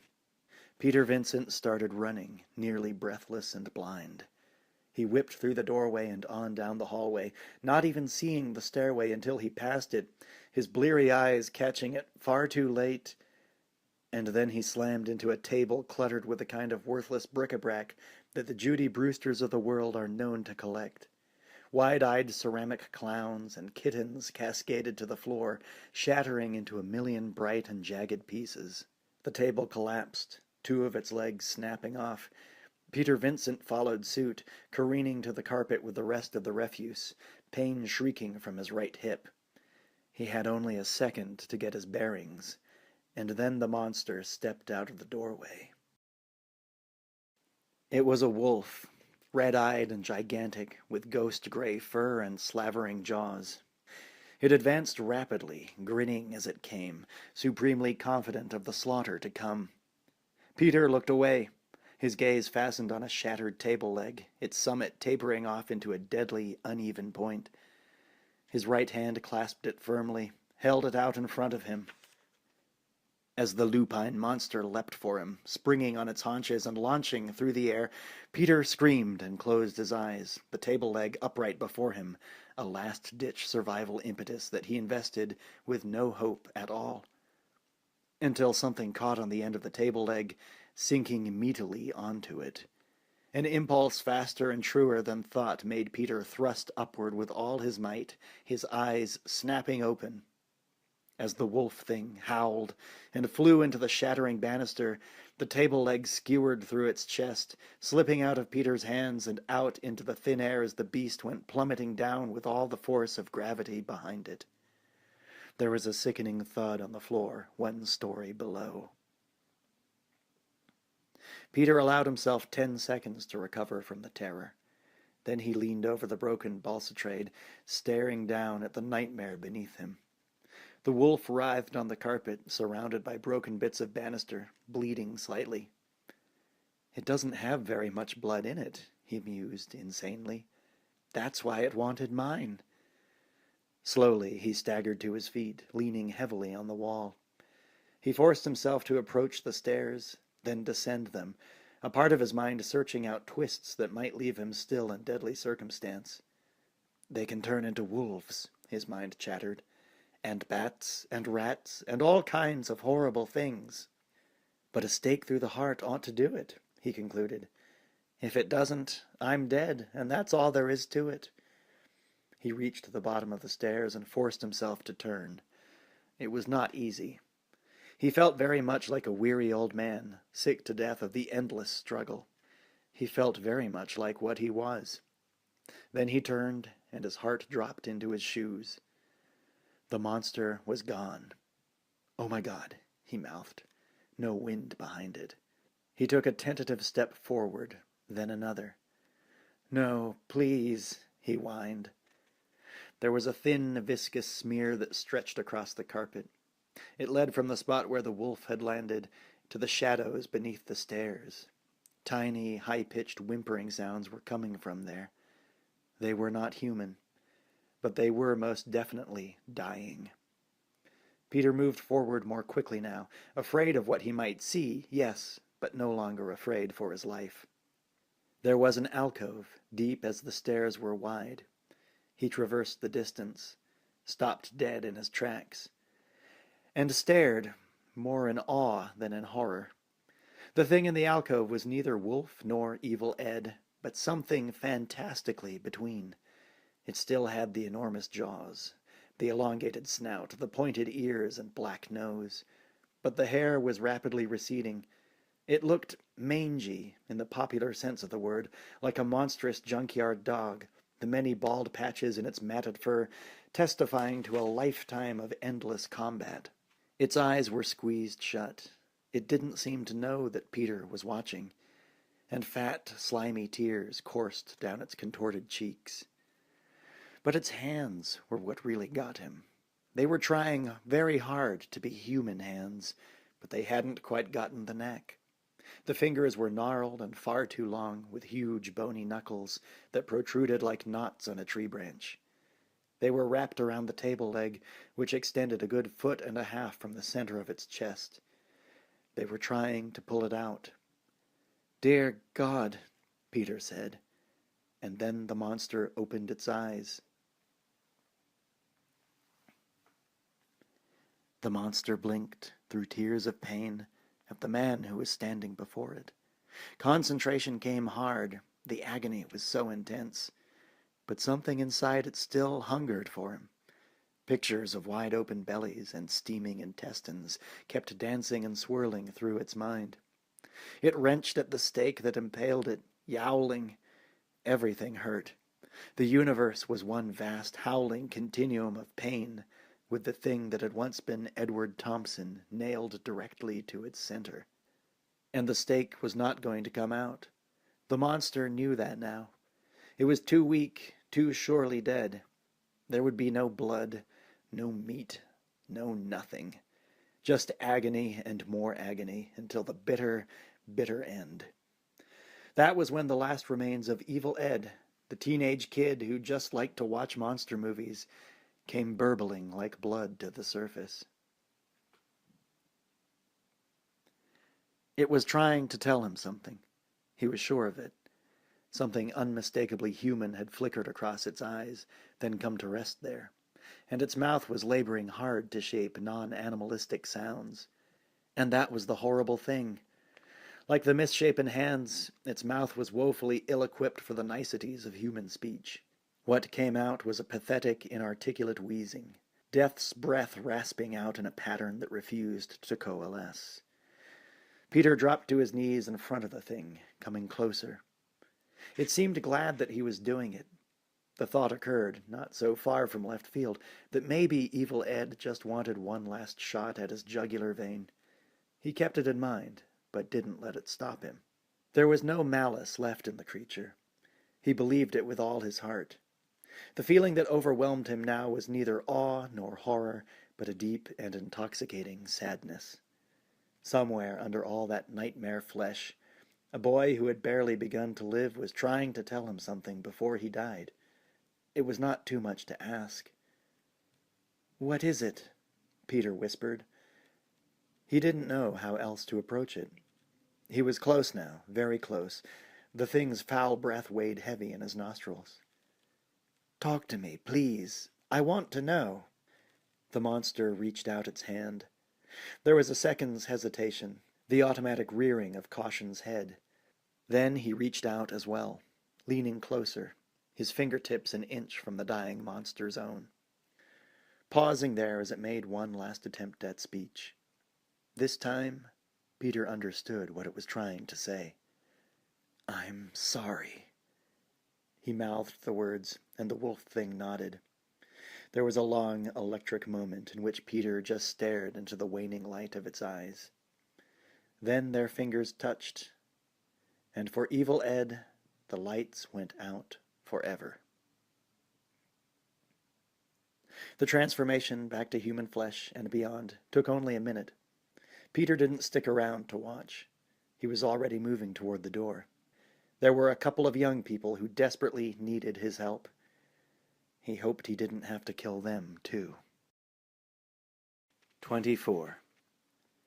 Dandridge walked into his bedroom with Charlie's inert form draped blithely over his shoulder. He threw him to the floor with an unceremonious thud. The force of landing shocked Charlie out of his stupor, horror blooming in his eyes several seconds before he regained motor control. Dandridge smiled reassuringly. "You recognize this room, don't you, Charlie?" "Sure you do. It's my bedroom. I have lots of fun in here. But I don't need to tell you about that, do I? Of course, I've done some renovating, he said, gesturing to the windows, which were stoutly boarded up. Something moved to Charlie's left. He turned to find Amy, curled in a fetal position and shivering. Her jacket was gone, her blouse torn and bloody. She looked feverish. Charlie whined low in his throat and crawled toward her. You want her, you got her, Dandridge shrugged. Charlie threw him a hateful glance. Dandridge winked and grinned. Anything for you, babes. Charlie cradled her gently in his arms. Amy, he whispered. The words died on his lips. Amy was comatose, deep in the midst of a supernatural transformation. Her body shook with tiny, fitful tremors. Her eyelids fluttered, revealing shiny black orbs. Her mouth worked spastically, an infant's urge to suckle, and her hands clawed reflexively. You bastard, Charlie whispered, eyes clamped shut in revulsion and pain. Then his temper flared up like a furnace explosion, and he screamed, You bastard! Why? Why her? Dandridge rolled his eyes. Well, you've been such a relentless pain in the ass that I thought you deserved a special punishment. So, you get to watch her change, and then, smiling impishly, you can either kill her yourself, or you can be her first victim. Isn't freedom of choice a wonderful thing? Charlie jumped up and charged him like a pro linebacker, all blind animal rage. Dandridge swatted him out of the air as one might a fly. Charlie smacked into the bureau and slid to the floor, defeated. Okay, kill me, he said, looking up with finality. Just go ahead and kill me. But please, let her go. Dandridge smiled. How touching, he said. Tell you what, I'll take you up on that. I'll kill you first, and then I'll let her go. He paused dramatically at the door. Right over the edge. Then he leaned over and plucked something from the bedside table, tossing it to Charlie like he might toss a biscuit to Rover. You may need this, he said, just before dawn. It hit the floor and rolled to Charlie's feet, 2 feet long, utterly lethal. A wooden stake. No, Charlie moaned, as Dandridge let himself out and locked the door securely behind him. Charlie skittered over to Amy, then held her close to his chest, rocking her like a sick baby. The bare skin of his forearm brushed her lips, and she gummed it intensely, tongue rough as sandpaper. No! Halfway down the hall, Dandridge smiled. It was music, pure and sweet, to his ears. Outside, Peter Vincent regarded the Dandridge house with a curious combination of grim resolve, exhilaration, and raw terror. The house itself grew more squat and malevolent with every passing moment. The virtual certainty of what fate lay inside left him curiously calm, as if he had waited his whole life for this, his finest moment. After all, not every artist gets to face his fear and his lifelong fantasy and prevail. But Herbert McCooley would, if he had to die in the process. He entered the house quietly, not exactly sure where to begin. At the end of the hall, the door to the basement steps stood ajar. Muffled voices came from below. Turning, he ascended the stairs, his footsteps muffled by the thick oriental runner. He paused at the landing, staring at the enormous stained-glass portal that dominated the stairway. It was darkened now, its colors muted, but soon, he glanced at his watch, 4 o'clock. The sun would filter through, showering the room with color. He hoped he'd live to see it. The upstairs hallway, too, was darkened, lit only by streetlights that filtered in through the windows at either end. He tiptoed along, gingerly twisting each doorknob, his heartbeat thudding in his chest. The 4th one was locked. "Charlie?" he whispered, knocking ever so gently. Charlie looked up. "Peter," he said softly. "Peter?" "Yes," came the muffled voice from the other side. "Peter, I've got Amy. She needs help. Get me out of here." A moment's pause. Peter? My God, if anything's happened to him. Charlie, I'm going to have to break down the door. Make as much noise as you can. Scream, smash things, do whatever you can. Screaming and smashing things won't be hard, he thought. All I have to do is look at Amy. Okay, he said. Downstairs, Jerry and Billy busied themselves in the basement. They emptied out a packing crate and spread a thin layer of dirt from Jerry's coffin inside it. This they mixed with a thicker layer of local soil. Rancho Corvallis soil. For Amy. Billy looked at Dandridge gravely. Dear me, he said. I do hope that she's a local girl. Dandridge broke up laughing, and Billy joined in, their glee punctuated by a faraway sound. The sound of screaming. They paused in the midst of their preparations. The vampire smiled a sweet, chilling smile, nodding up the stairs. I believe someone is waking up, he said. Peter considered himself very fortunate that the lock gave out on the first try, as his shoulder felt certain to give out on the second. Real wooden doors were considerably more formidable than their cinematic counterparts, and his shoulder throbbed as he approached Charlie. On the floor, Amy was curled into a full fetal position, her body twitching and slick with sweat. Charlie's voice trembled with ill-concealed panic. He bit her, Peter. She's changing. What are we going to do? Peter knelt over her like a medic giving triage. He pulled back her eyelid, revealing the first traces of red in her swollen iris. Her lips skinned back in a hideous rictus, her incisors veritable fangs now. Her breath smelled like sump water, flecks of foul spittle collecting in the corners of her mouth. He reached into a secret pocket in his cloak, withdrawing a small vial. Uncapping it, he looked at Charlie and said, Hold her head. We've got to get her to swallow some of this. Charlie regarded the vial warily. What's that? He said. It looks like more of your bogus holy water. Peter shook his head, intent on Amy. This is real, he said. Now, hold her tightly. She may react quite violently. Charlie nodded and placed his hands firmly on either side of Amy's face. Peter brought the vial to her lips carefully. Every muscle in her body went rigid. Steeling himself, he tilted the vial back. Amy exploded in a fit of blind panic, lashing out wildly in every direction. She caught Charlie with a backhanded glancing blow that sent him careening into the end table with a crash. Peter leapt back, barely avoiding the hand that clawed at his eyes, and dropping the vial in the process. The blessed water leaked harmlessly onto the carpet, leaving a small wet spot. Amy spun wildly about on her hands and knees, seeing nothing, hissing like a lizard, and placed her hand full upon the spot. There was a shriek and the sizzle of blistering flesh. Amy fell back, her features contorting in agony, oblivious to everything but her pain.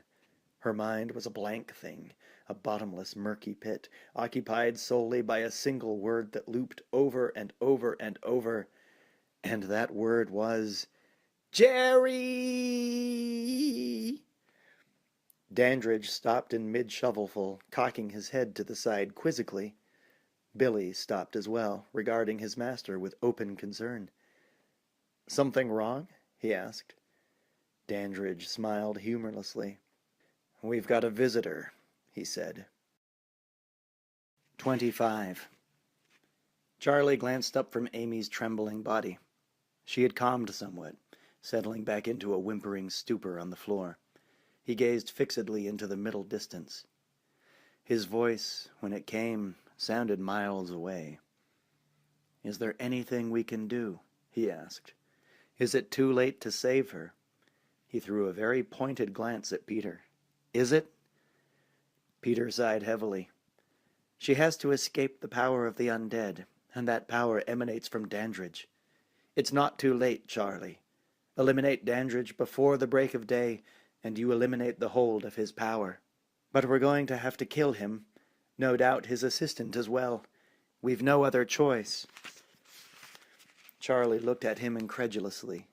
This is news? What the hell do you think I've been trying to do all this time? Teach him assertiveness training? Jesus Christ. I know the bastard has to die. I've known it all along." Peter looked hurt and defensive. "But I didn't know, and it took all of this to convince me. It's not the easiest thing in the world to believe, and you are scarcely the world's most diplomatic salesman." Charlie stared at him, not wanting to pursue it further, unable to back off. He drew a deep breath and said, as evenly as possible, "Do you believe me now?" Peter nodded. "Look, let's not be huffy," he said. "There's too much to do and not much time to do it." He glanced at his watch. 4:35. Time enough, he hoped. They stepped out of Dandridge's bedroom, melding into the shadows of the hall. Peter moved deftly through the darkness with well-honed precision. Just like in Fangs of Night, when you get right down to it, he thought. Charlie fell in behind, clutching the stake with sweaty palms as they made their way silently toward the great staircase, unaware of the shadows that closed in behind them.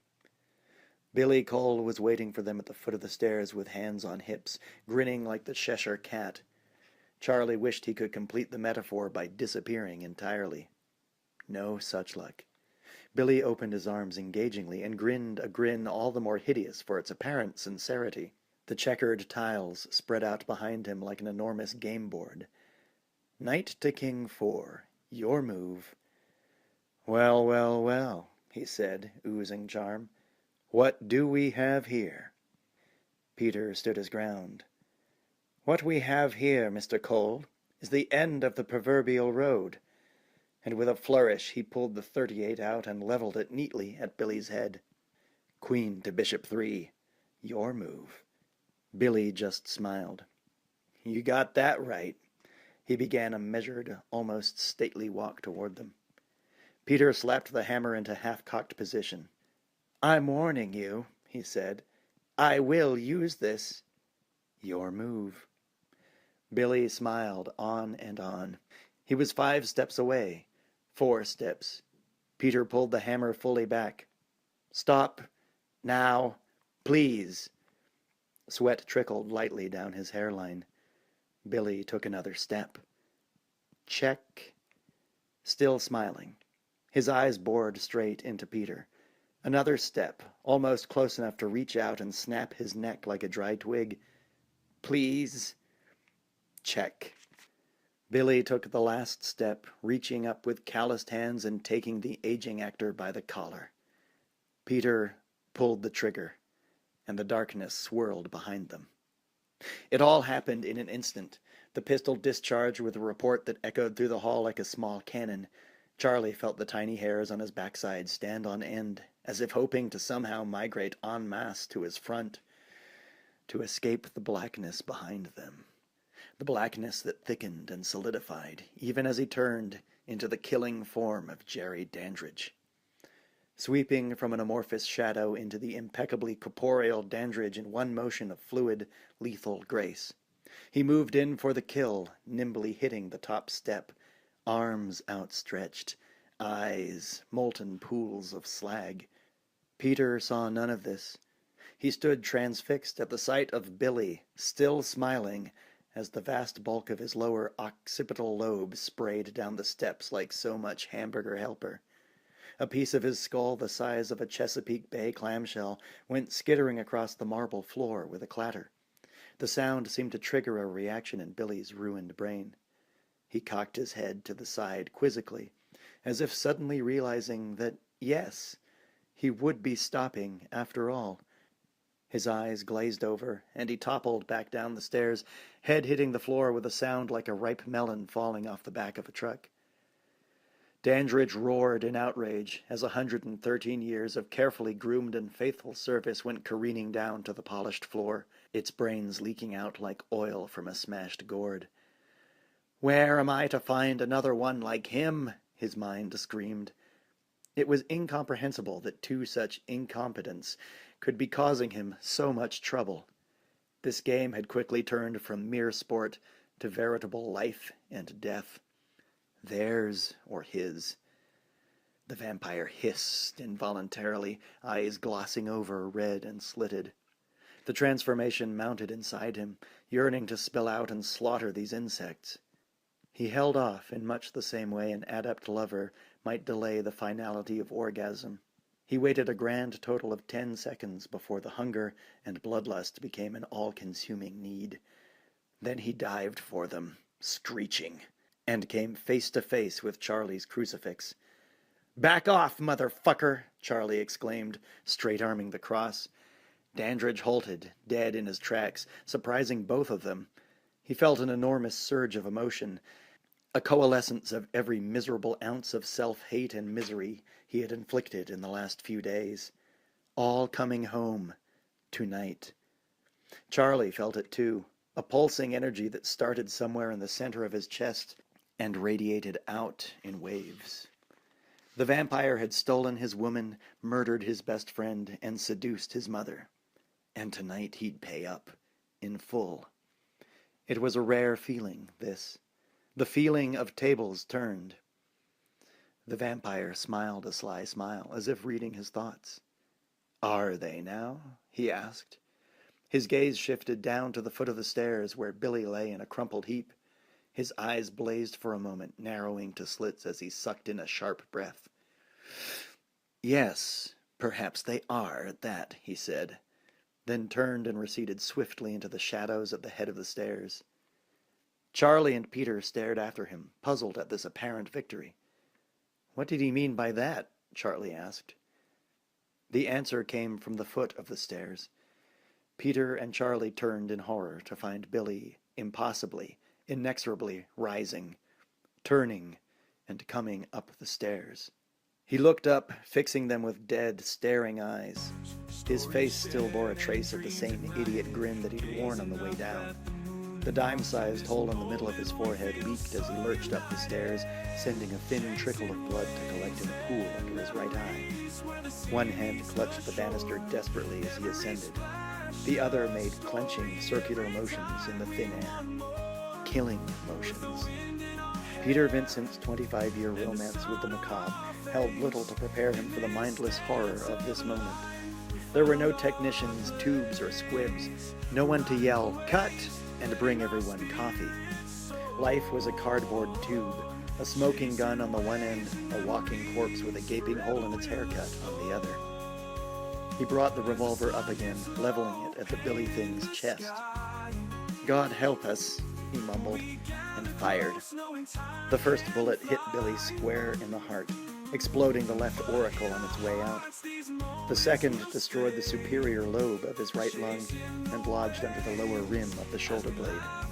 The third, fourth, and fifth scattered about, randomly taking out the left lung, a kidney, and his spleen. All of which mattered to the Billy Thing about as much as a Congressional Medal of Honor. He was a blank-faced killing machine, running on automatic pilot as he closed the distance with reflexive clenching hands. Peter was rigid with disbelief, every neuron in his brain on overload. The delicate fabric of reality was blown away along with any hope in the gun clicking emptily in his hand. He was utterly frozen as the Billy Thing completed its earlier goal, wrapping its calloused fingers around his throat and starting to squeeze. And Charlie stepped forward, ramming his stake 4 inches into the creature's heart. The Billy Thing relaxed its grip momentarily, allowing Peter to pull away. The actor fell back, choking and rasping for breath.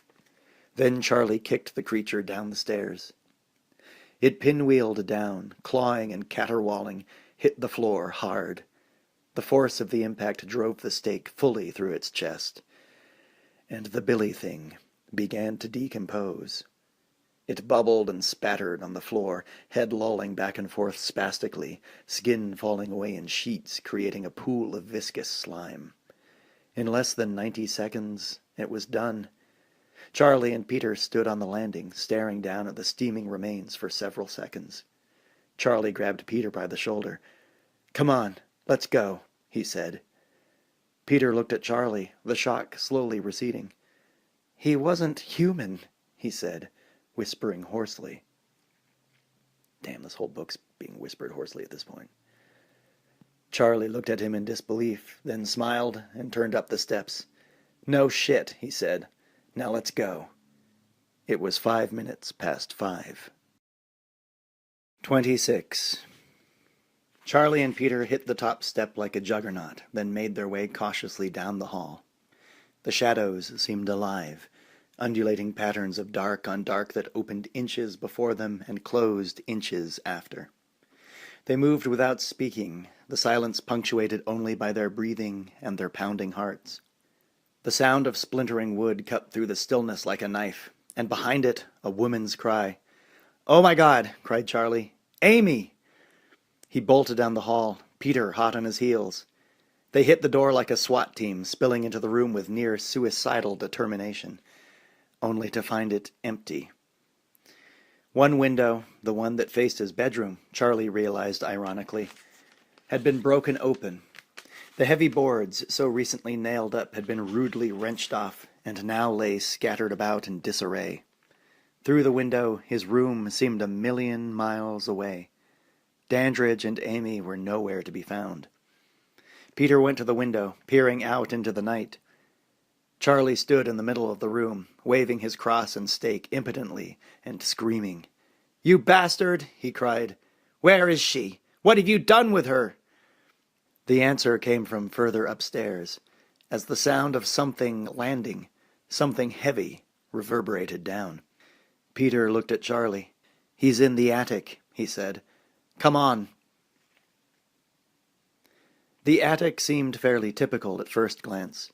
Huge, sprawling gables shrouded in darkness, boxes and crates piled up along the walls, rodent droppings crunched underfoot, the musty smell of time.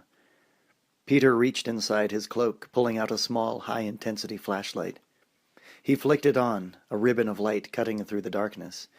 Dozens of glistening shapes scurried for cover. Rats. The attic was filled with them, fat, bloated little suckers scuttling in the corners, on the crates, over the bundle by the smashed window. "The bundle," Charlie thought. "No!" he cried, racing across the attic. Rats dived for cover, chittering madly. It was Amy. She lay trussed in a bedsheet, covered with shards of glass, as though hurled through the window like a sack of potatoes. Rats crawled over her prone form at will. She looked dead, or very, very close. Whimpering, near hysterical, Charlie swatted the rodents away with his bare hands. He checked her pulse and murmured her name. Not dead yet, he thought, but damn near. He looked up at the shattered window, then turned to Peter. God damn him! Where is he? Dandridge hungered on the roof like a nightmare weather vane, eyes rolled back in his head. He rocked back and forth on his haunches, feeling the tendrils of awareness snake out and down to his seed. His lips stretched back in a grimace, revealing his teeth. "Awake, Amy, awake," he whispered sibilantly. "I command you, rise." In the attic below, Peter cried out, "Charlie, come here quickly." Charlie pulled himself away from Amy, hurried to Peter's side. He didn't notice her eyelids flutter, snap open, bright red. "Show me how much you love me, Amy." Silently, she rose. "Kill them. Kill them both." Peter was standing by the window. Before him was a large, ornate chest. His flashlight illuminated the polished wood, the brass fittings. Charlie looked at him. "Do you think it's his?" he asked. Peter regarded it suspiciously. "Only one way to find out. Brace yourself. We'll have to act fast." Charlie nodded, grabbing the lid. Peter readied his stake, prepared himself, and gave the signal. Charlie yanked the lid open hard, Peter stabbing down and impaling 6 bedsheets. "Shit," Peter muttered. Charlie looked up at him, half smiling, and saw Dandridge hovering impossibly outside the window, one taloned hand reared back and ready to strike. "Peter, behind you!" he screamed. Peter whirled and dove for cover as the hand smashed through the glass. Charlie backed away instinctively, right into Amy's outstretched arms. "Charlie," she croaked, her voice an insane parody of human speech. Kind of like my voice. She smiled, her lips cracking as they stretched over newly grown fangs. Her tongue flitted in and out, dry and swollen. She was very, very thirsty. "Ack!" Charlie screeched. He fell back, stake clattering to the floor, still caught in her clutching grasp. She landed on top of him, scrabbling clumsily toward his throat. Her eyes glowed like fog lamps, seeing nothing. "Charlie!" Peter looked up, eyes bulging. Dandridge was nowhere in sight. Quickly he grabbed the stake off the floor and positioned himself behind Amy, ready to deliver the killing blow. Charlie screamed, "Peter, no!" Amy, still weak from the transformation, smacked her lips in anticipation. And from far off downstairs, laughter. Harsh, mocking laughter. "Son of a bitch," Peter thought, and, switching grips on the stake, placed a well-delivered blow to the base of Amy's skull. She went out like a light, slumping over Charlie's sprawling form. He pushed her off gently, but not without a sense of revulsion. "She smells so rotten," he thought. Peter hoisted him up. "Thanks," he said, somewhat sheepishly. "You saved my life." "My pleasure," beamed the actor. "Now let's go find that son of a bitch. We're not the only ones who are running out of time." He turned and headed for the stairs. Charlie glanced at his watch. 5:50. Where do you think he is? Peter shrugged. He's got nowhere to go but down. Charlie and Peter hit the hallway, Peter pausing to drop the catch on the attic door.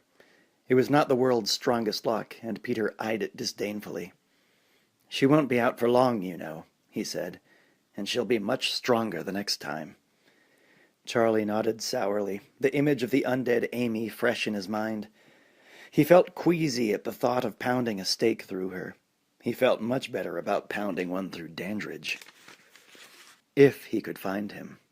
They moved along in silence, Charlie half lost in thought, Peter a walking bundle of paranoid nerve endings. They were about 10 steps from the head of the stairs when they heard it. Very soft, very deliberate. "What was that?"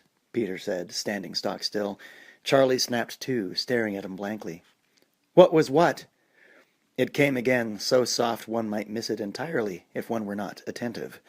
The sound of wood creaking on brass hinges.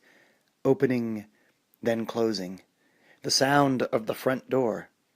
"Son of a bitch!" Charlie yelled, hurtling past Peter Vincent. He bounded down the steps, taking them 3 at a time. From the landing he caught a fleeting glimpse of his prey, as long, taloned fingers slid gracefully around the door, closing it with a click. It took maybe 10 seconds to clear the bottom steps of the sprawling billy thing's oily remains. Another 3 to hit the door and fling it open, murder in his heart. But by then it was gone. "Damn!" Charlie yelled. "Damn, damn, damn, damn!" Peter stood at the top of the stairs, staring down from the promenade. "Charlie!" he yelled. "Get away from the door! It could be a trap!" Charlie almost wished it was. Anything would beat this peekaboo bullshit, he thought. "Dandridge, show your face if you're so tough," he called out. Peter looked at him like he'd just swallowed a turd. "Charlie!" he squeaked. Charlie had about had it. He whirled around like a teenage collie cultist waving his cross. "Dandridge! Come on out and kill me if you can." "Charlie, come here," Peter cried, adamant. "Dandridge is a chicken shit dough-wad.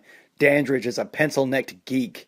Dandridge is afraid of his own shad—" He was cut off mid-epithet as every clock in the Dandridge house went off in ragged unison, a cacophony of tones and timbers, all pointing to one crucial fact: the time. 6 o'clock. Charlie stared up at Peter Vincent, smiling wickedly. Peter looked at him like the original stern father figure, was about to repeat, "Charlie, you get up here right this minute," when the enormous stained-glass window behind him shattered inward, spraying him with a rainbow of glistening shards. He threw his arms up protectively and crouched down. "Not nice," hissed the vampire just a few feet away. Très gauche." Peter Vincent was slack-jawed with terror. It took considerably more will than he thought he had to even speak. His voice came out forced and brittle. "Charlie, stay right there," he said. "I mean it." Dandridge winked at him patronizingly. "So," he crooned, "just the two of us, eh? Real man-to-man stuff. I like that." He nudged conspiratorially, circling for the kill. Peter pulled his cross out reflexively, holding it at arm's length. Dandridge smiled a long smile. "I told you before. You have to have faith for that, you pathetic old man. Let me tell you something about my kind," he continued, his voice cutting the air like a razor. "You'll no doubt find this information utterly absorbing. We kill for 3 reasons: for food, for spawn, and for sport. The latter is decidedly the most painful. Your way, Mr. Vincent." Dandridge moved in, closer and closer, his words simultaneously degrading and hypnotic. The world seemed to close in around Peter as the vampire spoke, blinding him to everything but his words, his mouth, his teeth. And then, just as he was about to slip over the edge, he saw it, and the cognizance of it brought him back, made him whole again. Seeing it made him think the whole affair very, very funny. He wanted Dandridge to see it, too. Dandridge felt something go subtly askew. One moment the old fart was putty in his hands, the next he was awake, aware, and smiling. Peter Vincent beamed like an only child on Christmas morning. The cross seemed to grow heavier in his hands. He let it drop slightly, clearing his throat. "Mr. Dandridge," he said, "I have learned several things of inestimable value this night. First, that you are above all else an insufferable ass, and second," he winked, "even a pathetic old man can have his day. Look over your shoulder." Dandridge turned with mounting horror to see the first pink tendrils of dawn breaking over the neighboring rooftops. He let out a little primal screech, then whirled to face Peter Vincent. Peter held up the cross, the tiniest scintilla of dawn pinging off it like red-hot needles, firing straight into Dandridge's eyes. "No!" he hissed, and broke away. He ran to the stairs to find Charlie at the bottom, his cross another impenetrable obstacle. "Got him!" Charlie cried, and then they heard the shrieking, clawing sound coming down the hall, from the attic. "Amy," said Charlie, faltering, showing an instant of indecision. In that instant, Dandridge leapt.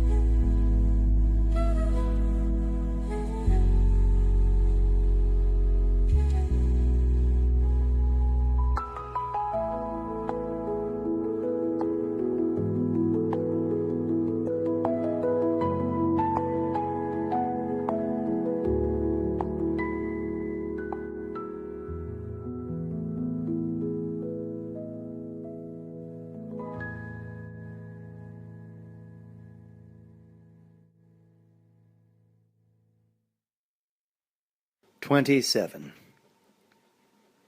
By his own admission, Charlie had experienced close to 3,400 hours of cinematic horror and mayhem in his brief life. He had seen giant carnivorous rabbits, 12-year-olds in the throes of demonic possession, dogs split open and spewing the tendrils of alien hosts, an endless parade of vampires, psychos, and blood-sucking freaks. He had seen special effects that ranged from the insanely laughable to the mind-bendingly authentic. He had seen nothing to prepare him for the sight of Jerry Dandridge diving headfirst toward him and mutating on the way, arms twisting and stretching into wings, incredibly huge, 8 feet if they were an inch, legs stunting in mid-fall, shriveling into tiny hooked appendages, body bristling even as it shrank, and his face. His face was the worst. It led the charge, mouth gaping and screeching, down and down. Charlie ducked at the last moment, and the bat thing snatched at him, coming away with a bleeding divot of scalp. Charlie screamed and clutched his head. The bat thing arched high toward the vaulted ceiling, turned, swooped again, and ran straight into Peter Vincent, coming down the stairs. It bowled him over, attaching itself to his neck viciously, all teeth and tiny claws and furious beating wings. They fell to the floor in a heap, Peter fighting the onslaught desperately, the creature tearing at him and trying to secure a killing hold. Charlie raced forward, grabbing it roughly by the wings, and the bat thing lashed out, jaws snapping, and fastened itself to his hand, shaking it like a pit bull shakes a rat, the blood spurting hot and black. Charlie fell back with a howl, and the bat thing turned back to Peter Vincent, pausing only once to arc its head back and laugh, an insane, impossible cackle that burst from its tiny lungs as the nightmare visage turned back on the prostrate form beneath it, eyes shiny and mad with bloodlust, utterly unaware of the soft, bright beams of morning sun that inched down the stairs. The killing sun. Charlie looked up in pain to find Peter on his last legs, unable to fight any longer. The bat thing reared its head in triumph, and the first light of day hit it square in the head. Its scream was a hideous, bleating thing. It pulled its head away, one side crisping under the prolonged exposure. It jerked away from Peter Vincent and careened down the hall toward the basement, knocking over furniture and knickknacks as it went. A thick, acrid plume of smoke trailed after it. It smelled of dead things left too long in the sun. Charlie crawled over to Peter Vincent, who lay coughing in the warming sun. "My God, Peter, are you all right?" he asked. Peter nodded, bruised and scratched, but miraculously unhurt. They looked around, the sudden stillness entirely unnerving. Peter groaned. "Charlie, help me up," he said. "We don't have much time." Wounded and disheveled, they made their way toward the cellar door, not knowing that something else made its way downward through a darkened rear stairwell. Something changed, something growing, something very, very hungry. 28. They descended the stairs to the basement with roughly the same enthusiasm Dante reserved for the Inferno. The darkness was complete, the only visibility provided by Peter's flashlight. It cut swaths across the darkness, revealing a hodgepodge of musty furniture, all covered by heavy canvas drop-cloths. Beyond them were what appeared to be 4 rather large windows, covered with securely fastened blackout drapes. And there were rats. The flashlight illuminated scuttling bodies darting in and out of the row of antiques, poking whiskered faces out of bookshelves and cubbyholes, indignant at the intrusion. Not a lot, no great hordes, but enough to preserve the aura of decay. No coffin, though. After a dozen sweeps of the beam, Peter saw no sign of Dandridge or his coffin. Charlie stood beside him in the darkness, holding a kerchief to his scalp. The wound wasn't deep, thank God, but it had bled, and thin rivulets dried and caked on his cheeks. They glanced at each other, and without a word began ripping the dust covers from the furniture. They found several mirrors, evidently removed from pieces of furniture upstairs, a rather imposing chest of drawers, an armoire, and several pieces worthy of Sotheby's. But no coffin. Then Peter noticed the rats. Rats everywhere, but a concentration of them seemed to favor the armoire. He dropped down to the floor, training his flashlight underneath. His eyes bulged wide in his head. "Charlie, help me move this thing." They grabbed matter-of-factly and heaved, and the rats poured out in a flood, beady-eyed and bloated. Charlie and Peter just stared, silently mouthing "Jesus Christ" in unison. It was an alcove, tiny and oppressive. The stone walls were cold and mildewed. Another window, recently bricked up, adorned one wall. Probably hadn't had enough time to do the others, Charlie thought. The rats were everywhere, hundreds of them, chittering and squawking at the intrusion, and 2 coffins, one ornate, hardwood, brass-bound, the other plain, little more than a large packing crate. Peter looked in the lesser, feeling the soil. There was something inside. Carefully, he picked it up, shining his flashlight upon it. It was a jacket. Amy's jacket. Charlie moaned at the sight of it. He'd almost forgotten her in the madness of the last few minutes. He threw a concerned look at Peter, whispering her name. As if on cue, the stairs creaked. Charlie started back in the darkness toward the door. Peter called out, hoping to stop him. No such luck. In an instant, the shadows swallowed him up. Peter rushed over to the coffin, grabbing the lid with shaking hands, only to find it resist. The clasps released all right, but some internal mechanism was evidently in place. So he did what any vampire hunter worth his salt would do in such circumstances. He picked the lock. Charlie picked his way carefully through the darkness, afraid of what he'd find, more afraid of not finding it. It, the girl he loved, the once and future Mrs. Charles Brewster. He pressed on, his eyes slowly adjusting to the darkness. He couldn't stand it. The pain, the loss, the destruction of his car, his friends, his love life, his whole life. It was too much. It was unbearable. It was standing before him, calling his name. Charlie. He recoiled instantly. Amy looked hurt. She brought her hands to her throat coquettishly. "Don't be afraid, Charlie," she purred. "It's only me, Amy." Her voice trailed off. She advanced slowly with a husky sensuality he'd never dared dream of. Her eyes burned into him, red-rimmed and horrible, yet somehow soft. Yes, soft and wanting. She wants me. The thought appeared in his mind of its own volition, a palpable thing. Amy smiled knowingly, unbuttoning her blouse as she spoke. Charlie stared unbelievingly. She was naked underneath. She ran her hands from her belly to her breasts, an inviting, languorous gesture. "What's wrong, Charlie? Don't you want me any more?" He did. He felt himself slipping, wanting to slide fully into her need. She had changed. She was ripe fruit dangled in front of a starving man. She smelled of sweet, fresh orchids. Her breasts were full and heavy, responding to her kneading, nipples hard as thimbles. Her belly was firm and quivering, her mons...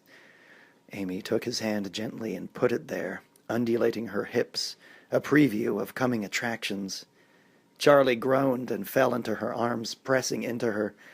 "Nothing matters anymore. Nothing but this, forever and ever and..." He opened his eyes to stare at his beloved. "Oh, Charlie," she breathed. "I love you." His vision blurred, started to fade, but not before he glimpsed himself in a mirror, standing with his arms wrapped around nothing, dry-humping the thin air before him. Reality poured back into him like a bucket of icy seawater. He pushed away from her, thrusting his crucifix forward. She hissed like cold oil on a hot plate, burying her face in her hands. "It's not my fault, Charlie. You promised you wouldn't let him get me. You promised." She started to cry. Charlie faltered, racked with guilt. "Amy, I'm sorry," he whispered, dropping his guard. And Amy whirled, teeth flashing, whipping one delicately clawed hand around to knock the cross, spinning into the darkness. Charlie never knew what hit him. She dropped the thin veneer, advancing on him slowly, like a hungry wolf advances on a cornered buck, sure of itself, sure of the kill. "I know," she smiled, "but you'll do." Peter Vincent heard the commotion, guessed what was happening. He prayed that Charlie could hold out a few more minutes until he got the coffin open. He glanced over at her coffin a few feet away. In desperation, he leaned over and kicked it. It fell to the floor with a clatter, soil spilling everywhere. A scream cut through the darkness, an animal shriek of fear and outrage. Good, he thought. The lock clicked open. Peter threw back the lid, stake in hand. Dandridge lay in his coffin, not breathing, not moving. The entire left side of his face was a mass of seared flesh, the hair burned away, the eyelid drooping. Preview of coming attractions, he thought, and brought the stake down hard. As the vampire's arm lashed out, catching the old man by the throat, its one good eye blazing with raw primal hatred. The stake missed its mark, plowing into the vampire's shoulder as it sat up in the coffin, raising Peter several inches off the floor and throwing him. Amy screamed like a cat in a burning cage, leaping at Charlie. He fell back against one of her mirrors, smashing it to the floor, where it shattered into a million fragments. He landed hard and scrabbled backward like a crab, cutting himself over and over. Peter Vincent landed in a choking heap upon the wreckage of Amy's coffin. Dandridge rose up, the portrait of a dark god, wreaking vengeance on the desecrating infidels. He pulled the stake from his shoulder and flung it, the tip still smoking, across the room. Peter backed against the wall, mind racing. Dandridge scowled horribly. "I've had it with you," the vampire spat. "You are dead meat, my friend." He stood directly over Peter, leaning over to pick him up. As Amy crawled up to Charlie, his blood from a dozen tiny lacerations, more than she could bear. She licked her lips like a dog in an Alpo commercial, thin trails of saliva pouring out the corners of her mouth. Charlie backed into a pile of drop cloths and scrambled up over them until he was flush against the wall. He spread his hands out in either direction, as if hoping to flatten out entirely. Amy grasped his ankles, making horrible smacking sounds, and his left hand found something soft, something thick, the blackout curtain. Dandridge grasped Peter roughly by the lapels. Peter grabbed blindly for anything, a weapon, a prayer, and found both. Dandridge yanked him straight up off the floor, mouth gaping, drawing him close, and Peter Vincent, the great vampire killer, pushed a 14-inch sliver of packing crate squarely into his chest. Dandridge stopped in mid-snarl, his one eye opened wide in shock and agony. Peter twisted out of his grasp. Dimly, the actor could see what was happening on the other side of the room. Charlie kicked at Amy's face, striking a glancing blow. She fell back, and Charlie pulled. The curtain split open with a rending sound, sending a narrow beam of light slicing through the darkness, right into Jerry Dandridge's back. It hit the vampire like a freight train, slamming him against the stone wall and pinning him there, smoldering a solid foot above the floor. He writhed like a slug under a magnifying glass, an endless keening wail issuing up from deep inside him. "No!" A cry echoed raucously by Amy, who watched in horror, her eyes turning milky and blind with terror. Charlie lurched over, reaching behind to grab another curtain. He pulled with both hands, the entire drape coming away this time, flooding the room with light. Charlie grabbed the curtain as it fell, throwing it over Amy protectively.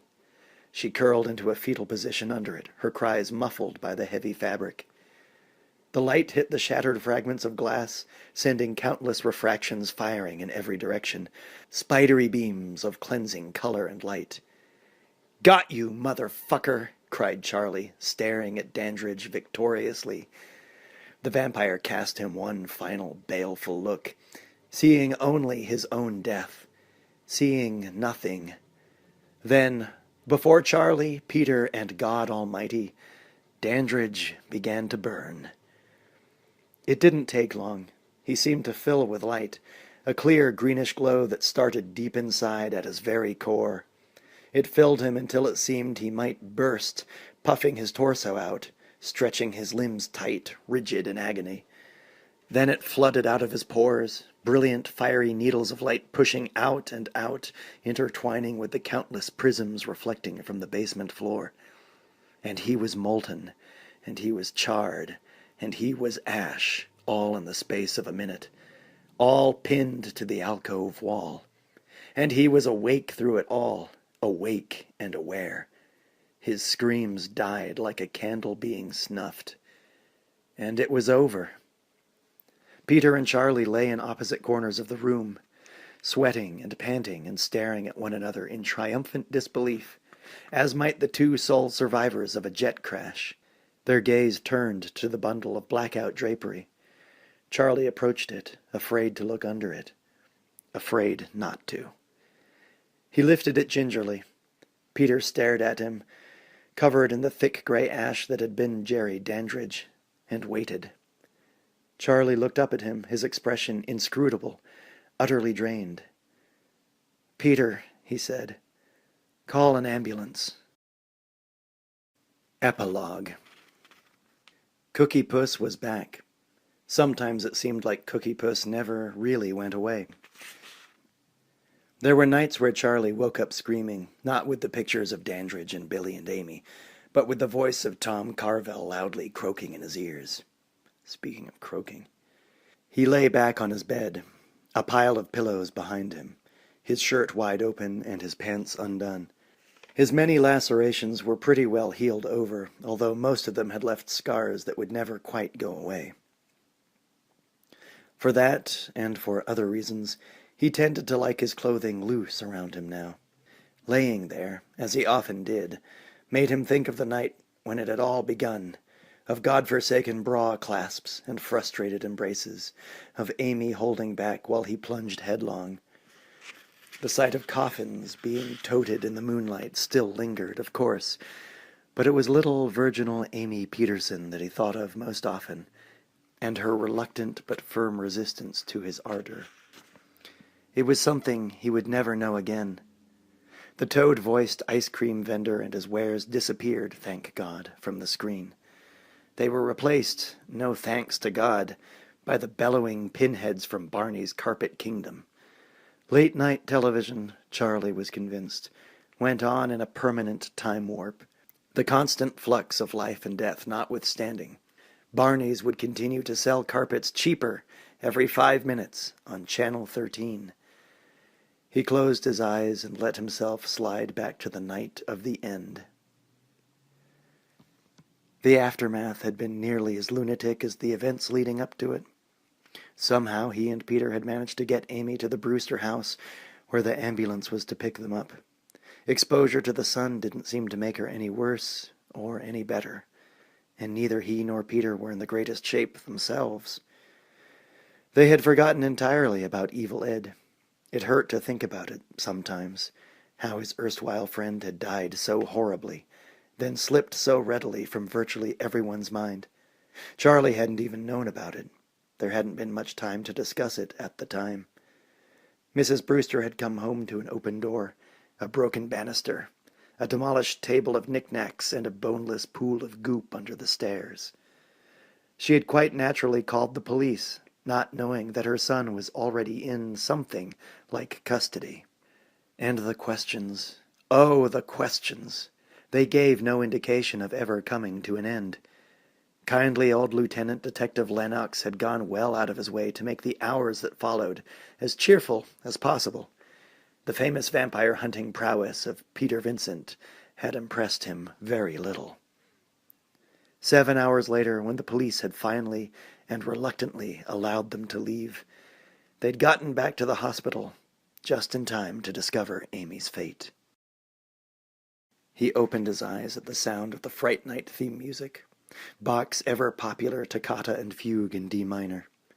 The familiar drippy blood-red logo was draped over the familiar clips of Karloff, Lugosi, 2 generations of Cheneys. followed by the same old cheesy cemetery set, followed by the show's terrific new host. After Peter was fired, one of the wise-ass stagehands had taken a shot at ghost hosting. Within 3 days, half the teenage population of Rancho Corvallis had risen in protest. The station managers had been boggled by the response. The stagehand had gone back to wisecracking from the shadows. The new host stood a good bit taller than the old Peter Vincent. Despite the neck brace, he was a far more formidable presence.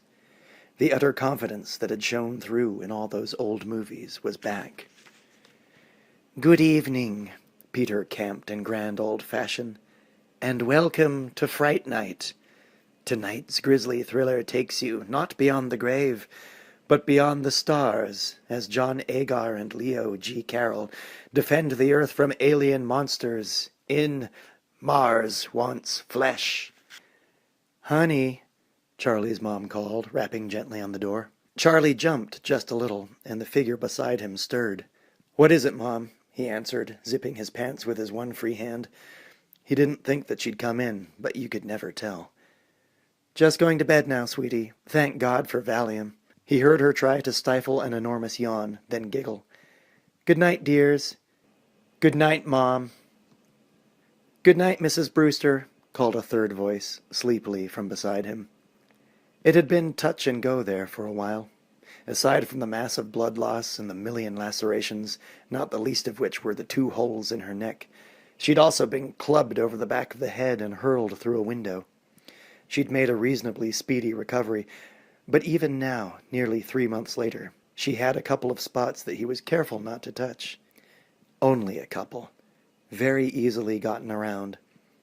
Amy sighed and curled around him. He sighed and held her tight. Her blouse was open, and the greatly enhanced cleavage that Jerry Dandridge had given her pressed sweetly against his naked chest. The one good thing that came of this, he thought happily. He'd skillfully removed her bra 3 hours ago, having mastered the art in the last few weeks of practice. They'd made love twice tonight, in fact, and from the way she was looking at him, the odds were good that they were about to do it again. "Oh, Charlie," his mother interrupted again, this time from down the hall. "Did you notice that there are lights on in the house next door again? I swear, I don't understand why people wait until the middle of the night to move. You'd think they'd be exhausted by the time they—" "Damn," Charlie quietly hissed. Amy rolled her eyes and shrugged her shoulders. He gave her a little peck on the forehead, then dragged himself to his feet and moved to the window. Directly across the way, in what had once been Dandridge's bedroom window, a pair of baleful red eyes stared out at him. "No," he moaned, heart jackhammering in his chest as the glowing red lights blinked once, twice. Amy jumped up from the bed and moved quickly to his side. As the lights blinked again, then veered sharply to the left and disappeared. As the U-Haul trailer backed hesitantly into the driveway, tail lights blinking one last time and then cutting out completely. A harmless-looking middle-aged man in chinos and a jean jacket got out of the car. His equally harmless-looking family could be seen through the living-room window. Amy breathed a sigh of relief and held Charlie tight. "You had me scared for a minute there." She nuzzled his neck. "Now, please come back to bed." Charlie stood, rigid and uncertain, staring at the window that faced his own. The ghost of a woman's scream echoed faintly in his mind. "I'm not so sure, baby," he ventured hesitantly. "I mean, what if something is still knocking around in there? What if—" Amy opened her blouse and brushed her bare breasts against his shoulder blades. "Then you'll deal with it, lover," she smiled. "In the meantime, deal with this." Charlie groaned and turned to her. It was just the trailer lights, he told himself. Of course it was. But what if? Then Amy did something extra specially nice, and the question became instantly moot. "Then you'll deal with it, lover," she'd said, with utter confidence. And if it came down to it, he would. "Right," he whispered, reaching back casually to draw the blinds. And the two of them went back to bed.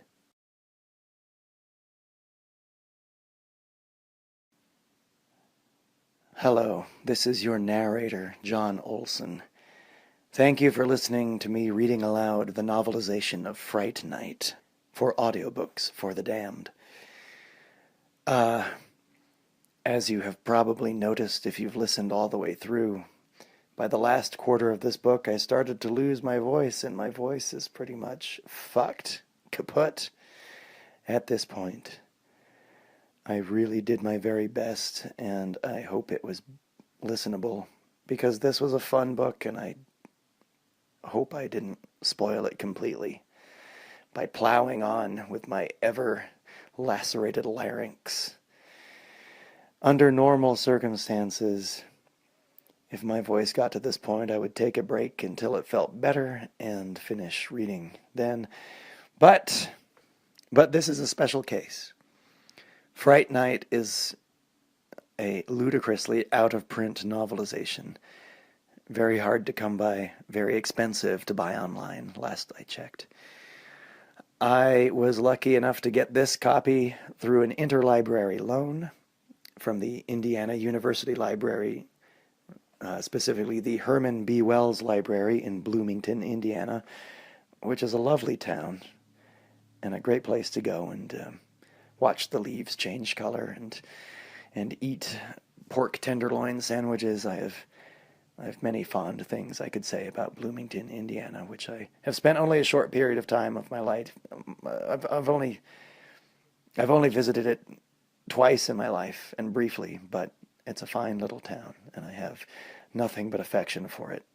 And my affection is enhanced, of course, by one of its libraries providing me with a copy of this hard-to-find novelization so I could read it out loud. Unfortunately, I do have to return this, and renewing is not an option. And as luck would have it, I procrastinated long enough in finishing this so that we come to now. I have less than an hour to get to my local library branch and return this book. And so I had to finish it today. So that is why I plowed on in spite of my voice deteriorating into greater and greater raggediness. And that's just the way things go. So I hope it didn't ruin it completely. Or at all. Anyway, that's my story. And I hope you enjoyed it in spite of the disintegration of my vocal cords near the end. And thanks again for listening to Audiobooks for the Damned.